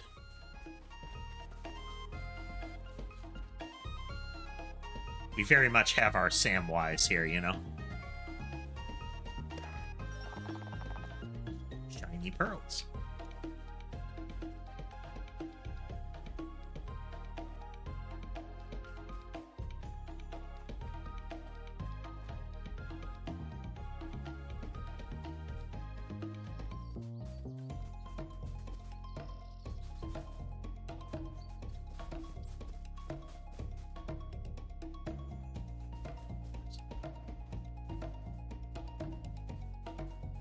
Must be an alternate path out over there somewhere.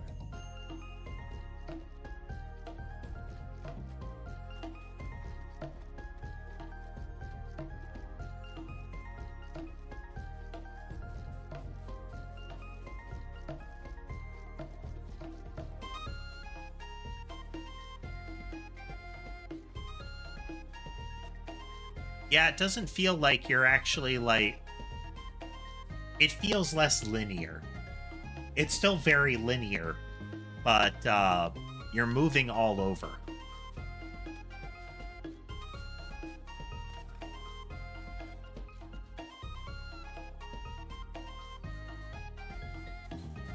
Oh, there we go. Little ledge.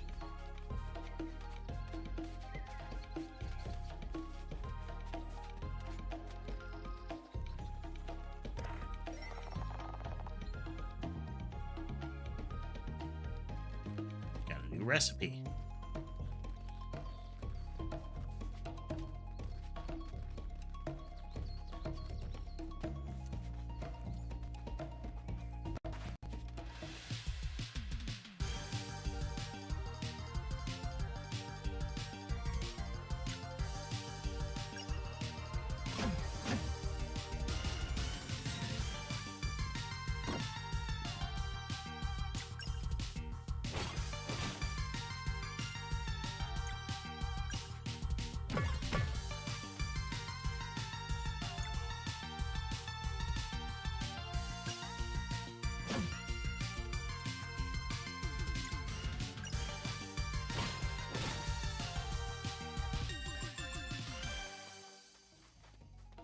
Good.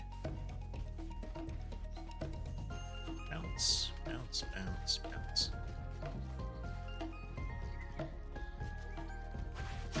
Bonk. A sun and a moon.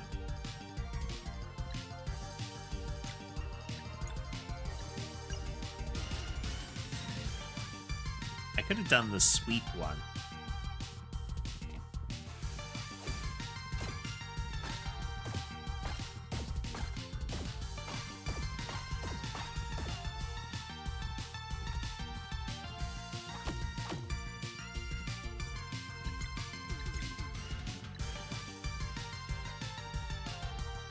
He's by himself.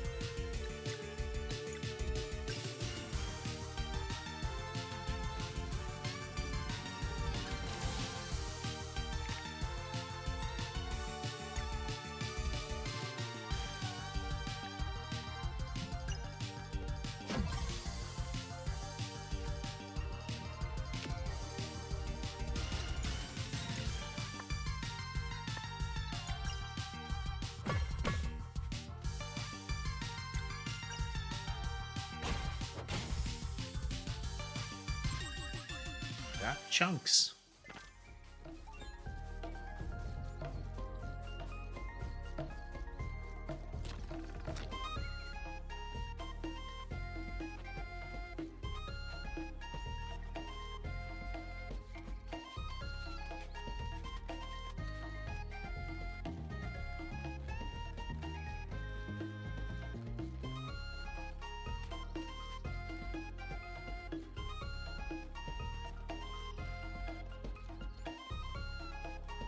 Look.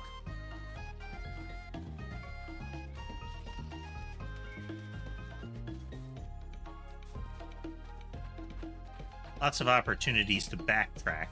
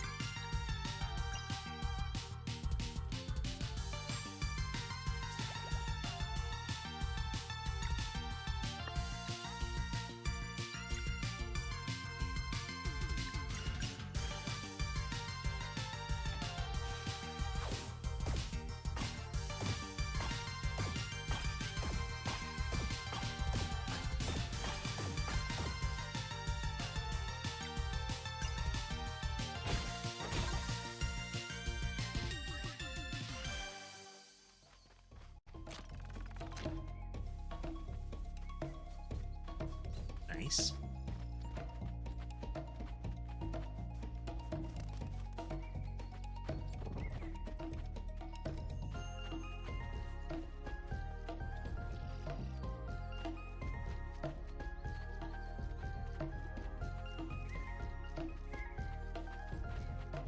The other cave looked like the way that we would be going.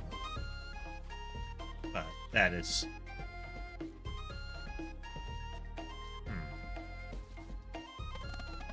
Could this be? Okay. Thing we will return to sometime.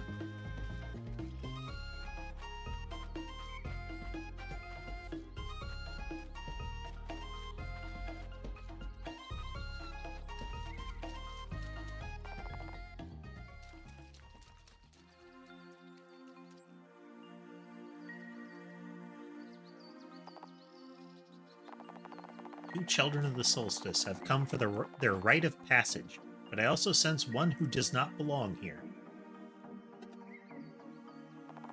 Is he brave or foolish? Let's find out. Oh. Welcome, young adventurers, to this sacred pond. I don't know really what I was expecting from Elder Mist, but I don't know, I feel kind of disappointed a little. Like, something more mystic, maybe? Ticked, you say, Jace?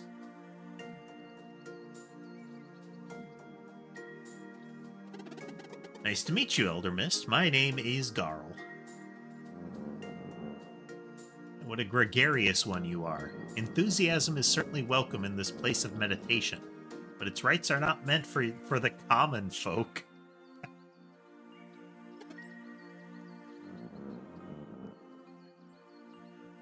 Children of the solstice, step forward.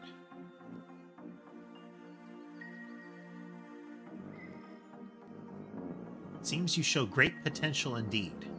Have you weaved your will into celestial fabrics? We have, Elder Mist. Then come closer and let them be imbued by the sacred pond's magic.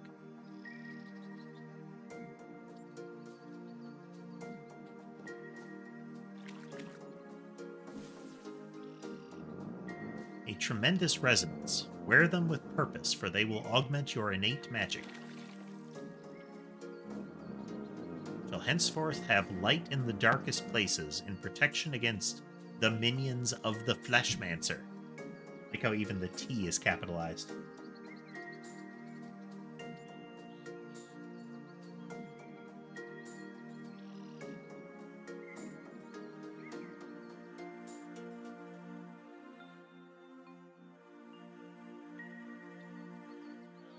I mean...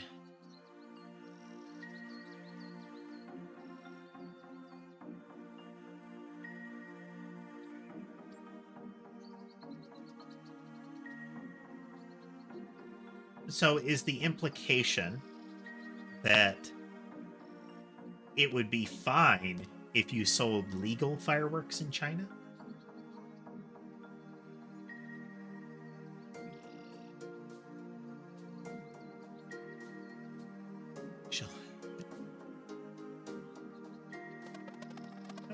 different. Yeah, me neither. Rest assured, the ability to use magic without using magic has taken root in you indeed. What does that even mean? And how does it work? It arises from need. In the many battles that await you, victory will often demand the use of more offensive magic than one can sustain through spells alone. That's why attunement to live mana is paramount. Live mana?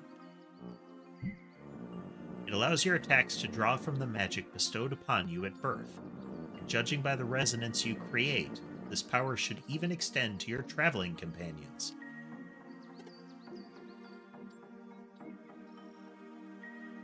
Oof.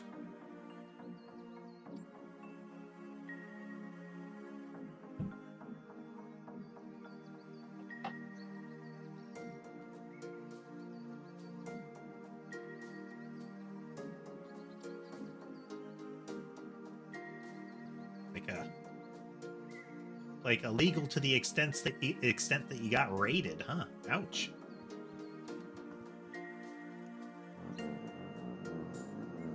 We're ready. Live mana will start manifesting for you the next time you enter battle. Are you ready for your final test? Elder Mist, I'd like to go with them. The Elder Mist trials have never been undertaken by anyone but aspiring Solstice warriors. But I want to go with them, please. Interesting. We're the first of the common folk to ever make such a request. Yeah, import-export stuff can be fiddly, I expect, Jace. There is a peculiar one, no doubt limited when it comes to combat, but the warmth of his heart. Could he bring it back? That sounded purple. Perhaps we should try to find out. I will allow it. Alright, thanks, Elder Mist. Consider it a test of your ability to act as a companion to Solstice warriors. I won't fail. We are ready. Close your eyes and take a deep breath. Inhale some of this mist. It's definitely not bad for you.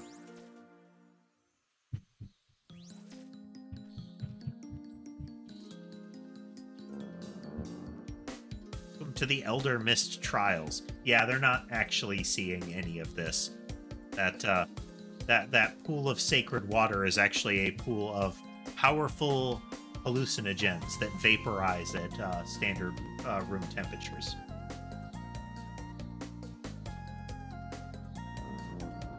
To pass this final test, you must bring 3 big relics together by completing their associated challenges. The monsters that will try to stop you are immune to physical attacks.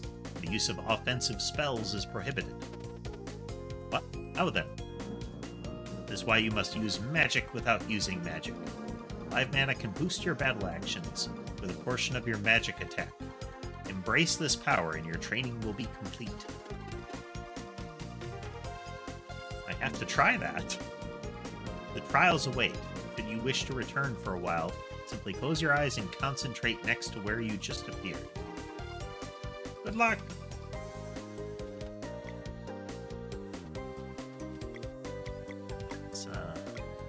We're gonna wait until we see a critter. Let's get some of these sandwiches. Sandwich.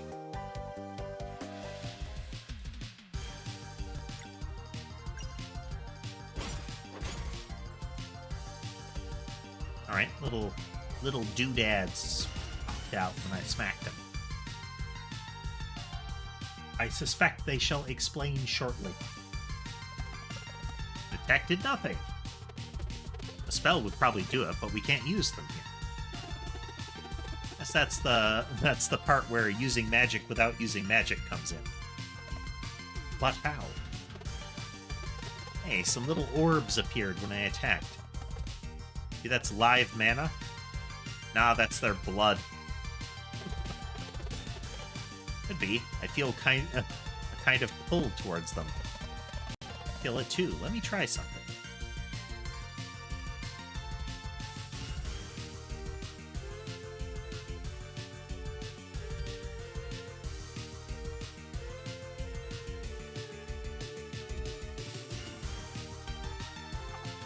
Okay.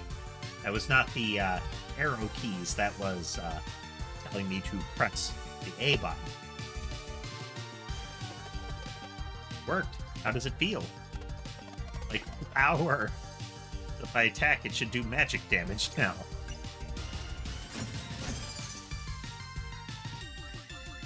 Okay. I mean, it was kind of like glowy yellowish, and viscous. That's why it formed into balls. Amazing. I want to try it next. Boosting has been unlocked. Regular attacks will generate live mana.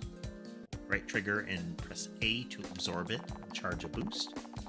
3 boosting charges can be stacked, each adding a portion of your magic attack to their next action to increase its power. In case of regular attacks, the character's innate magic damage type, if they have one, is also added on top of their weapon's damage type.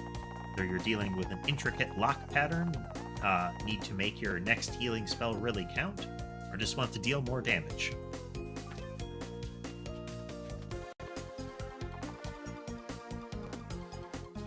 This is tradition.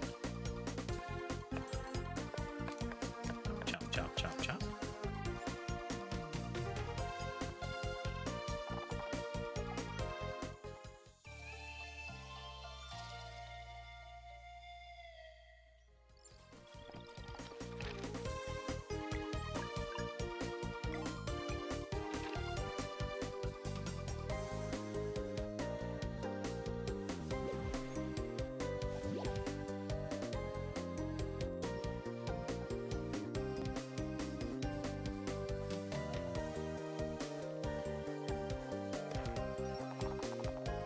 Basic armor.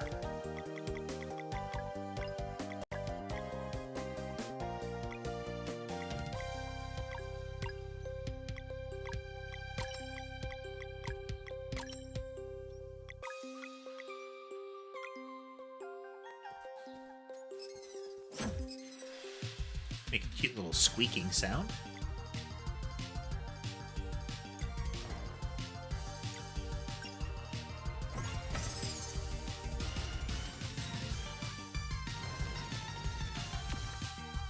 Here.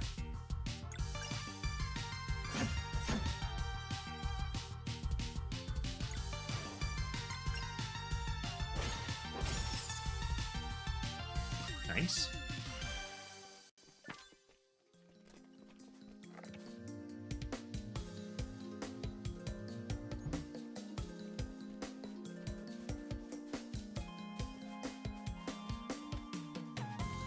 Think it'll loop around.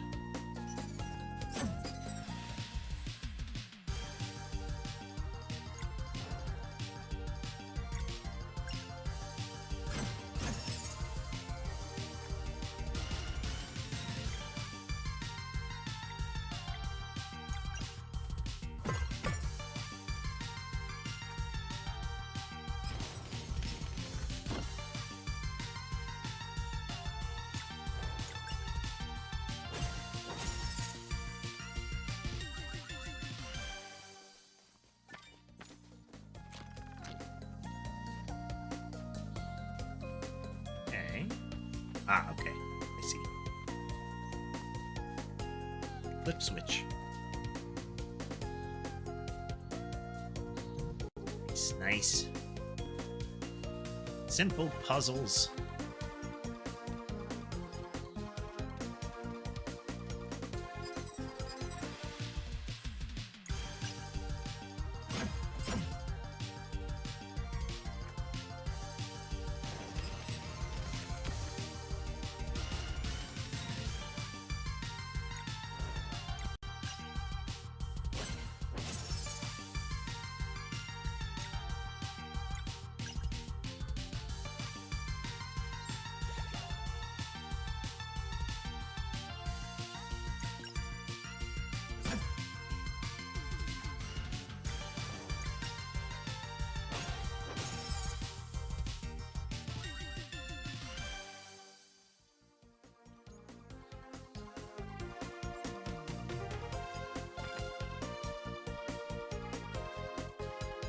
This must be one of those relics.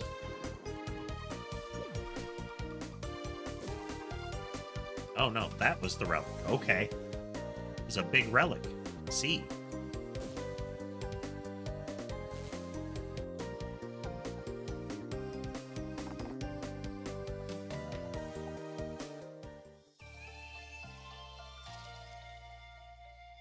Heal at every opportunity.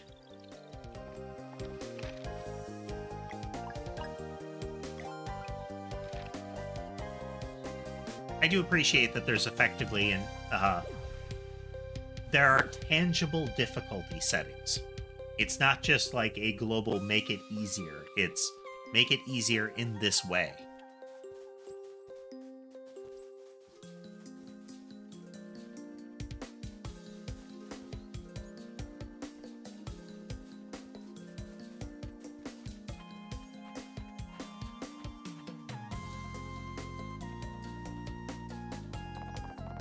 To get this artifact piece, you will need to answer 3 questions correctly.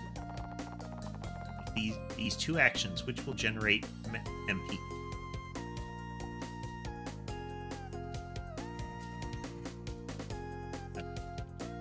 Okay.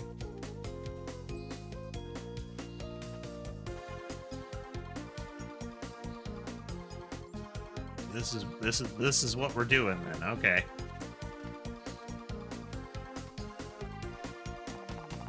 It's the name of the school. Solstice Elementary.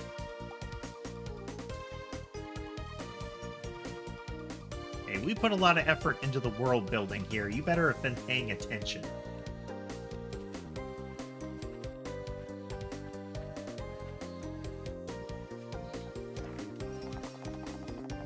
Mushroom scramble.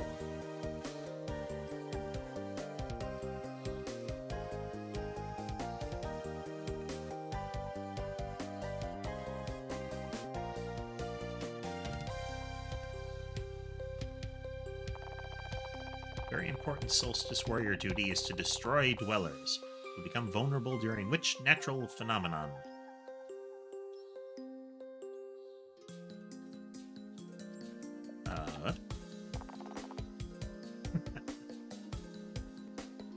That one I forgot. Okay, tangible penalty.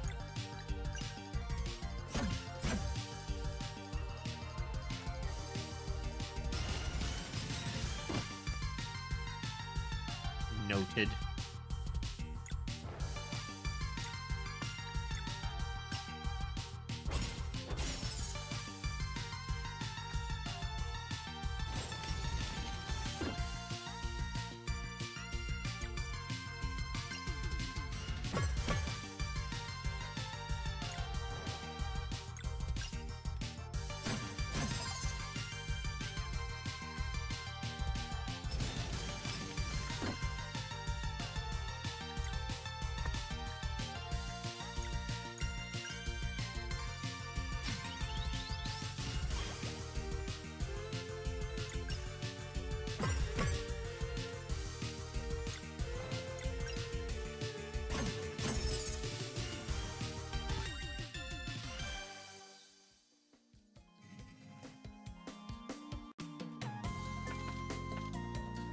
I do appreciate it. Tells you you were wrong, you have to do an extra fight, and then it just gives it to you. You don't have to like do it all over again or anything like that. You paid the penalty.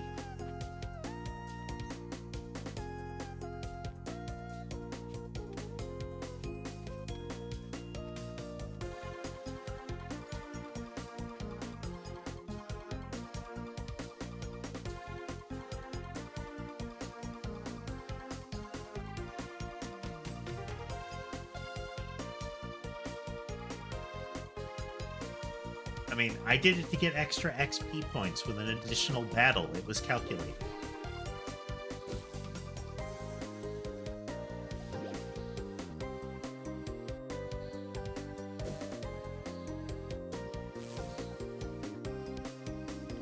I feel like we're assembling a boss monster.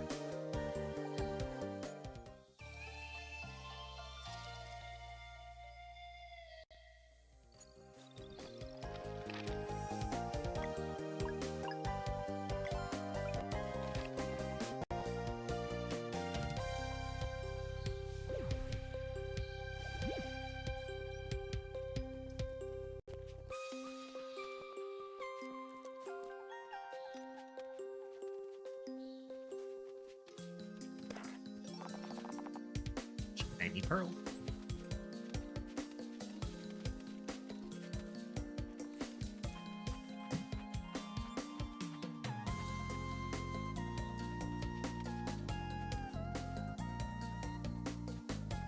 Very twisty one.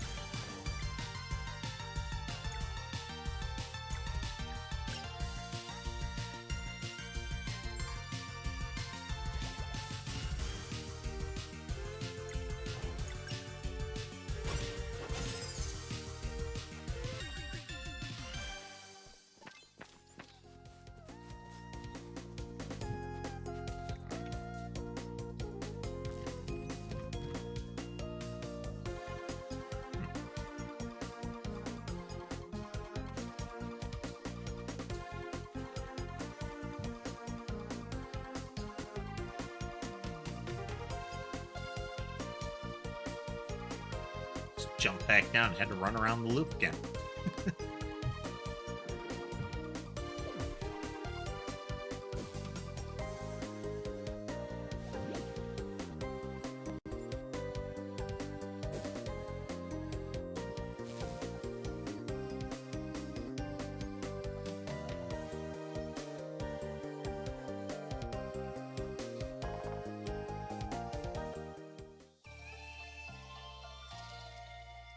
It's like a control core to me.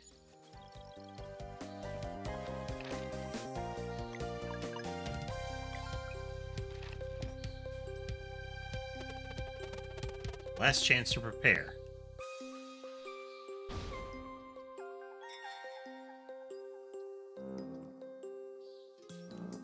The young adventurers have finished the preparations. Huh? Do you understand the power of live mana? Can you master it? The use of spells is now allowed again.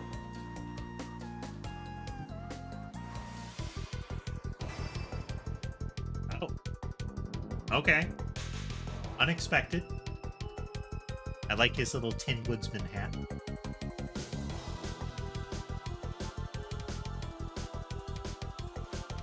Face me, children of the solstice.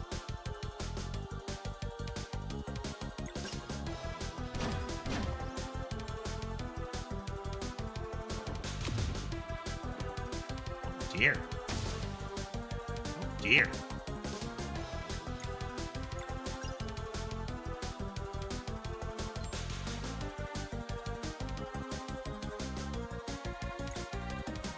Science.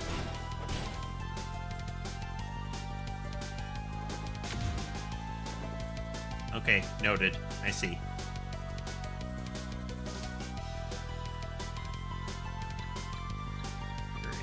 It's that the sword counters physical.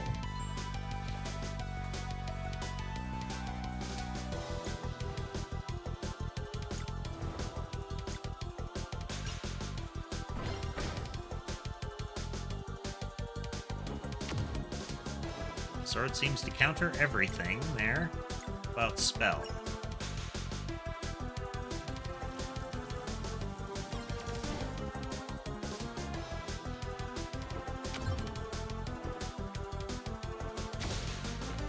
Clearly doing it wrong.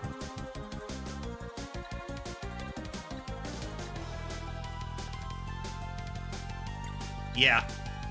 I noticed that when I threw the fireball.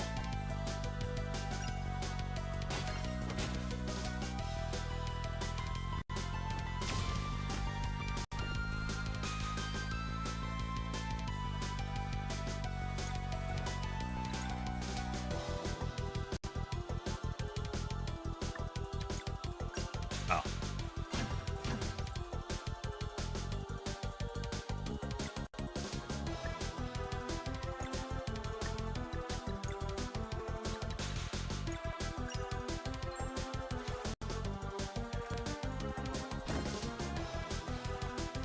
Okay.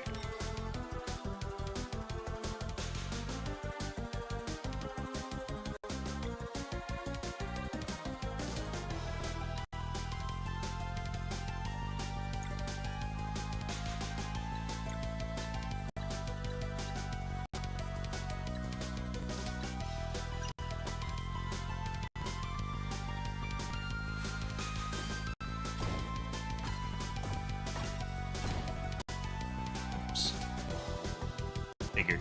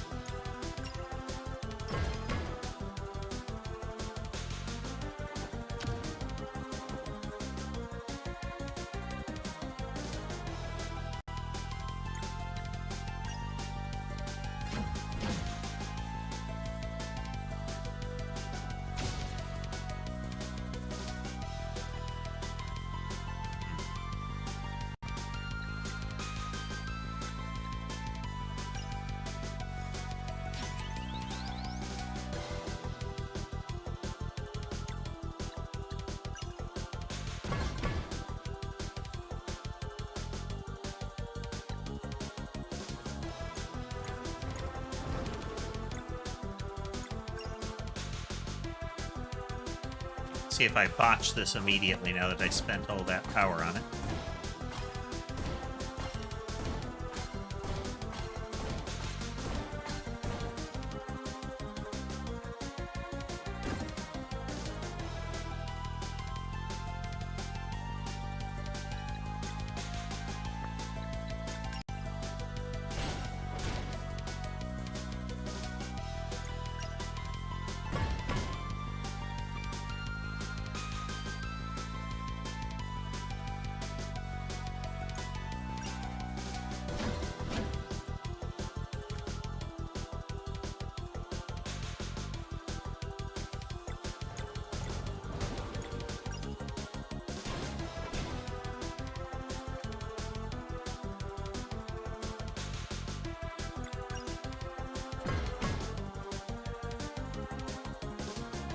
His sword is feeling better.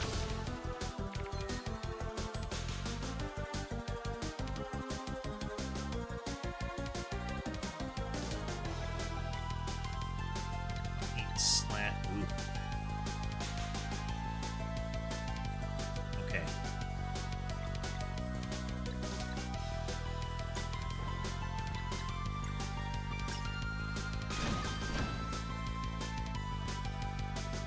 Oh, the second one didn't count.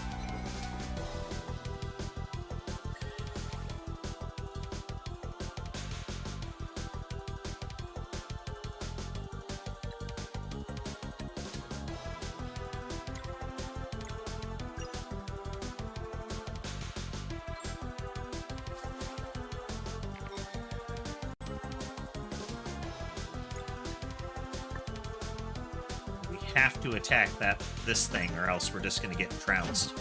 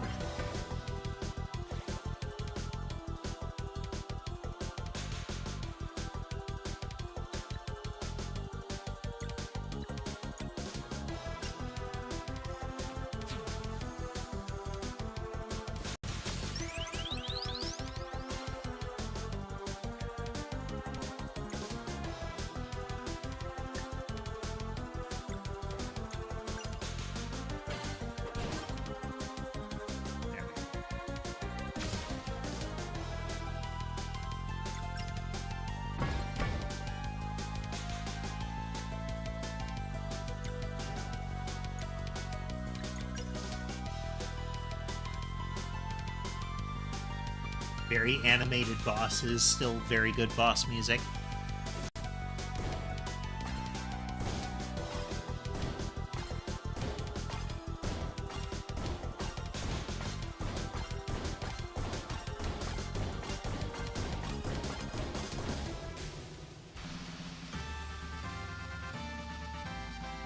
Rawr.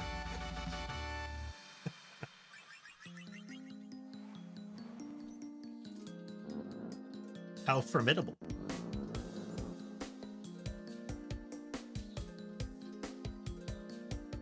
That counterattack mechanic is a little brutal if you don't twig to attacking the sword. Bright future awaits you. With Hellery and Zale, I name you Solstice Warriors. And I guess you're here too, Garl. Knew it. You're the best. There it is. We did it. Yay! I've consulted the mists of time during your trials. When you are ready to leave this place, find me back at the sacred pond, and I will tell you of your respective prophecies. And you will be sent out into the world. Won't take too long. In case you missed any loot.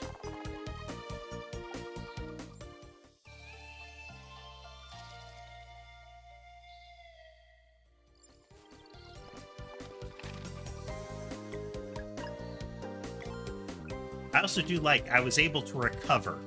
Like, it was resource intensive, but I could recover from that.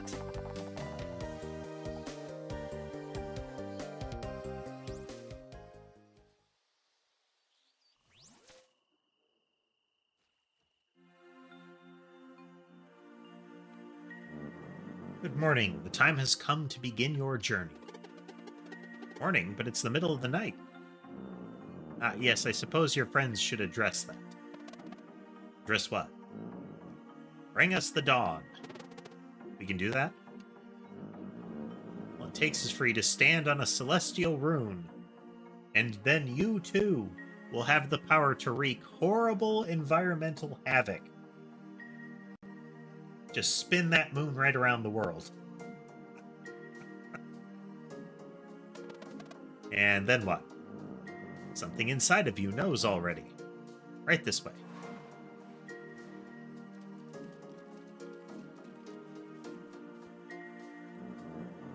Concentrate and bring us the dawn.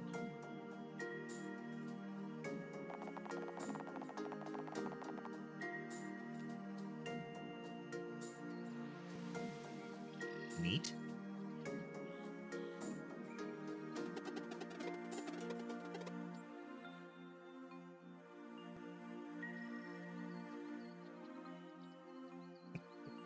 Somewhere in a distant land, a tidal wave has just destroyed an entire coastal nation.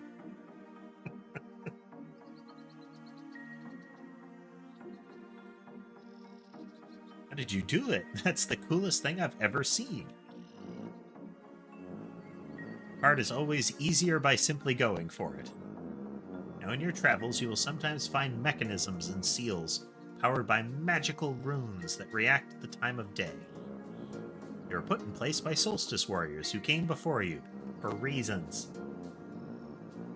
Some conceal artifacts meant to help future members of the Order, such as yourselves, while others seal away evils that were too powerful to confront. Whether or not to look for these artifacts and challenges will be entirely up to you. Optional searches. Now your journey can actually begin. Tutorial completion. Come and meet me beyond the chasm.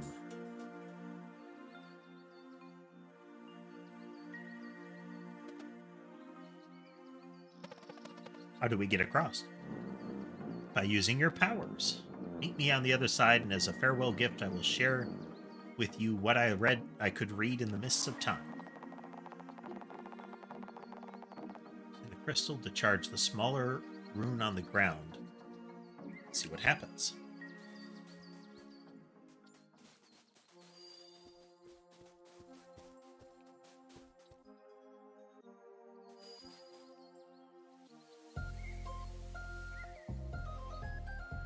Okay, that's cool.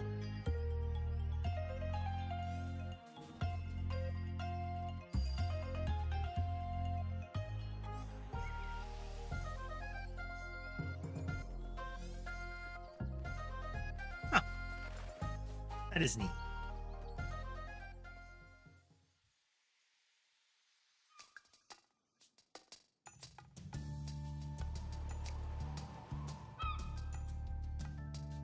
For Mist Island's Landing.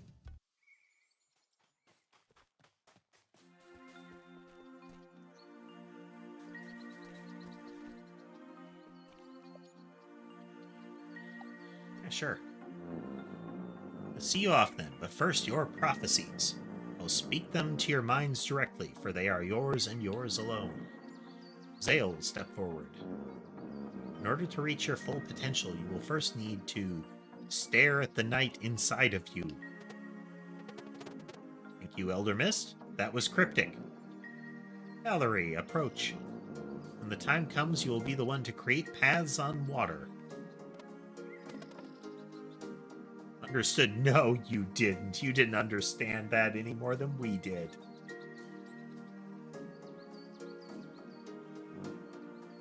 Garl, I get one too? Awesome. You must be mindful of your limitations during this journey. You got it. This is not a conversation. Oh, my bad. Carry on. The mists are unclear in your case, but it appears your heart might be warm enough to soothe a long-tormented soul. All right, I'll do my best. You've now learned everything I could teach you. I'm sending you to Sleeper Island, where you are fated to meet a crew bound for adventure. Make friends with them, and they shall help you reach Wraith Island in time for the next eclipse. To activate this giant, give it the name Extol to be sent to the Sleeper Island. Return here, simply go to Extol and speak this one's name, which is... Extol? Cool. Yeet! Fast travel.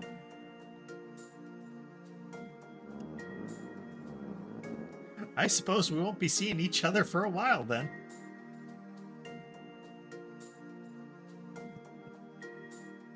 Excellent.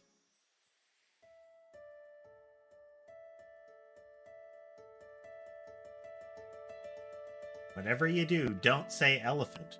Elephant? Why? So it was that Valerie and Zale were sent off to begin their journey, with their best friend, the warrior cook, in tow.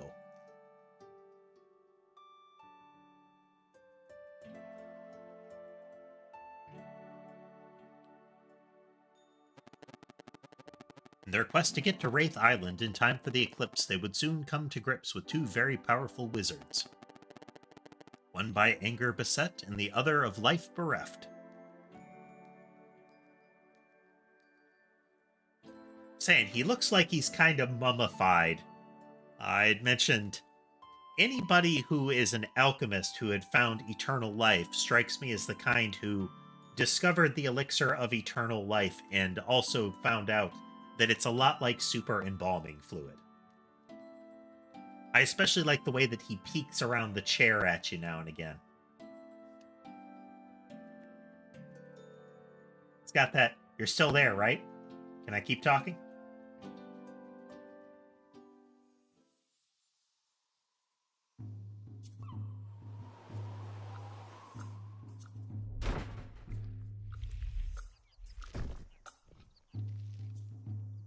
It is the most amusing fast travel system.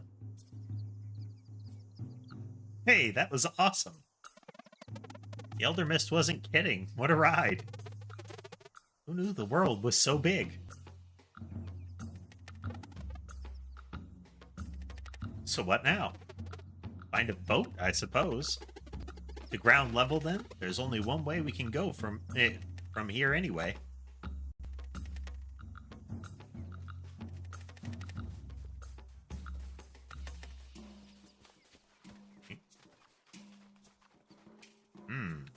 Let's try over here first. Left rotation.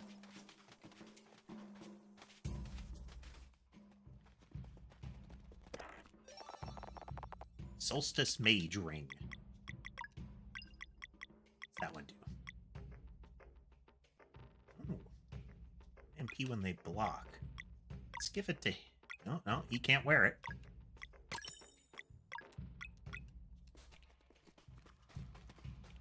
I mean, kind of makes sense given its name.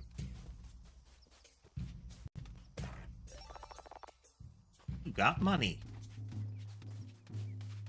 I like money. Double check the other way.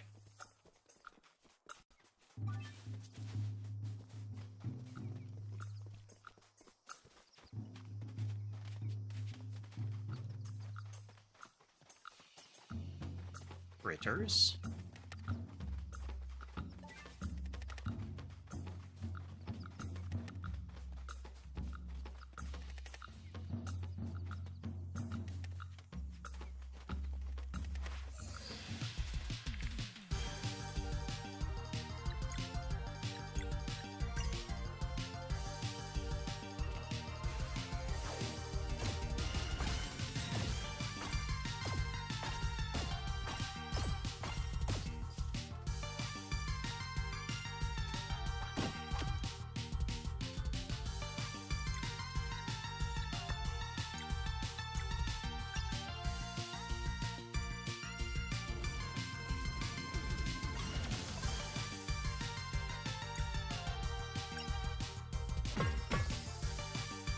Wonk.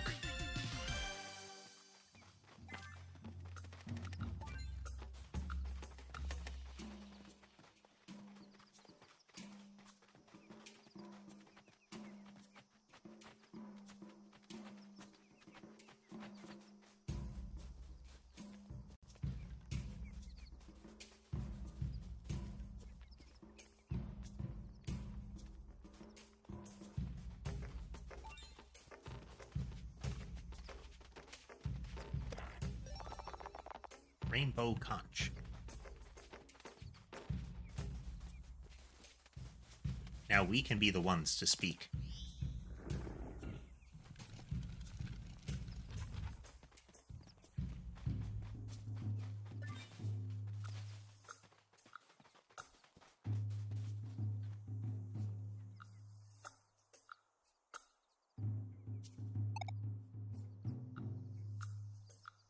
And she neat looking.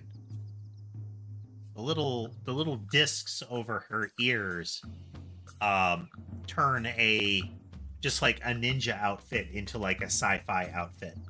It goes from looking like that is a like bandana to that's almost like a skin suit, you know? Oh, and that contributes to it. Her whole cut a wormhole into space with glowing green daggers gives it a much more sci-fi twinge there.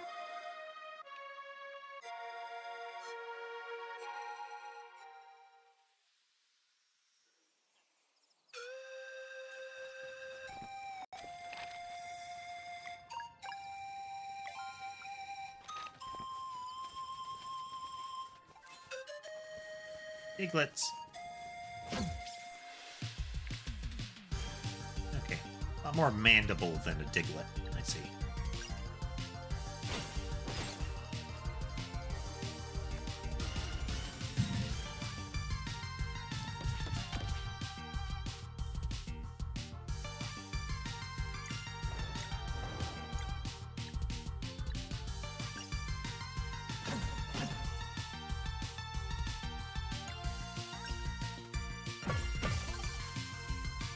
Okay, resistant to physical.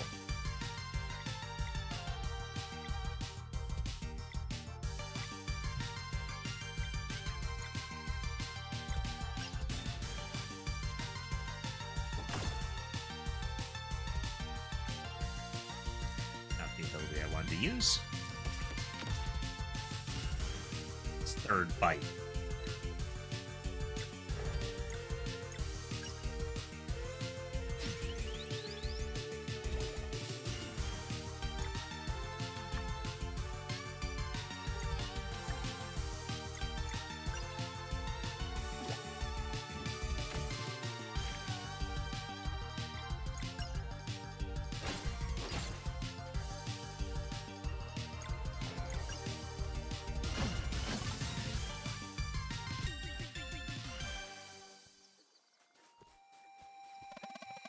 Surface feels fragile. It'd probably break if we jumped from high enough.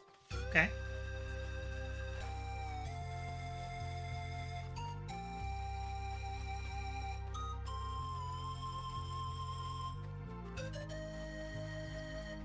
But first, we must look around.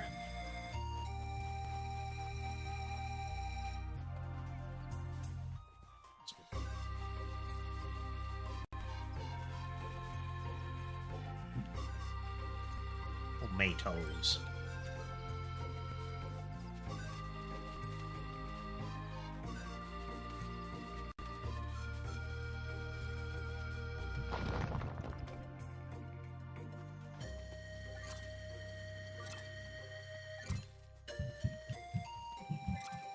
Mushrooms. Okay. Neat. Little extra. Little exploration reward. Take it.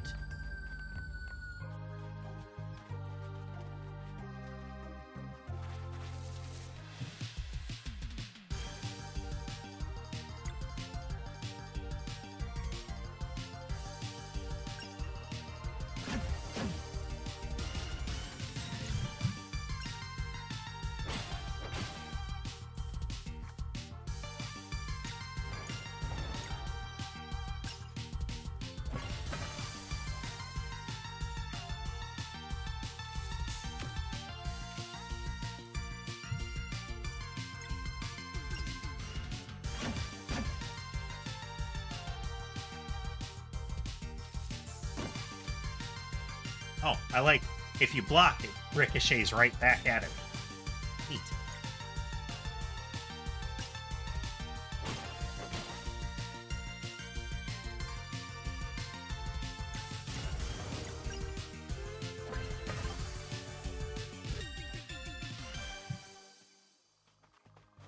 And it seems that you pretty much only get money for fighting humanoids.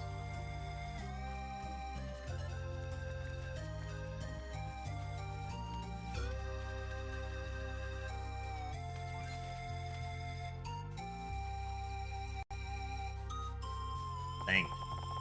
Time has made the runes indecipherable.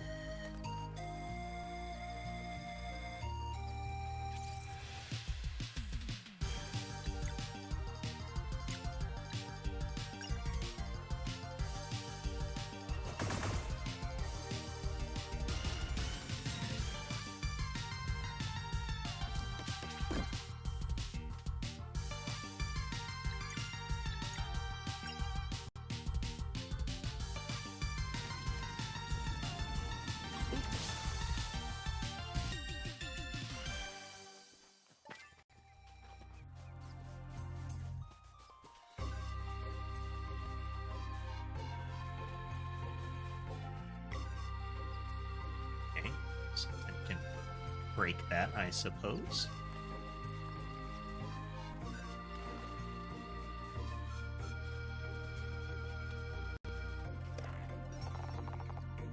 Power belt.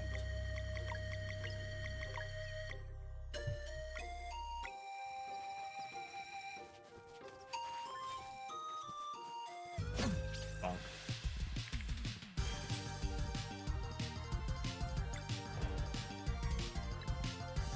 She doesn't have enough.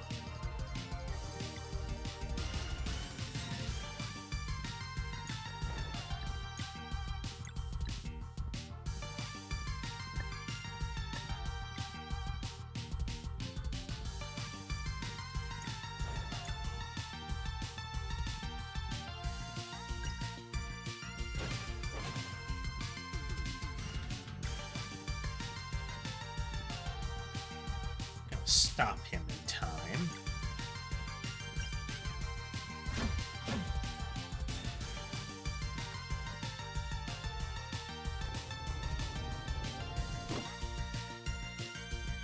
And with that one, if you stop the ram, he stops instead of trampling over you.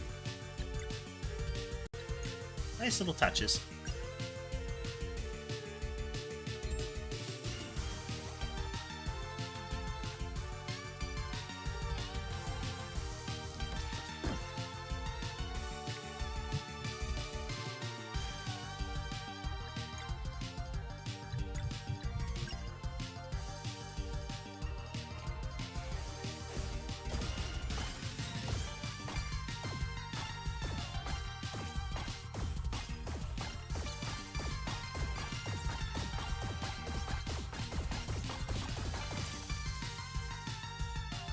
Rawr.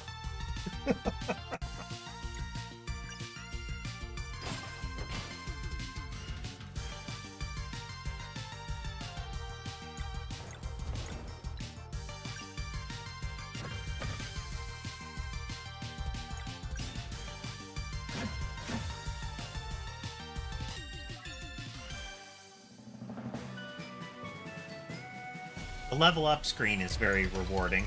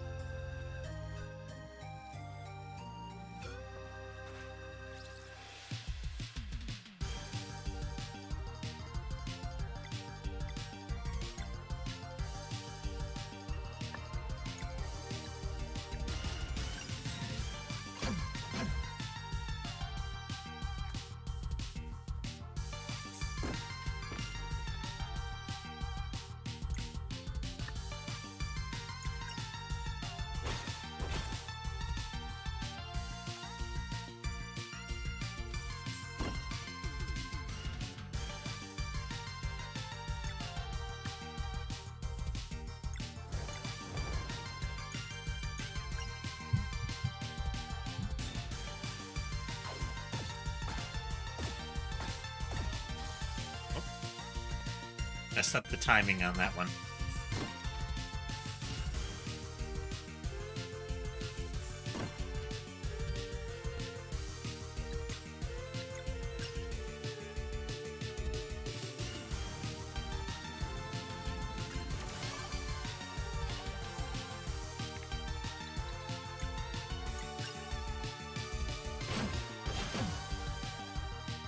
None of that.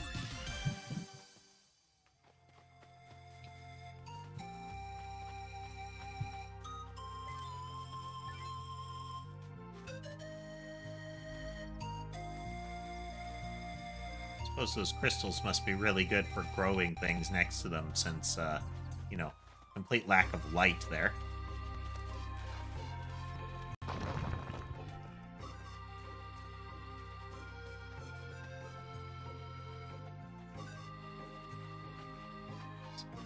Back out, yep.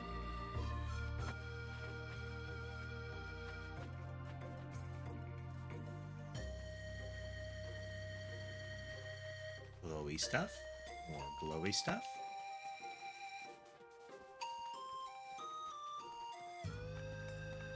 Happily, it's not the Final Fantasy IV any tile could actually be a concealed path kind of thing. The secret tunnels seem to be rationally positioned so far.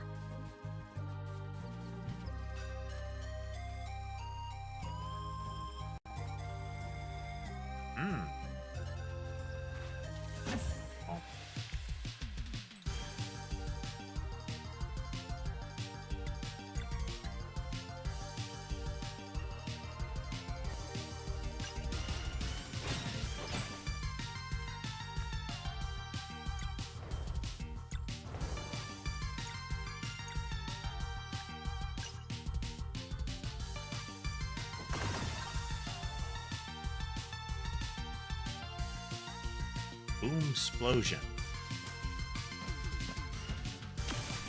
Oh.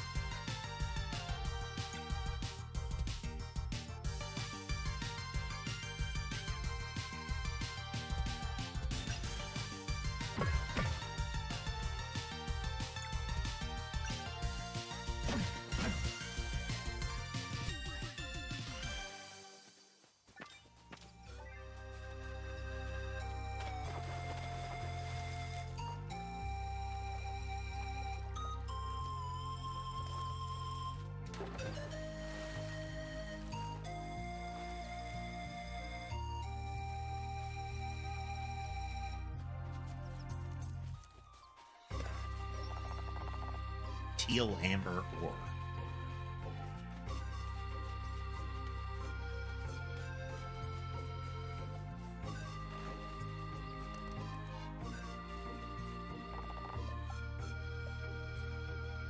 Roast sandwich. Thin slices of meat on in a crispy baguette. I mean, that does look tasty.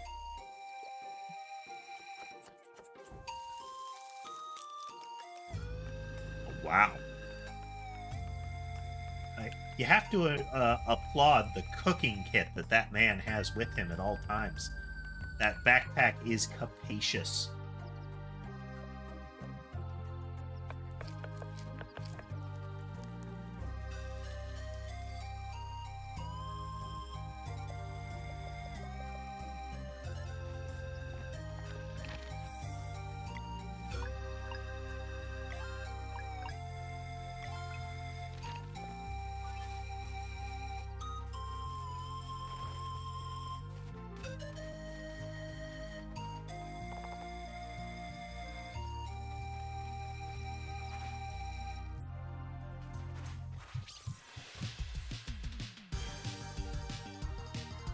I thought I rested.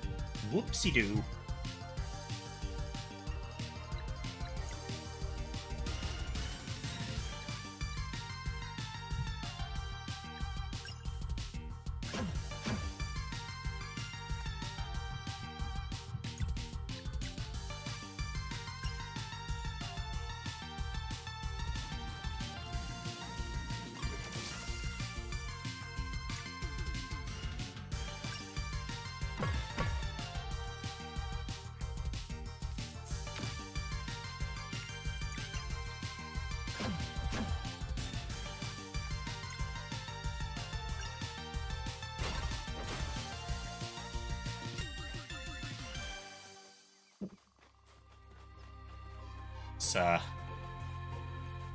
Let's fix that real quick.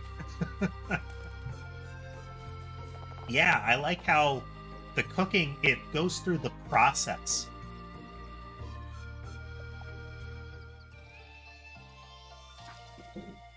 It's not just like there is a single animation to it. It's again even more so than that showing the monster hunters eating the food. It's showing the chefs preparing the food that is a big part of it. It is a big part of the reason that Rise was disappointing in that regard. Rise did a lot right, but they did the cooking fantastically wrong.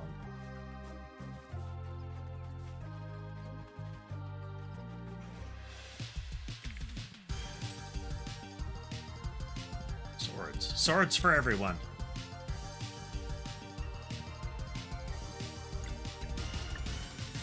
Stop boom explosion.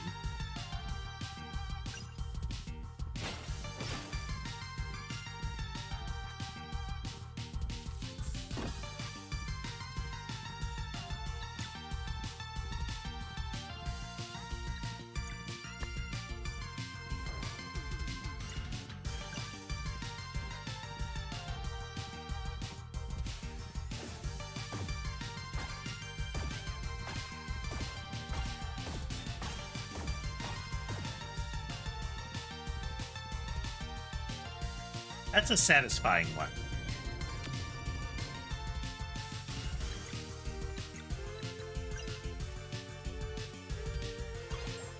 Okay, it's before he pulls it out. That's when the trigger for that one is.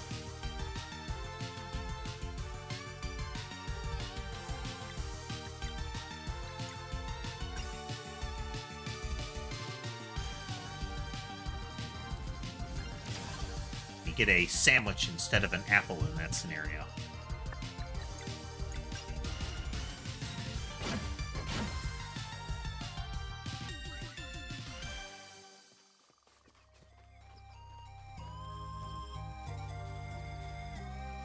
I wonder if there are ways, if maybe you find those things,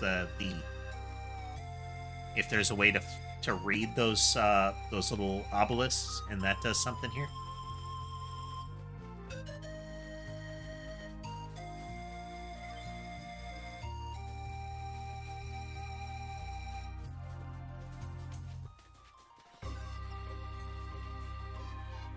seem that that is the case. Rock lid.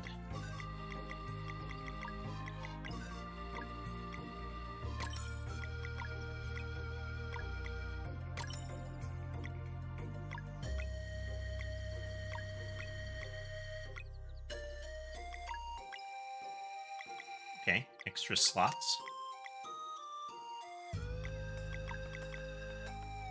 Oh, okay. Two other party slots and then a cargo slot. Hmm.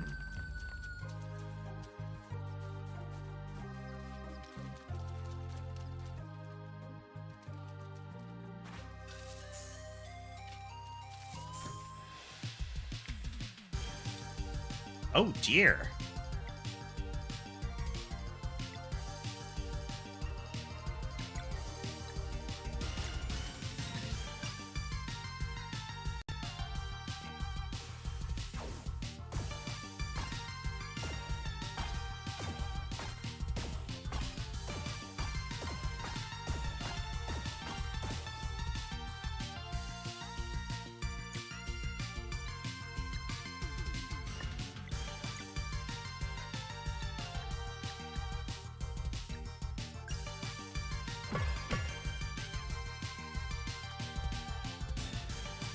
This is gonna hurt a whole bunch.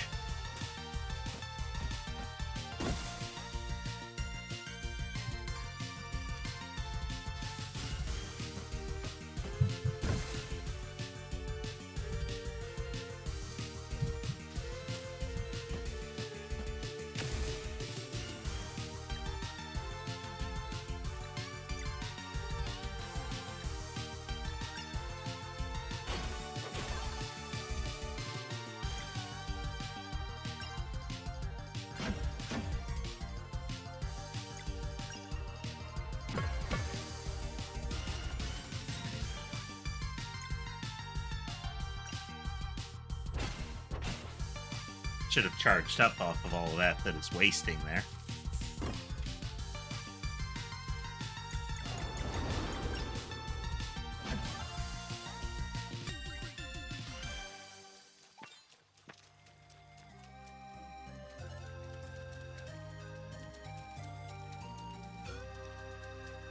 Let's be able to jump down from above.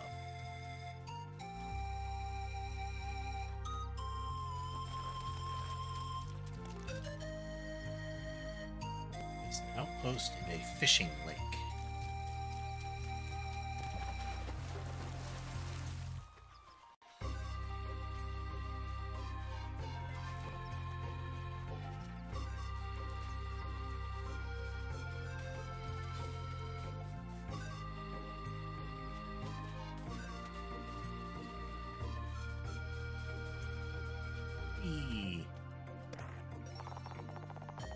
Mushroom soup.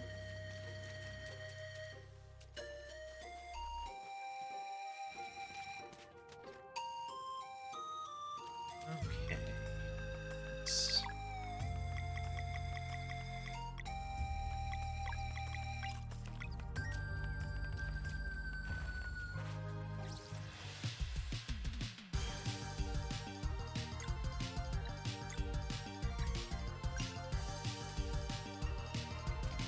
You guys are vulnerable to magic, so I should keep trying.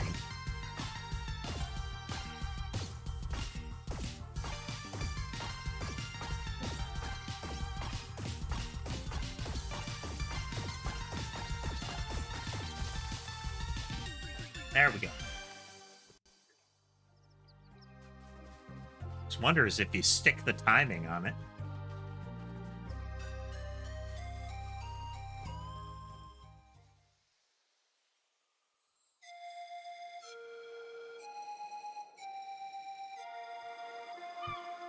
It's like there's something that'll clear out that rockfall there.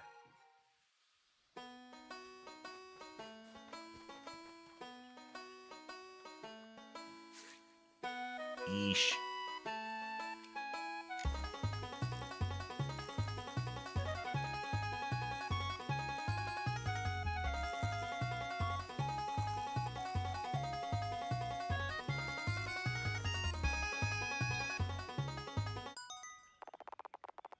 Grass haddock.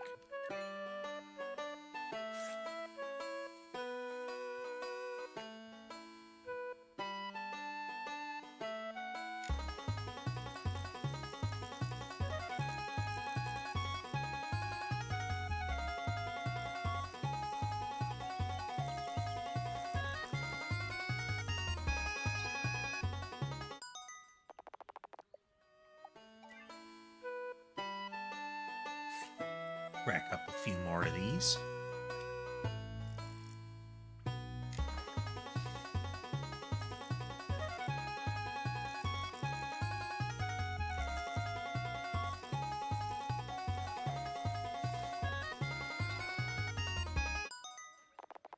Oh, you're weird looking. I mean, the other one was clearly a fish. It's like, okay, kind of. It's a fish type that I've heard of. It looks a little weird, but that one's got eyes with which to look at you, like full on, looks aware eyeballs. It's not gonna stop me from killing you though. Hey, fishies.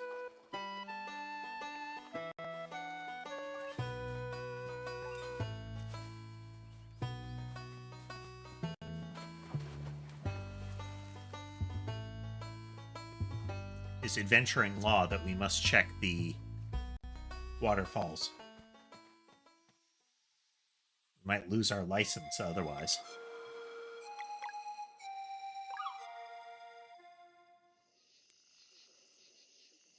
Oh, I like that. Characters are even walking around. Another good touch, their sashes glow in the dark.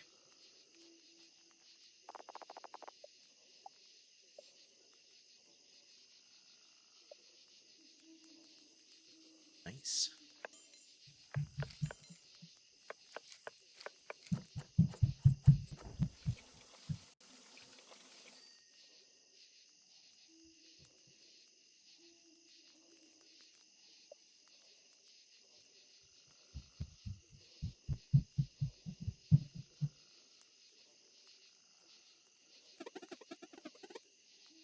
I want to travel in the ball again.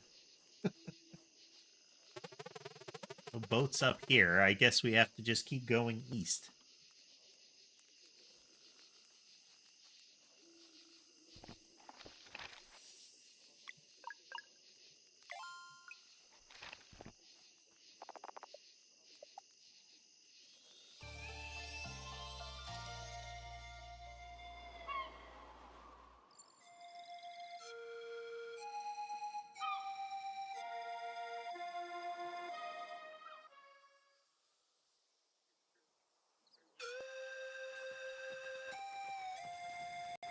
And lots of good little touches.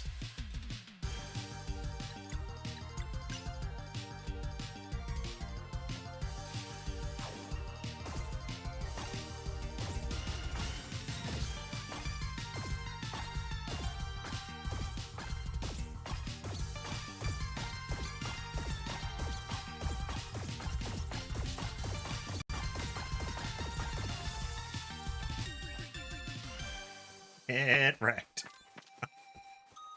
It's very satisfying when that works.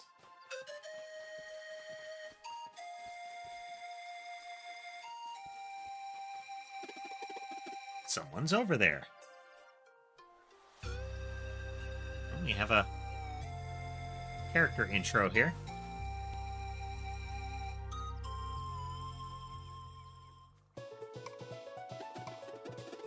Ask for directions. He looks busy. I'm sure it's fine. I thought I'd swum in that spot already, but I should return to it.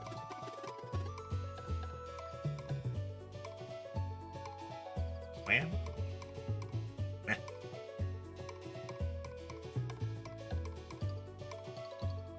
There's something special about that big rock? Yes, come look at this. It's... Pause. This looks like... Nah, must be my imagination. So, what are those? Fascinating is what they are. These runes are the oldest form of writing known to us. Who's us? Traveling historians, of course. Or at least what's left of them. They mentioned traveling historians earlier in regards to, like, the sleeper and what have you. No way, you're a traveling historian? Nice to meet you. My name is Garl. Nice to meet you too. I'm Teeks. So are your friends always this quiet? Laugh. Valerie and Zale are fun. They're just being sealed away. They've just been sealed away to study in the sky for too many years. Oh, that's an introduction that makes the rest of the conversation very difficult.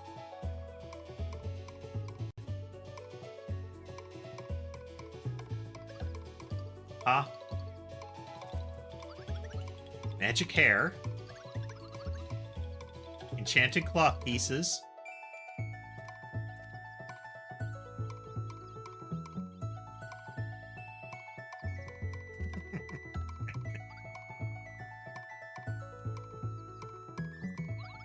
You're solstice warriors.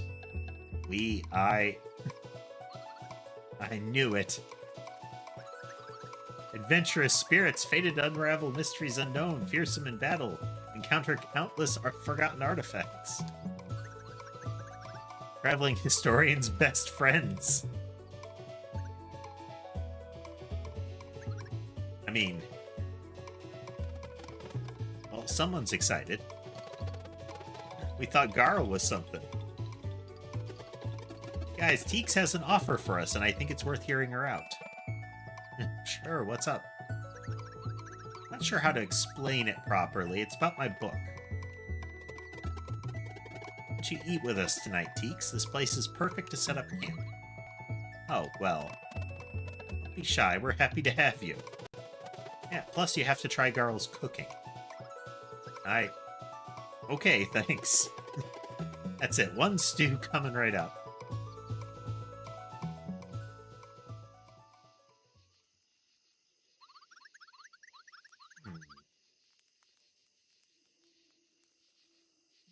There. Thanks again for the food, Garl. You really are a pretty good cook.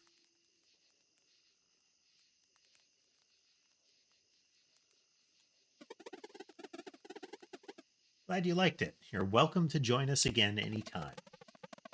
So you're the very last traveling historian? At this point, I might as well be the first. It's been so long since all the lore grimoires were burned. It's just really leaning more and more into that whole, there's a religious crusade being sent out. The what now? Lore grimoires. Every traveling historian has one. Or had one, I suppose. They're enchanted books that write themselves by touching artifacts with stories to tell. Wow. Traveling historians' duty is to make their lore grimoire as full as possible before passing it on to a new recruit. There used to be a guild and a whole bunch of us, but now there's just this believer here. Which leads to what I've been meaning to ask. Shoot. Well, you see, the best thing a traveling historian can ask for is adventurers who keep an eye out for them. I don't have a way to pay you, but if you wouldn't mind grabbing any artifacts you stumble upon during your adventures, I'd be happy to share stories with you. Sounds fun, but how will we find you if you're always traveling? Don't worry about it, I'll just drop by your campfire whenever you're out in the open. It's the perfect setting for telling stories. I like how the implication for that is she'll be waiting and watching at all times.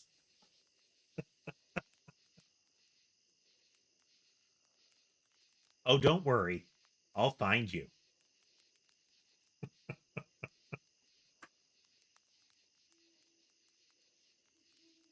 perfect setting for telling stories. Story time by the campfire, sign me up. Hey, just bring me any artifacts you find and we'll see how my lore grimoire reacts. How many stories do you have so far? Just the one. It was empty when I found it, but that's okay by me. I plan on discovering enough to fill an entire volume.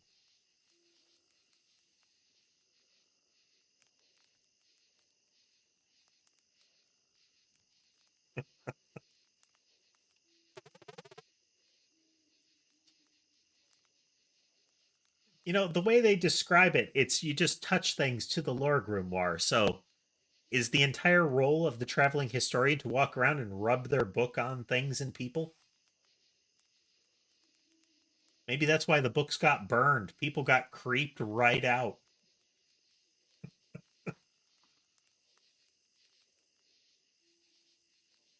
Historian walking up to people, you look interesting. What's your story? Book to face.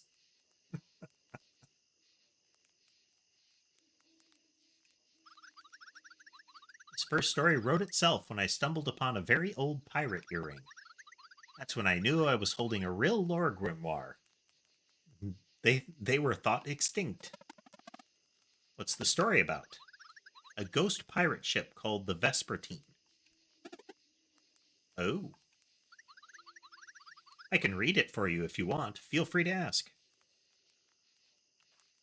Do you want to hear a story? Yes.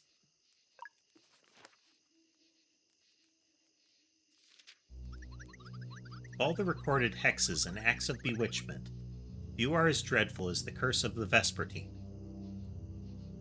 Very, very ominous music. Almost a bit of theremin vibe in there. Get a bit of the horror. It's much more wind instrument, but still. It's a similar vibe to how it's being played. The story takes us back centuries to a time when a certain band of pirates ruled the seas. Stormcaller was the name of their captain. He was the most powerful wind mage the world had ever known.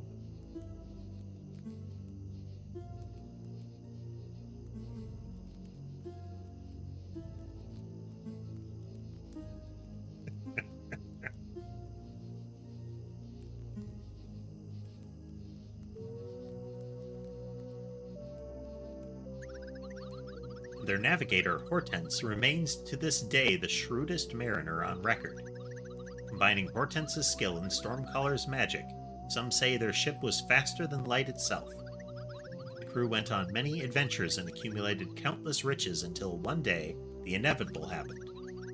Hortense, whose first love was music, announced that she wanted to quit the pirate life and devote herself to her art full-time. Ever a firm believer that the real treasure is the treasure one finds along the way, Stormcaller took her resignation harshly.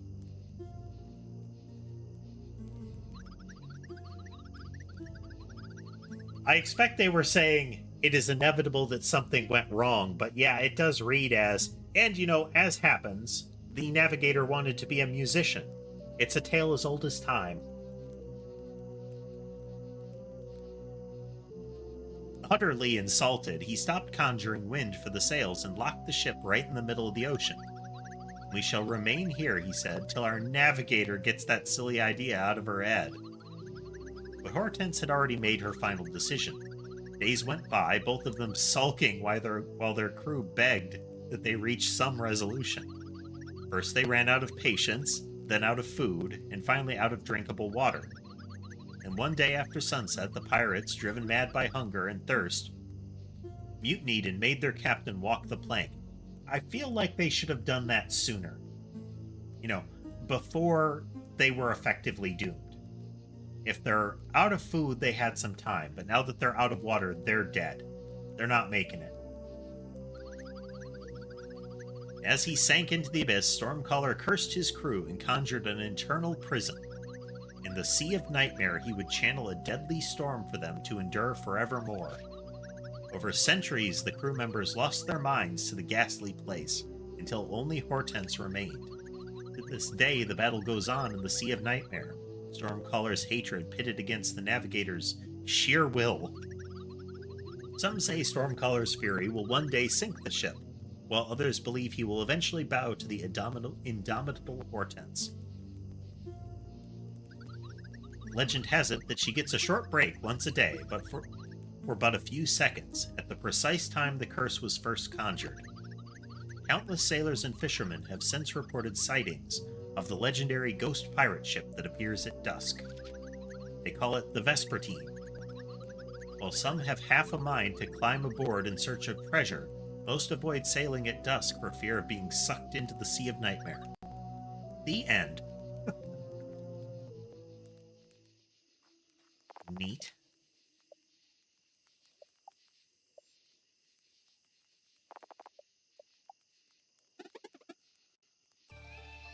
Should have talked to everybody else.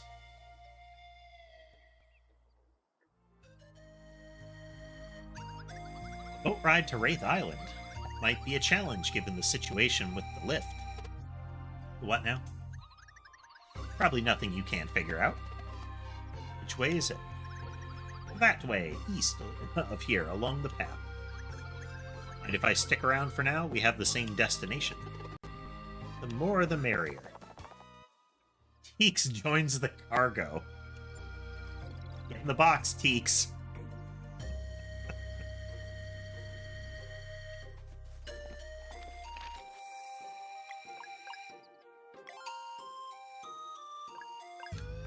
Check. Alrighty. I think that's a good spot to stop for tonight, folks. I am enjoying this. This is a very solid game. Tess was mentioning this. It's like a callback to some of the really classic JRPGs of like the 16-bit console era. But with a lot of modern sensibilities mixed in. Like, they looked back at the stuff and scraped out some of the annoying, like a lot of the annoying so far, and added in things that have been learned since. So, this is good. This is good. We will be playing it again tomorrow. Then on Saturday, there is... Okay, then on Saturday is the V-Unity collaboration. Sunday, there might be a stream. I'm not certain yet. It will depend on how long the collab runs. But we'll see. In the meantime, let me see if I can locate a active stream to raid.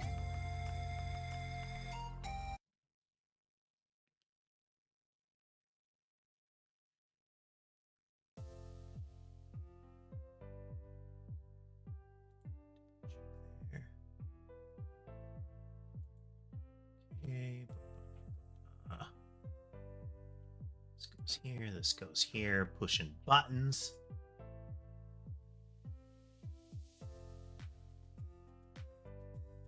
Is gonna be our target.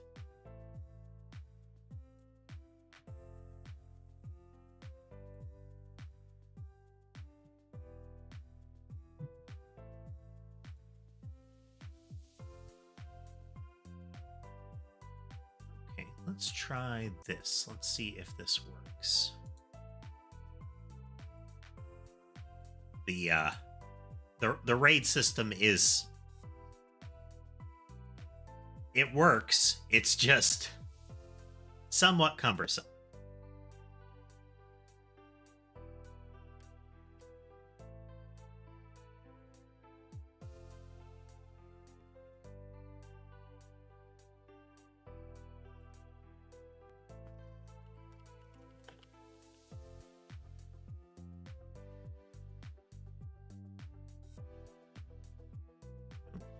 Okay.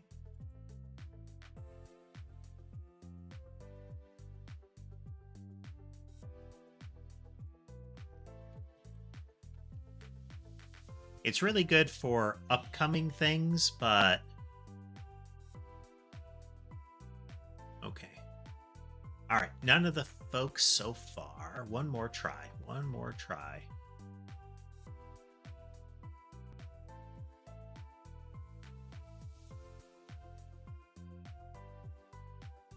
One more try.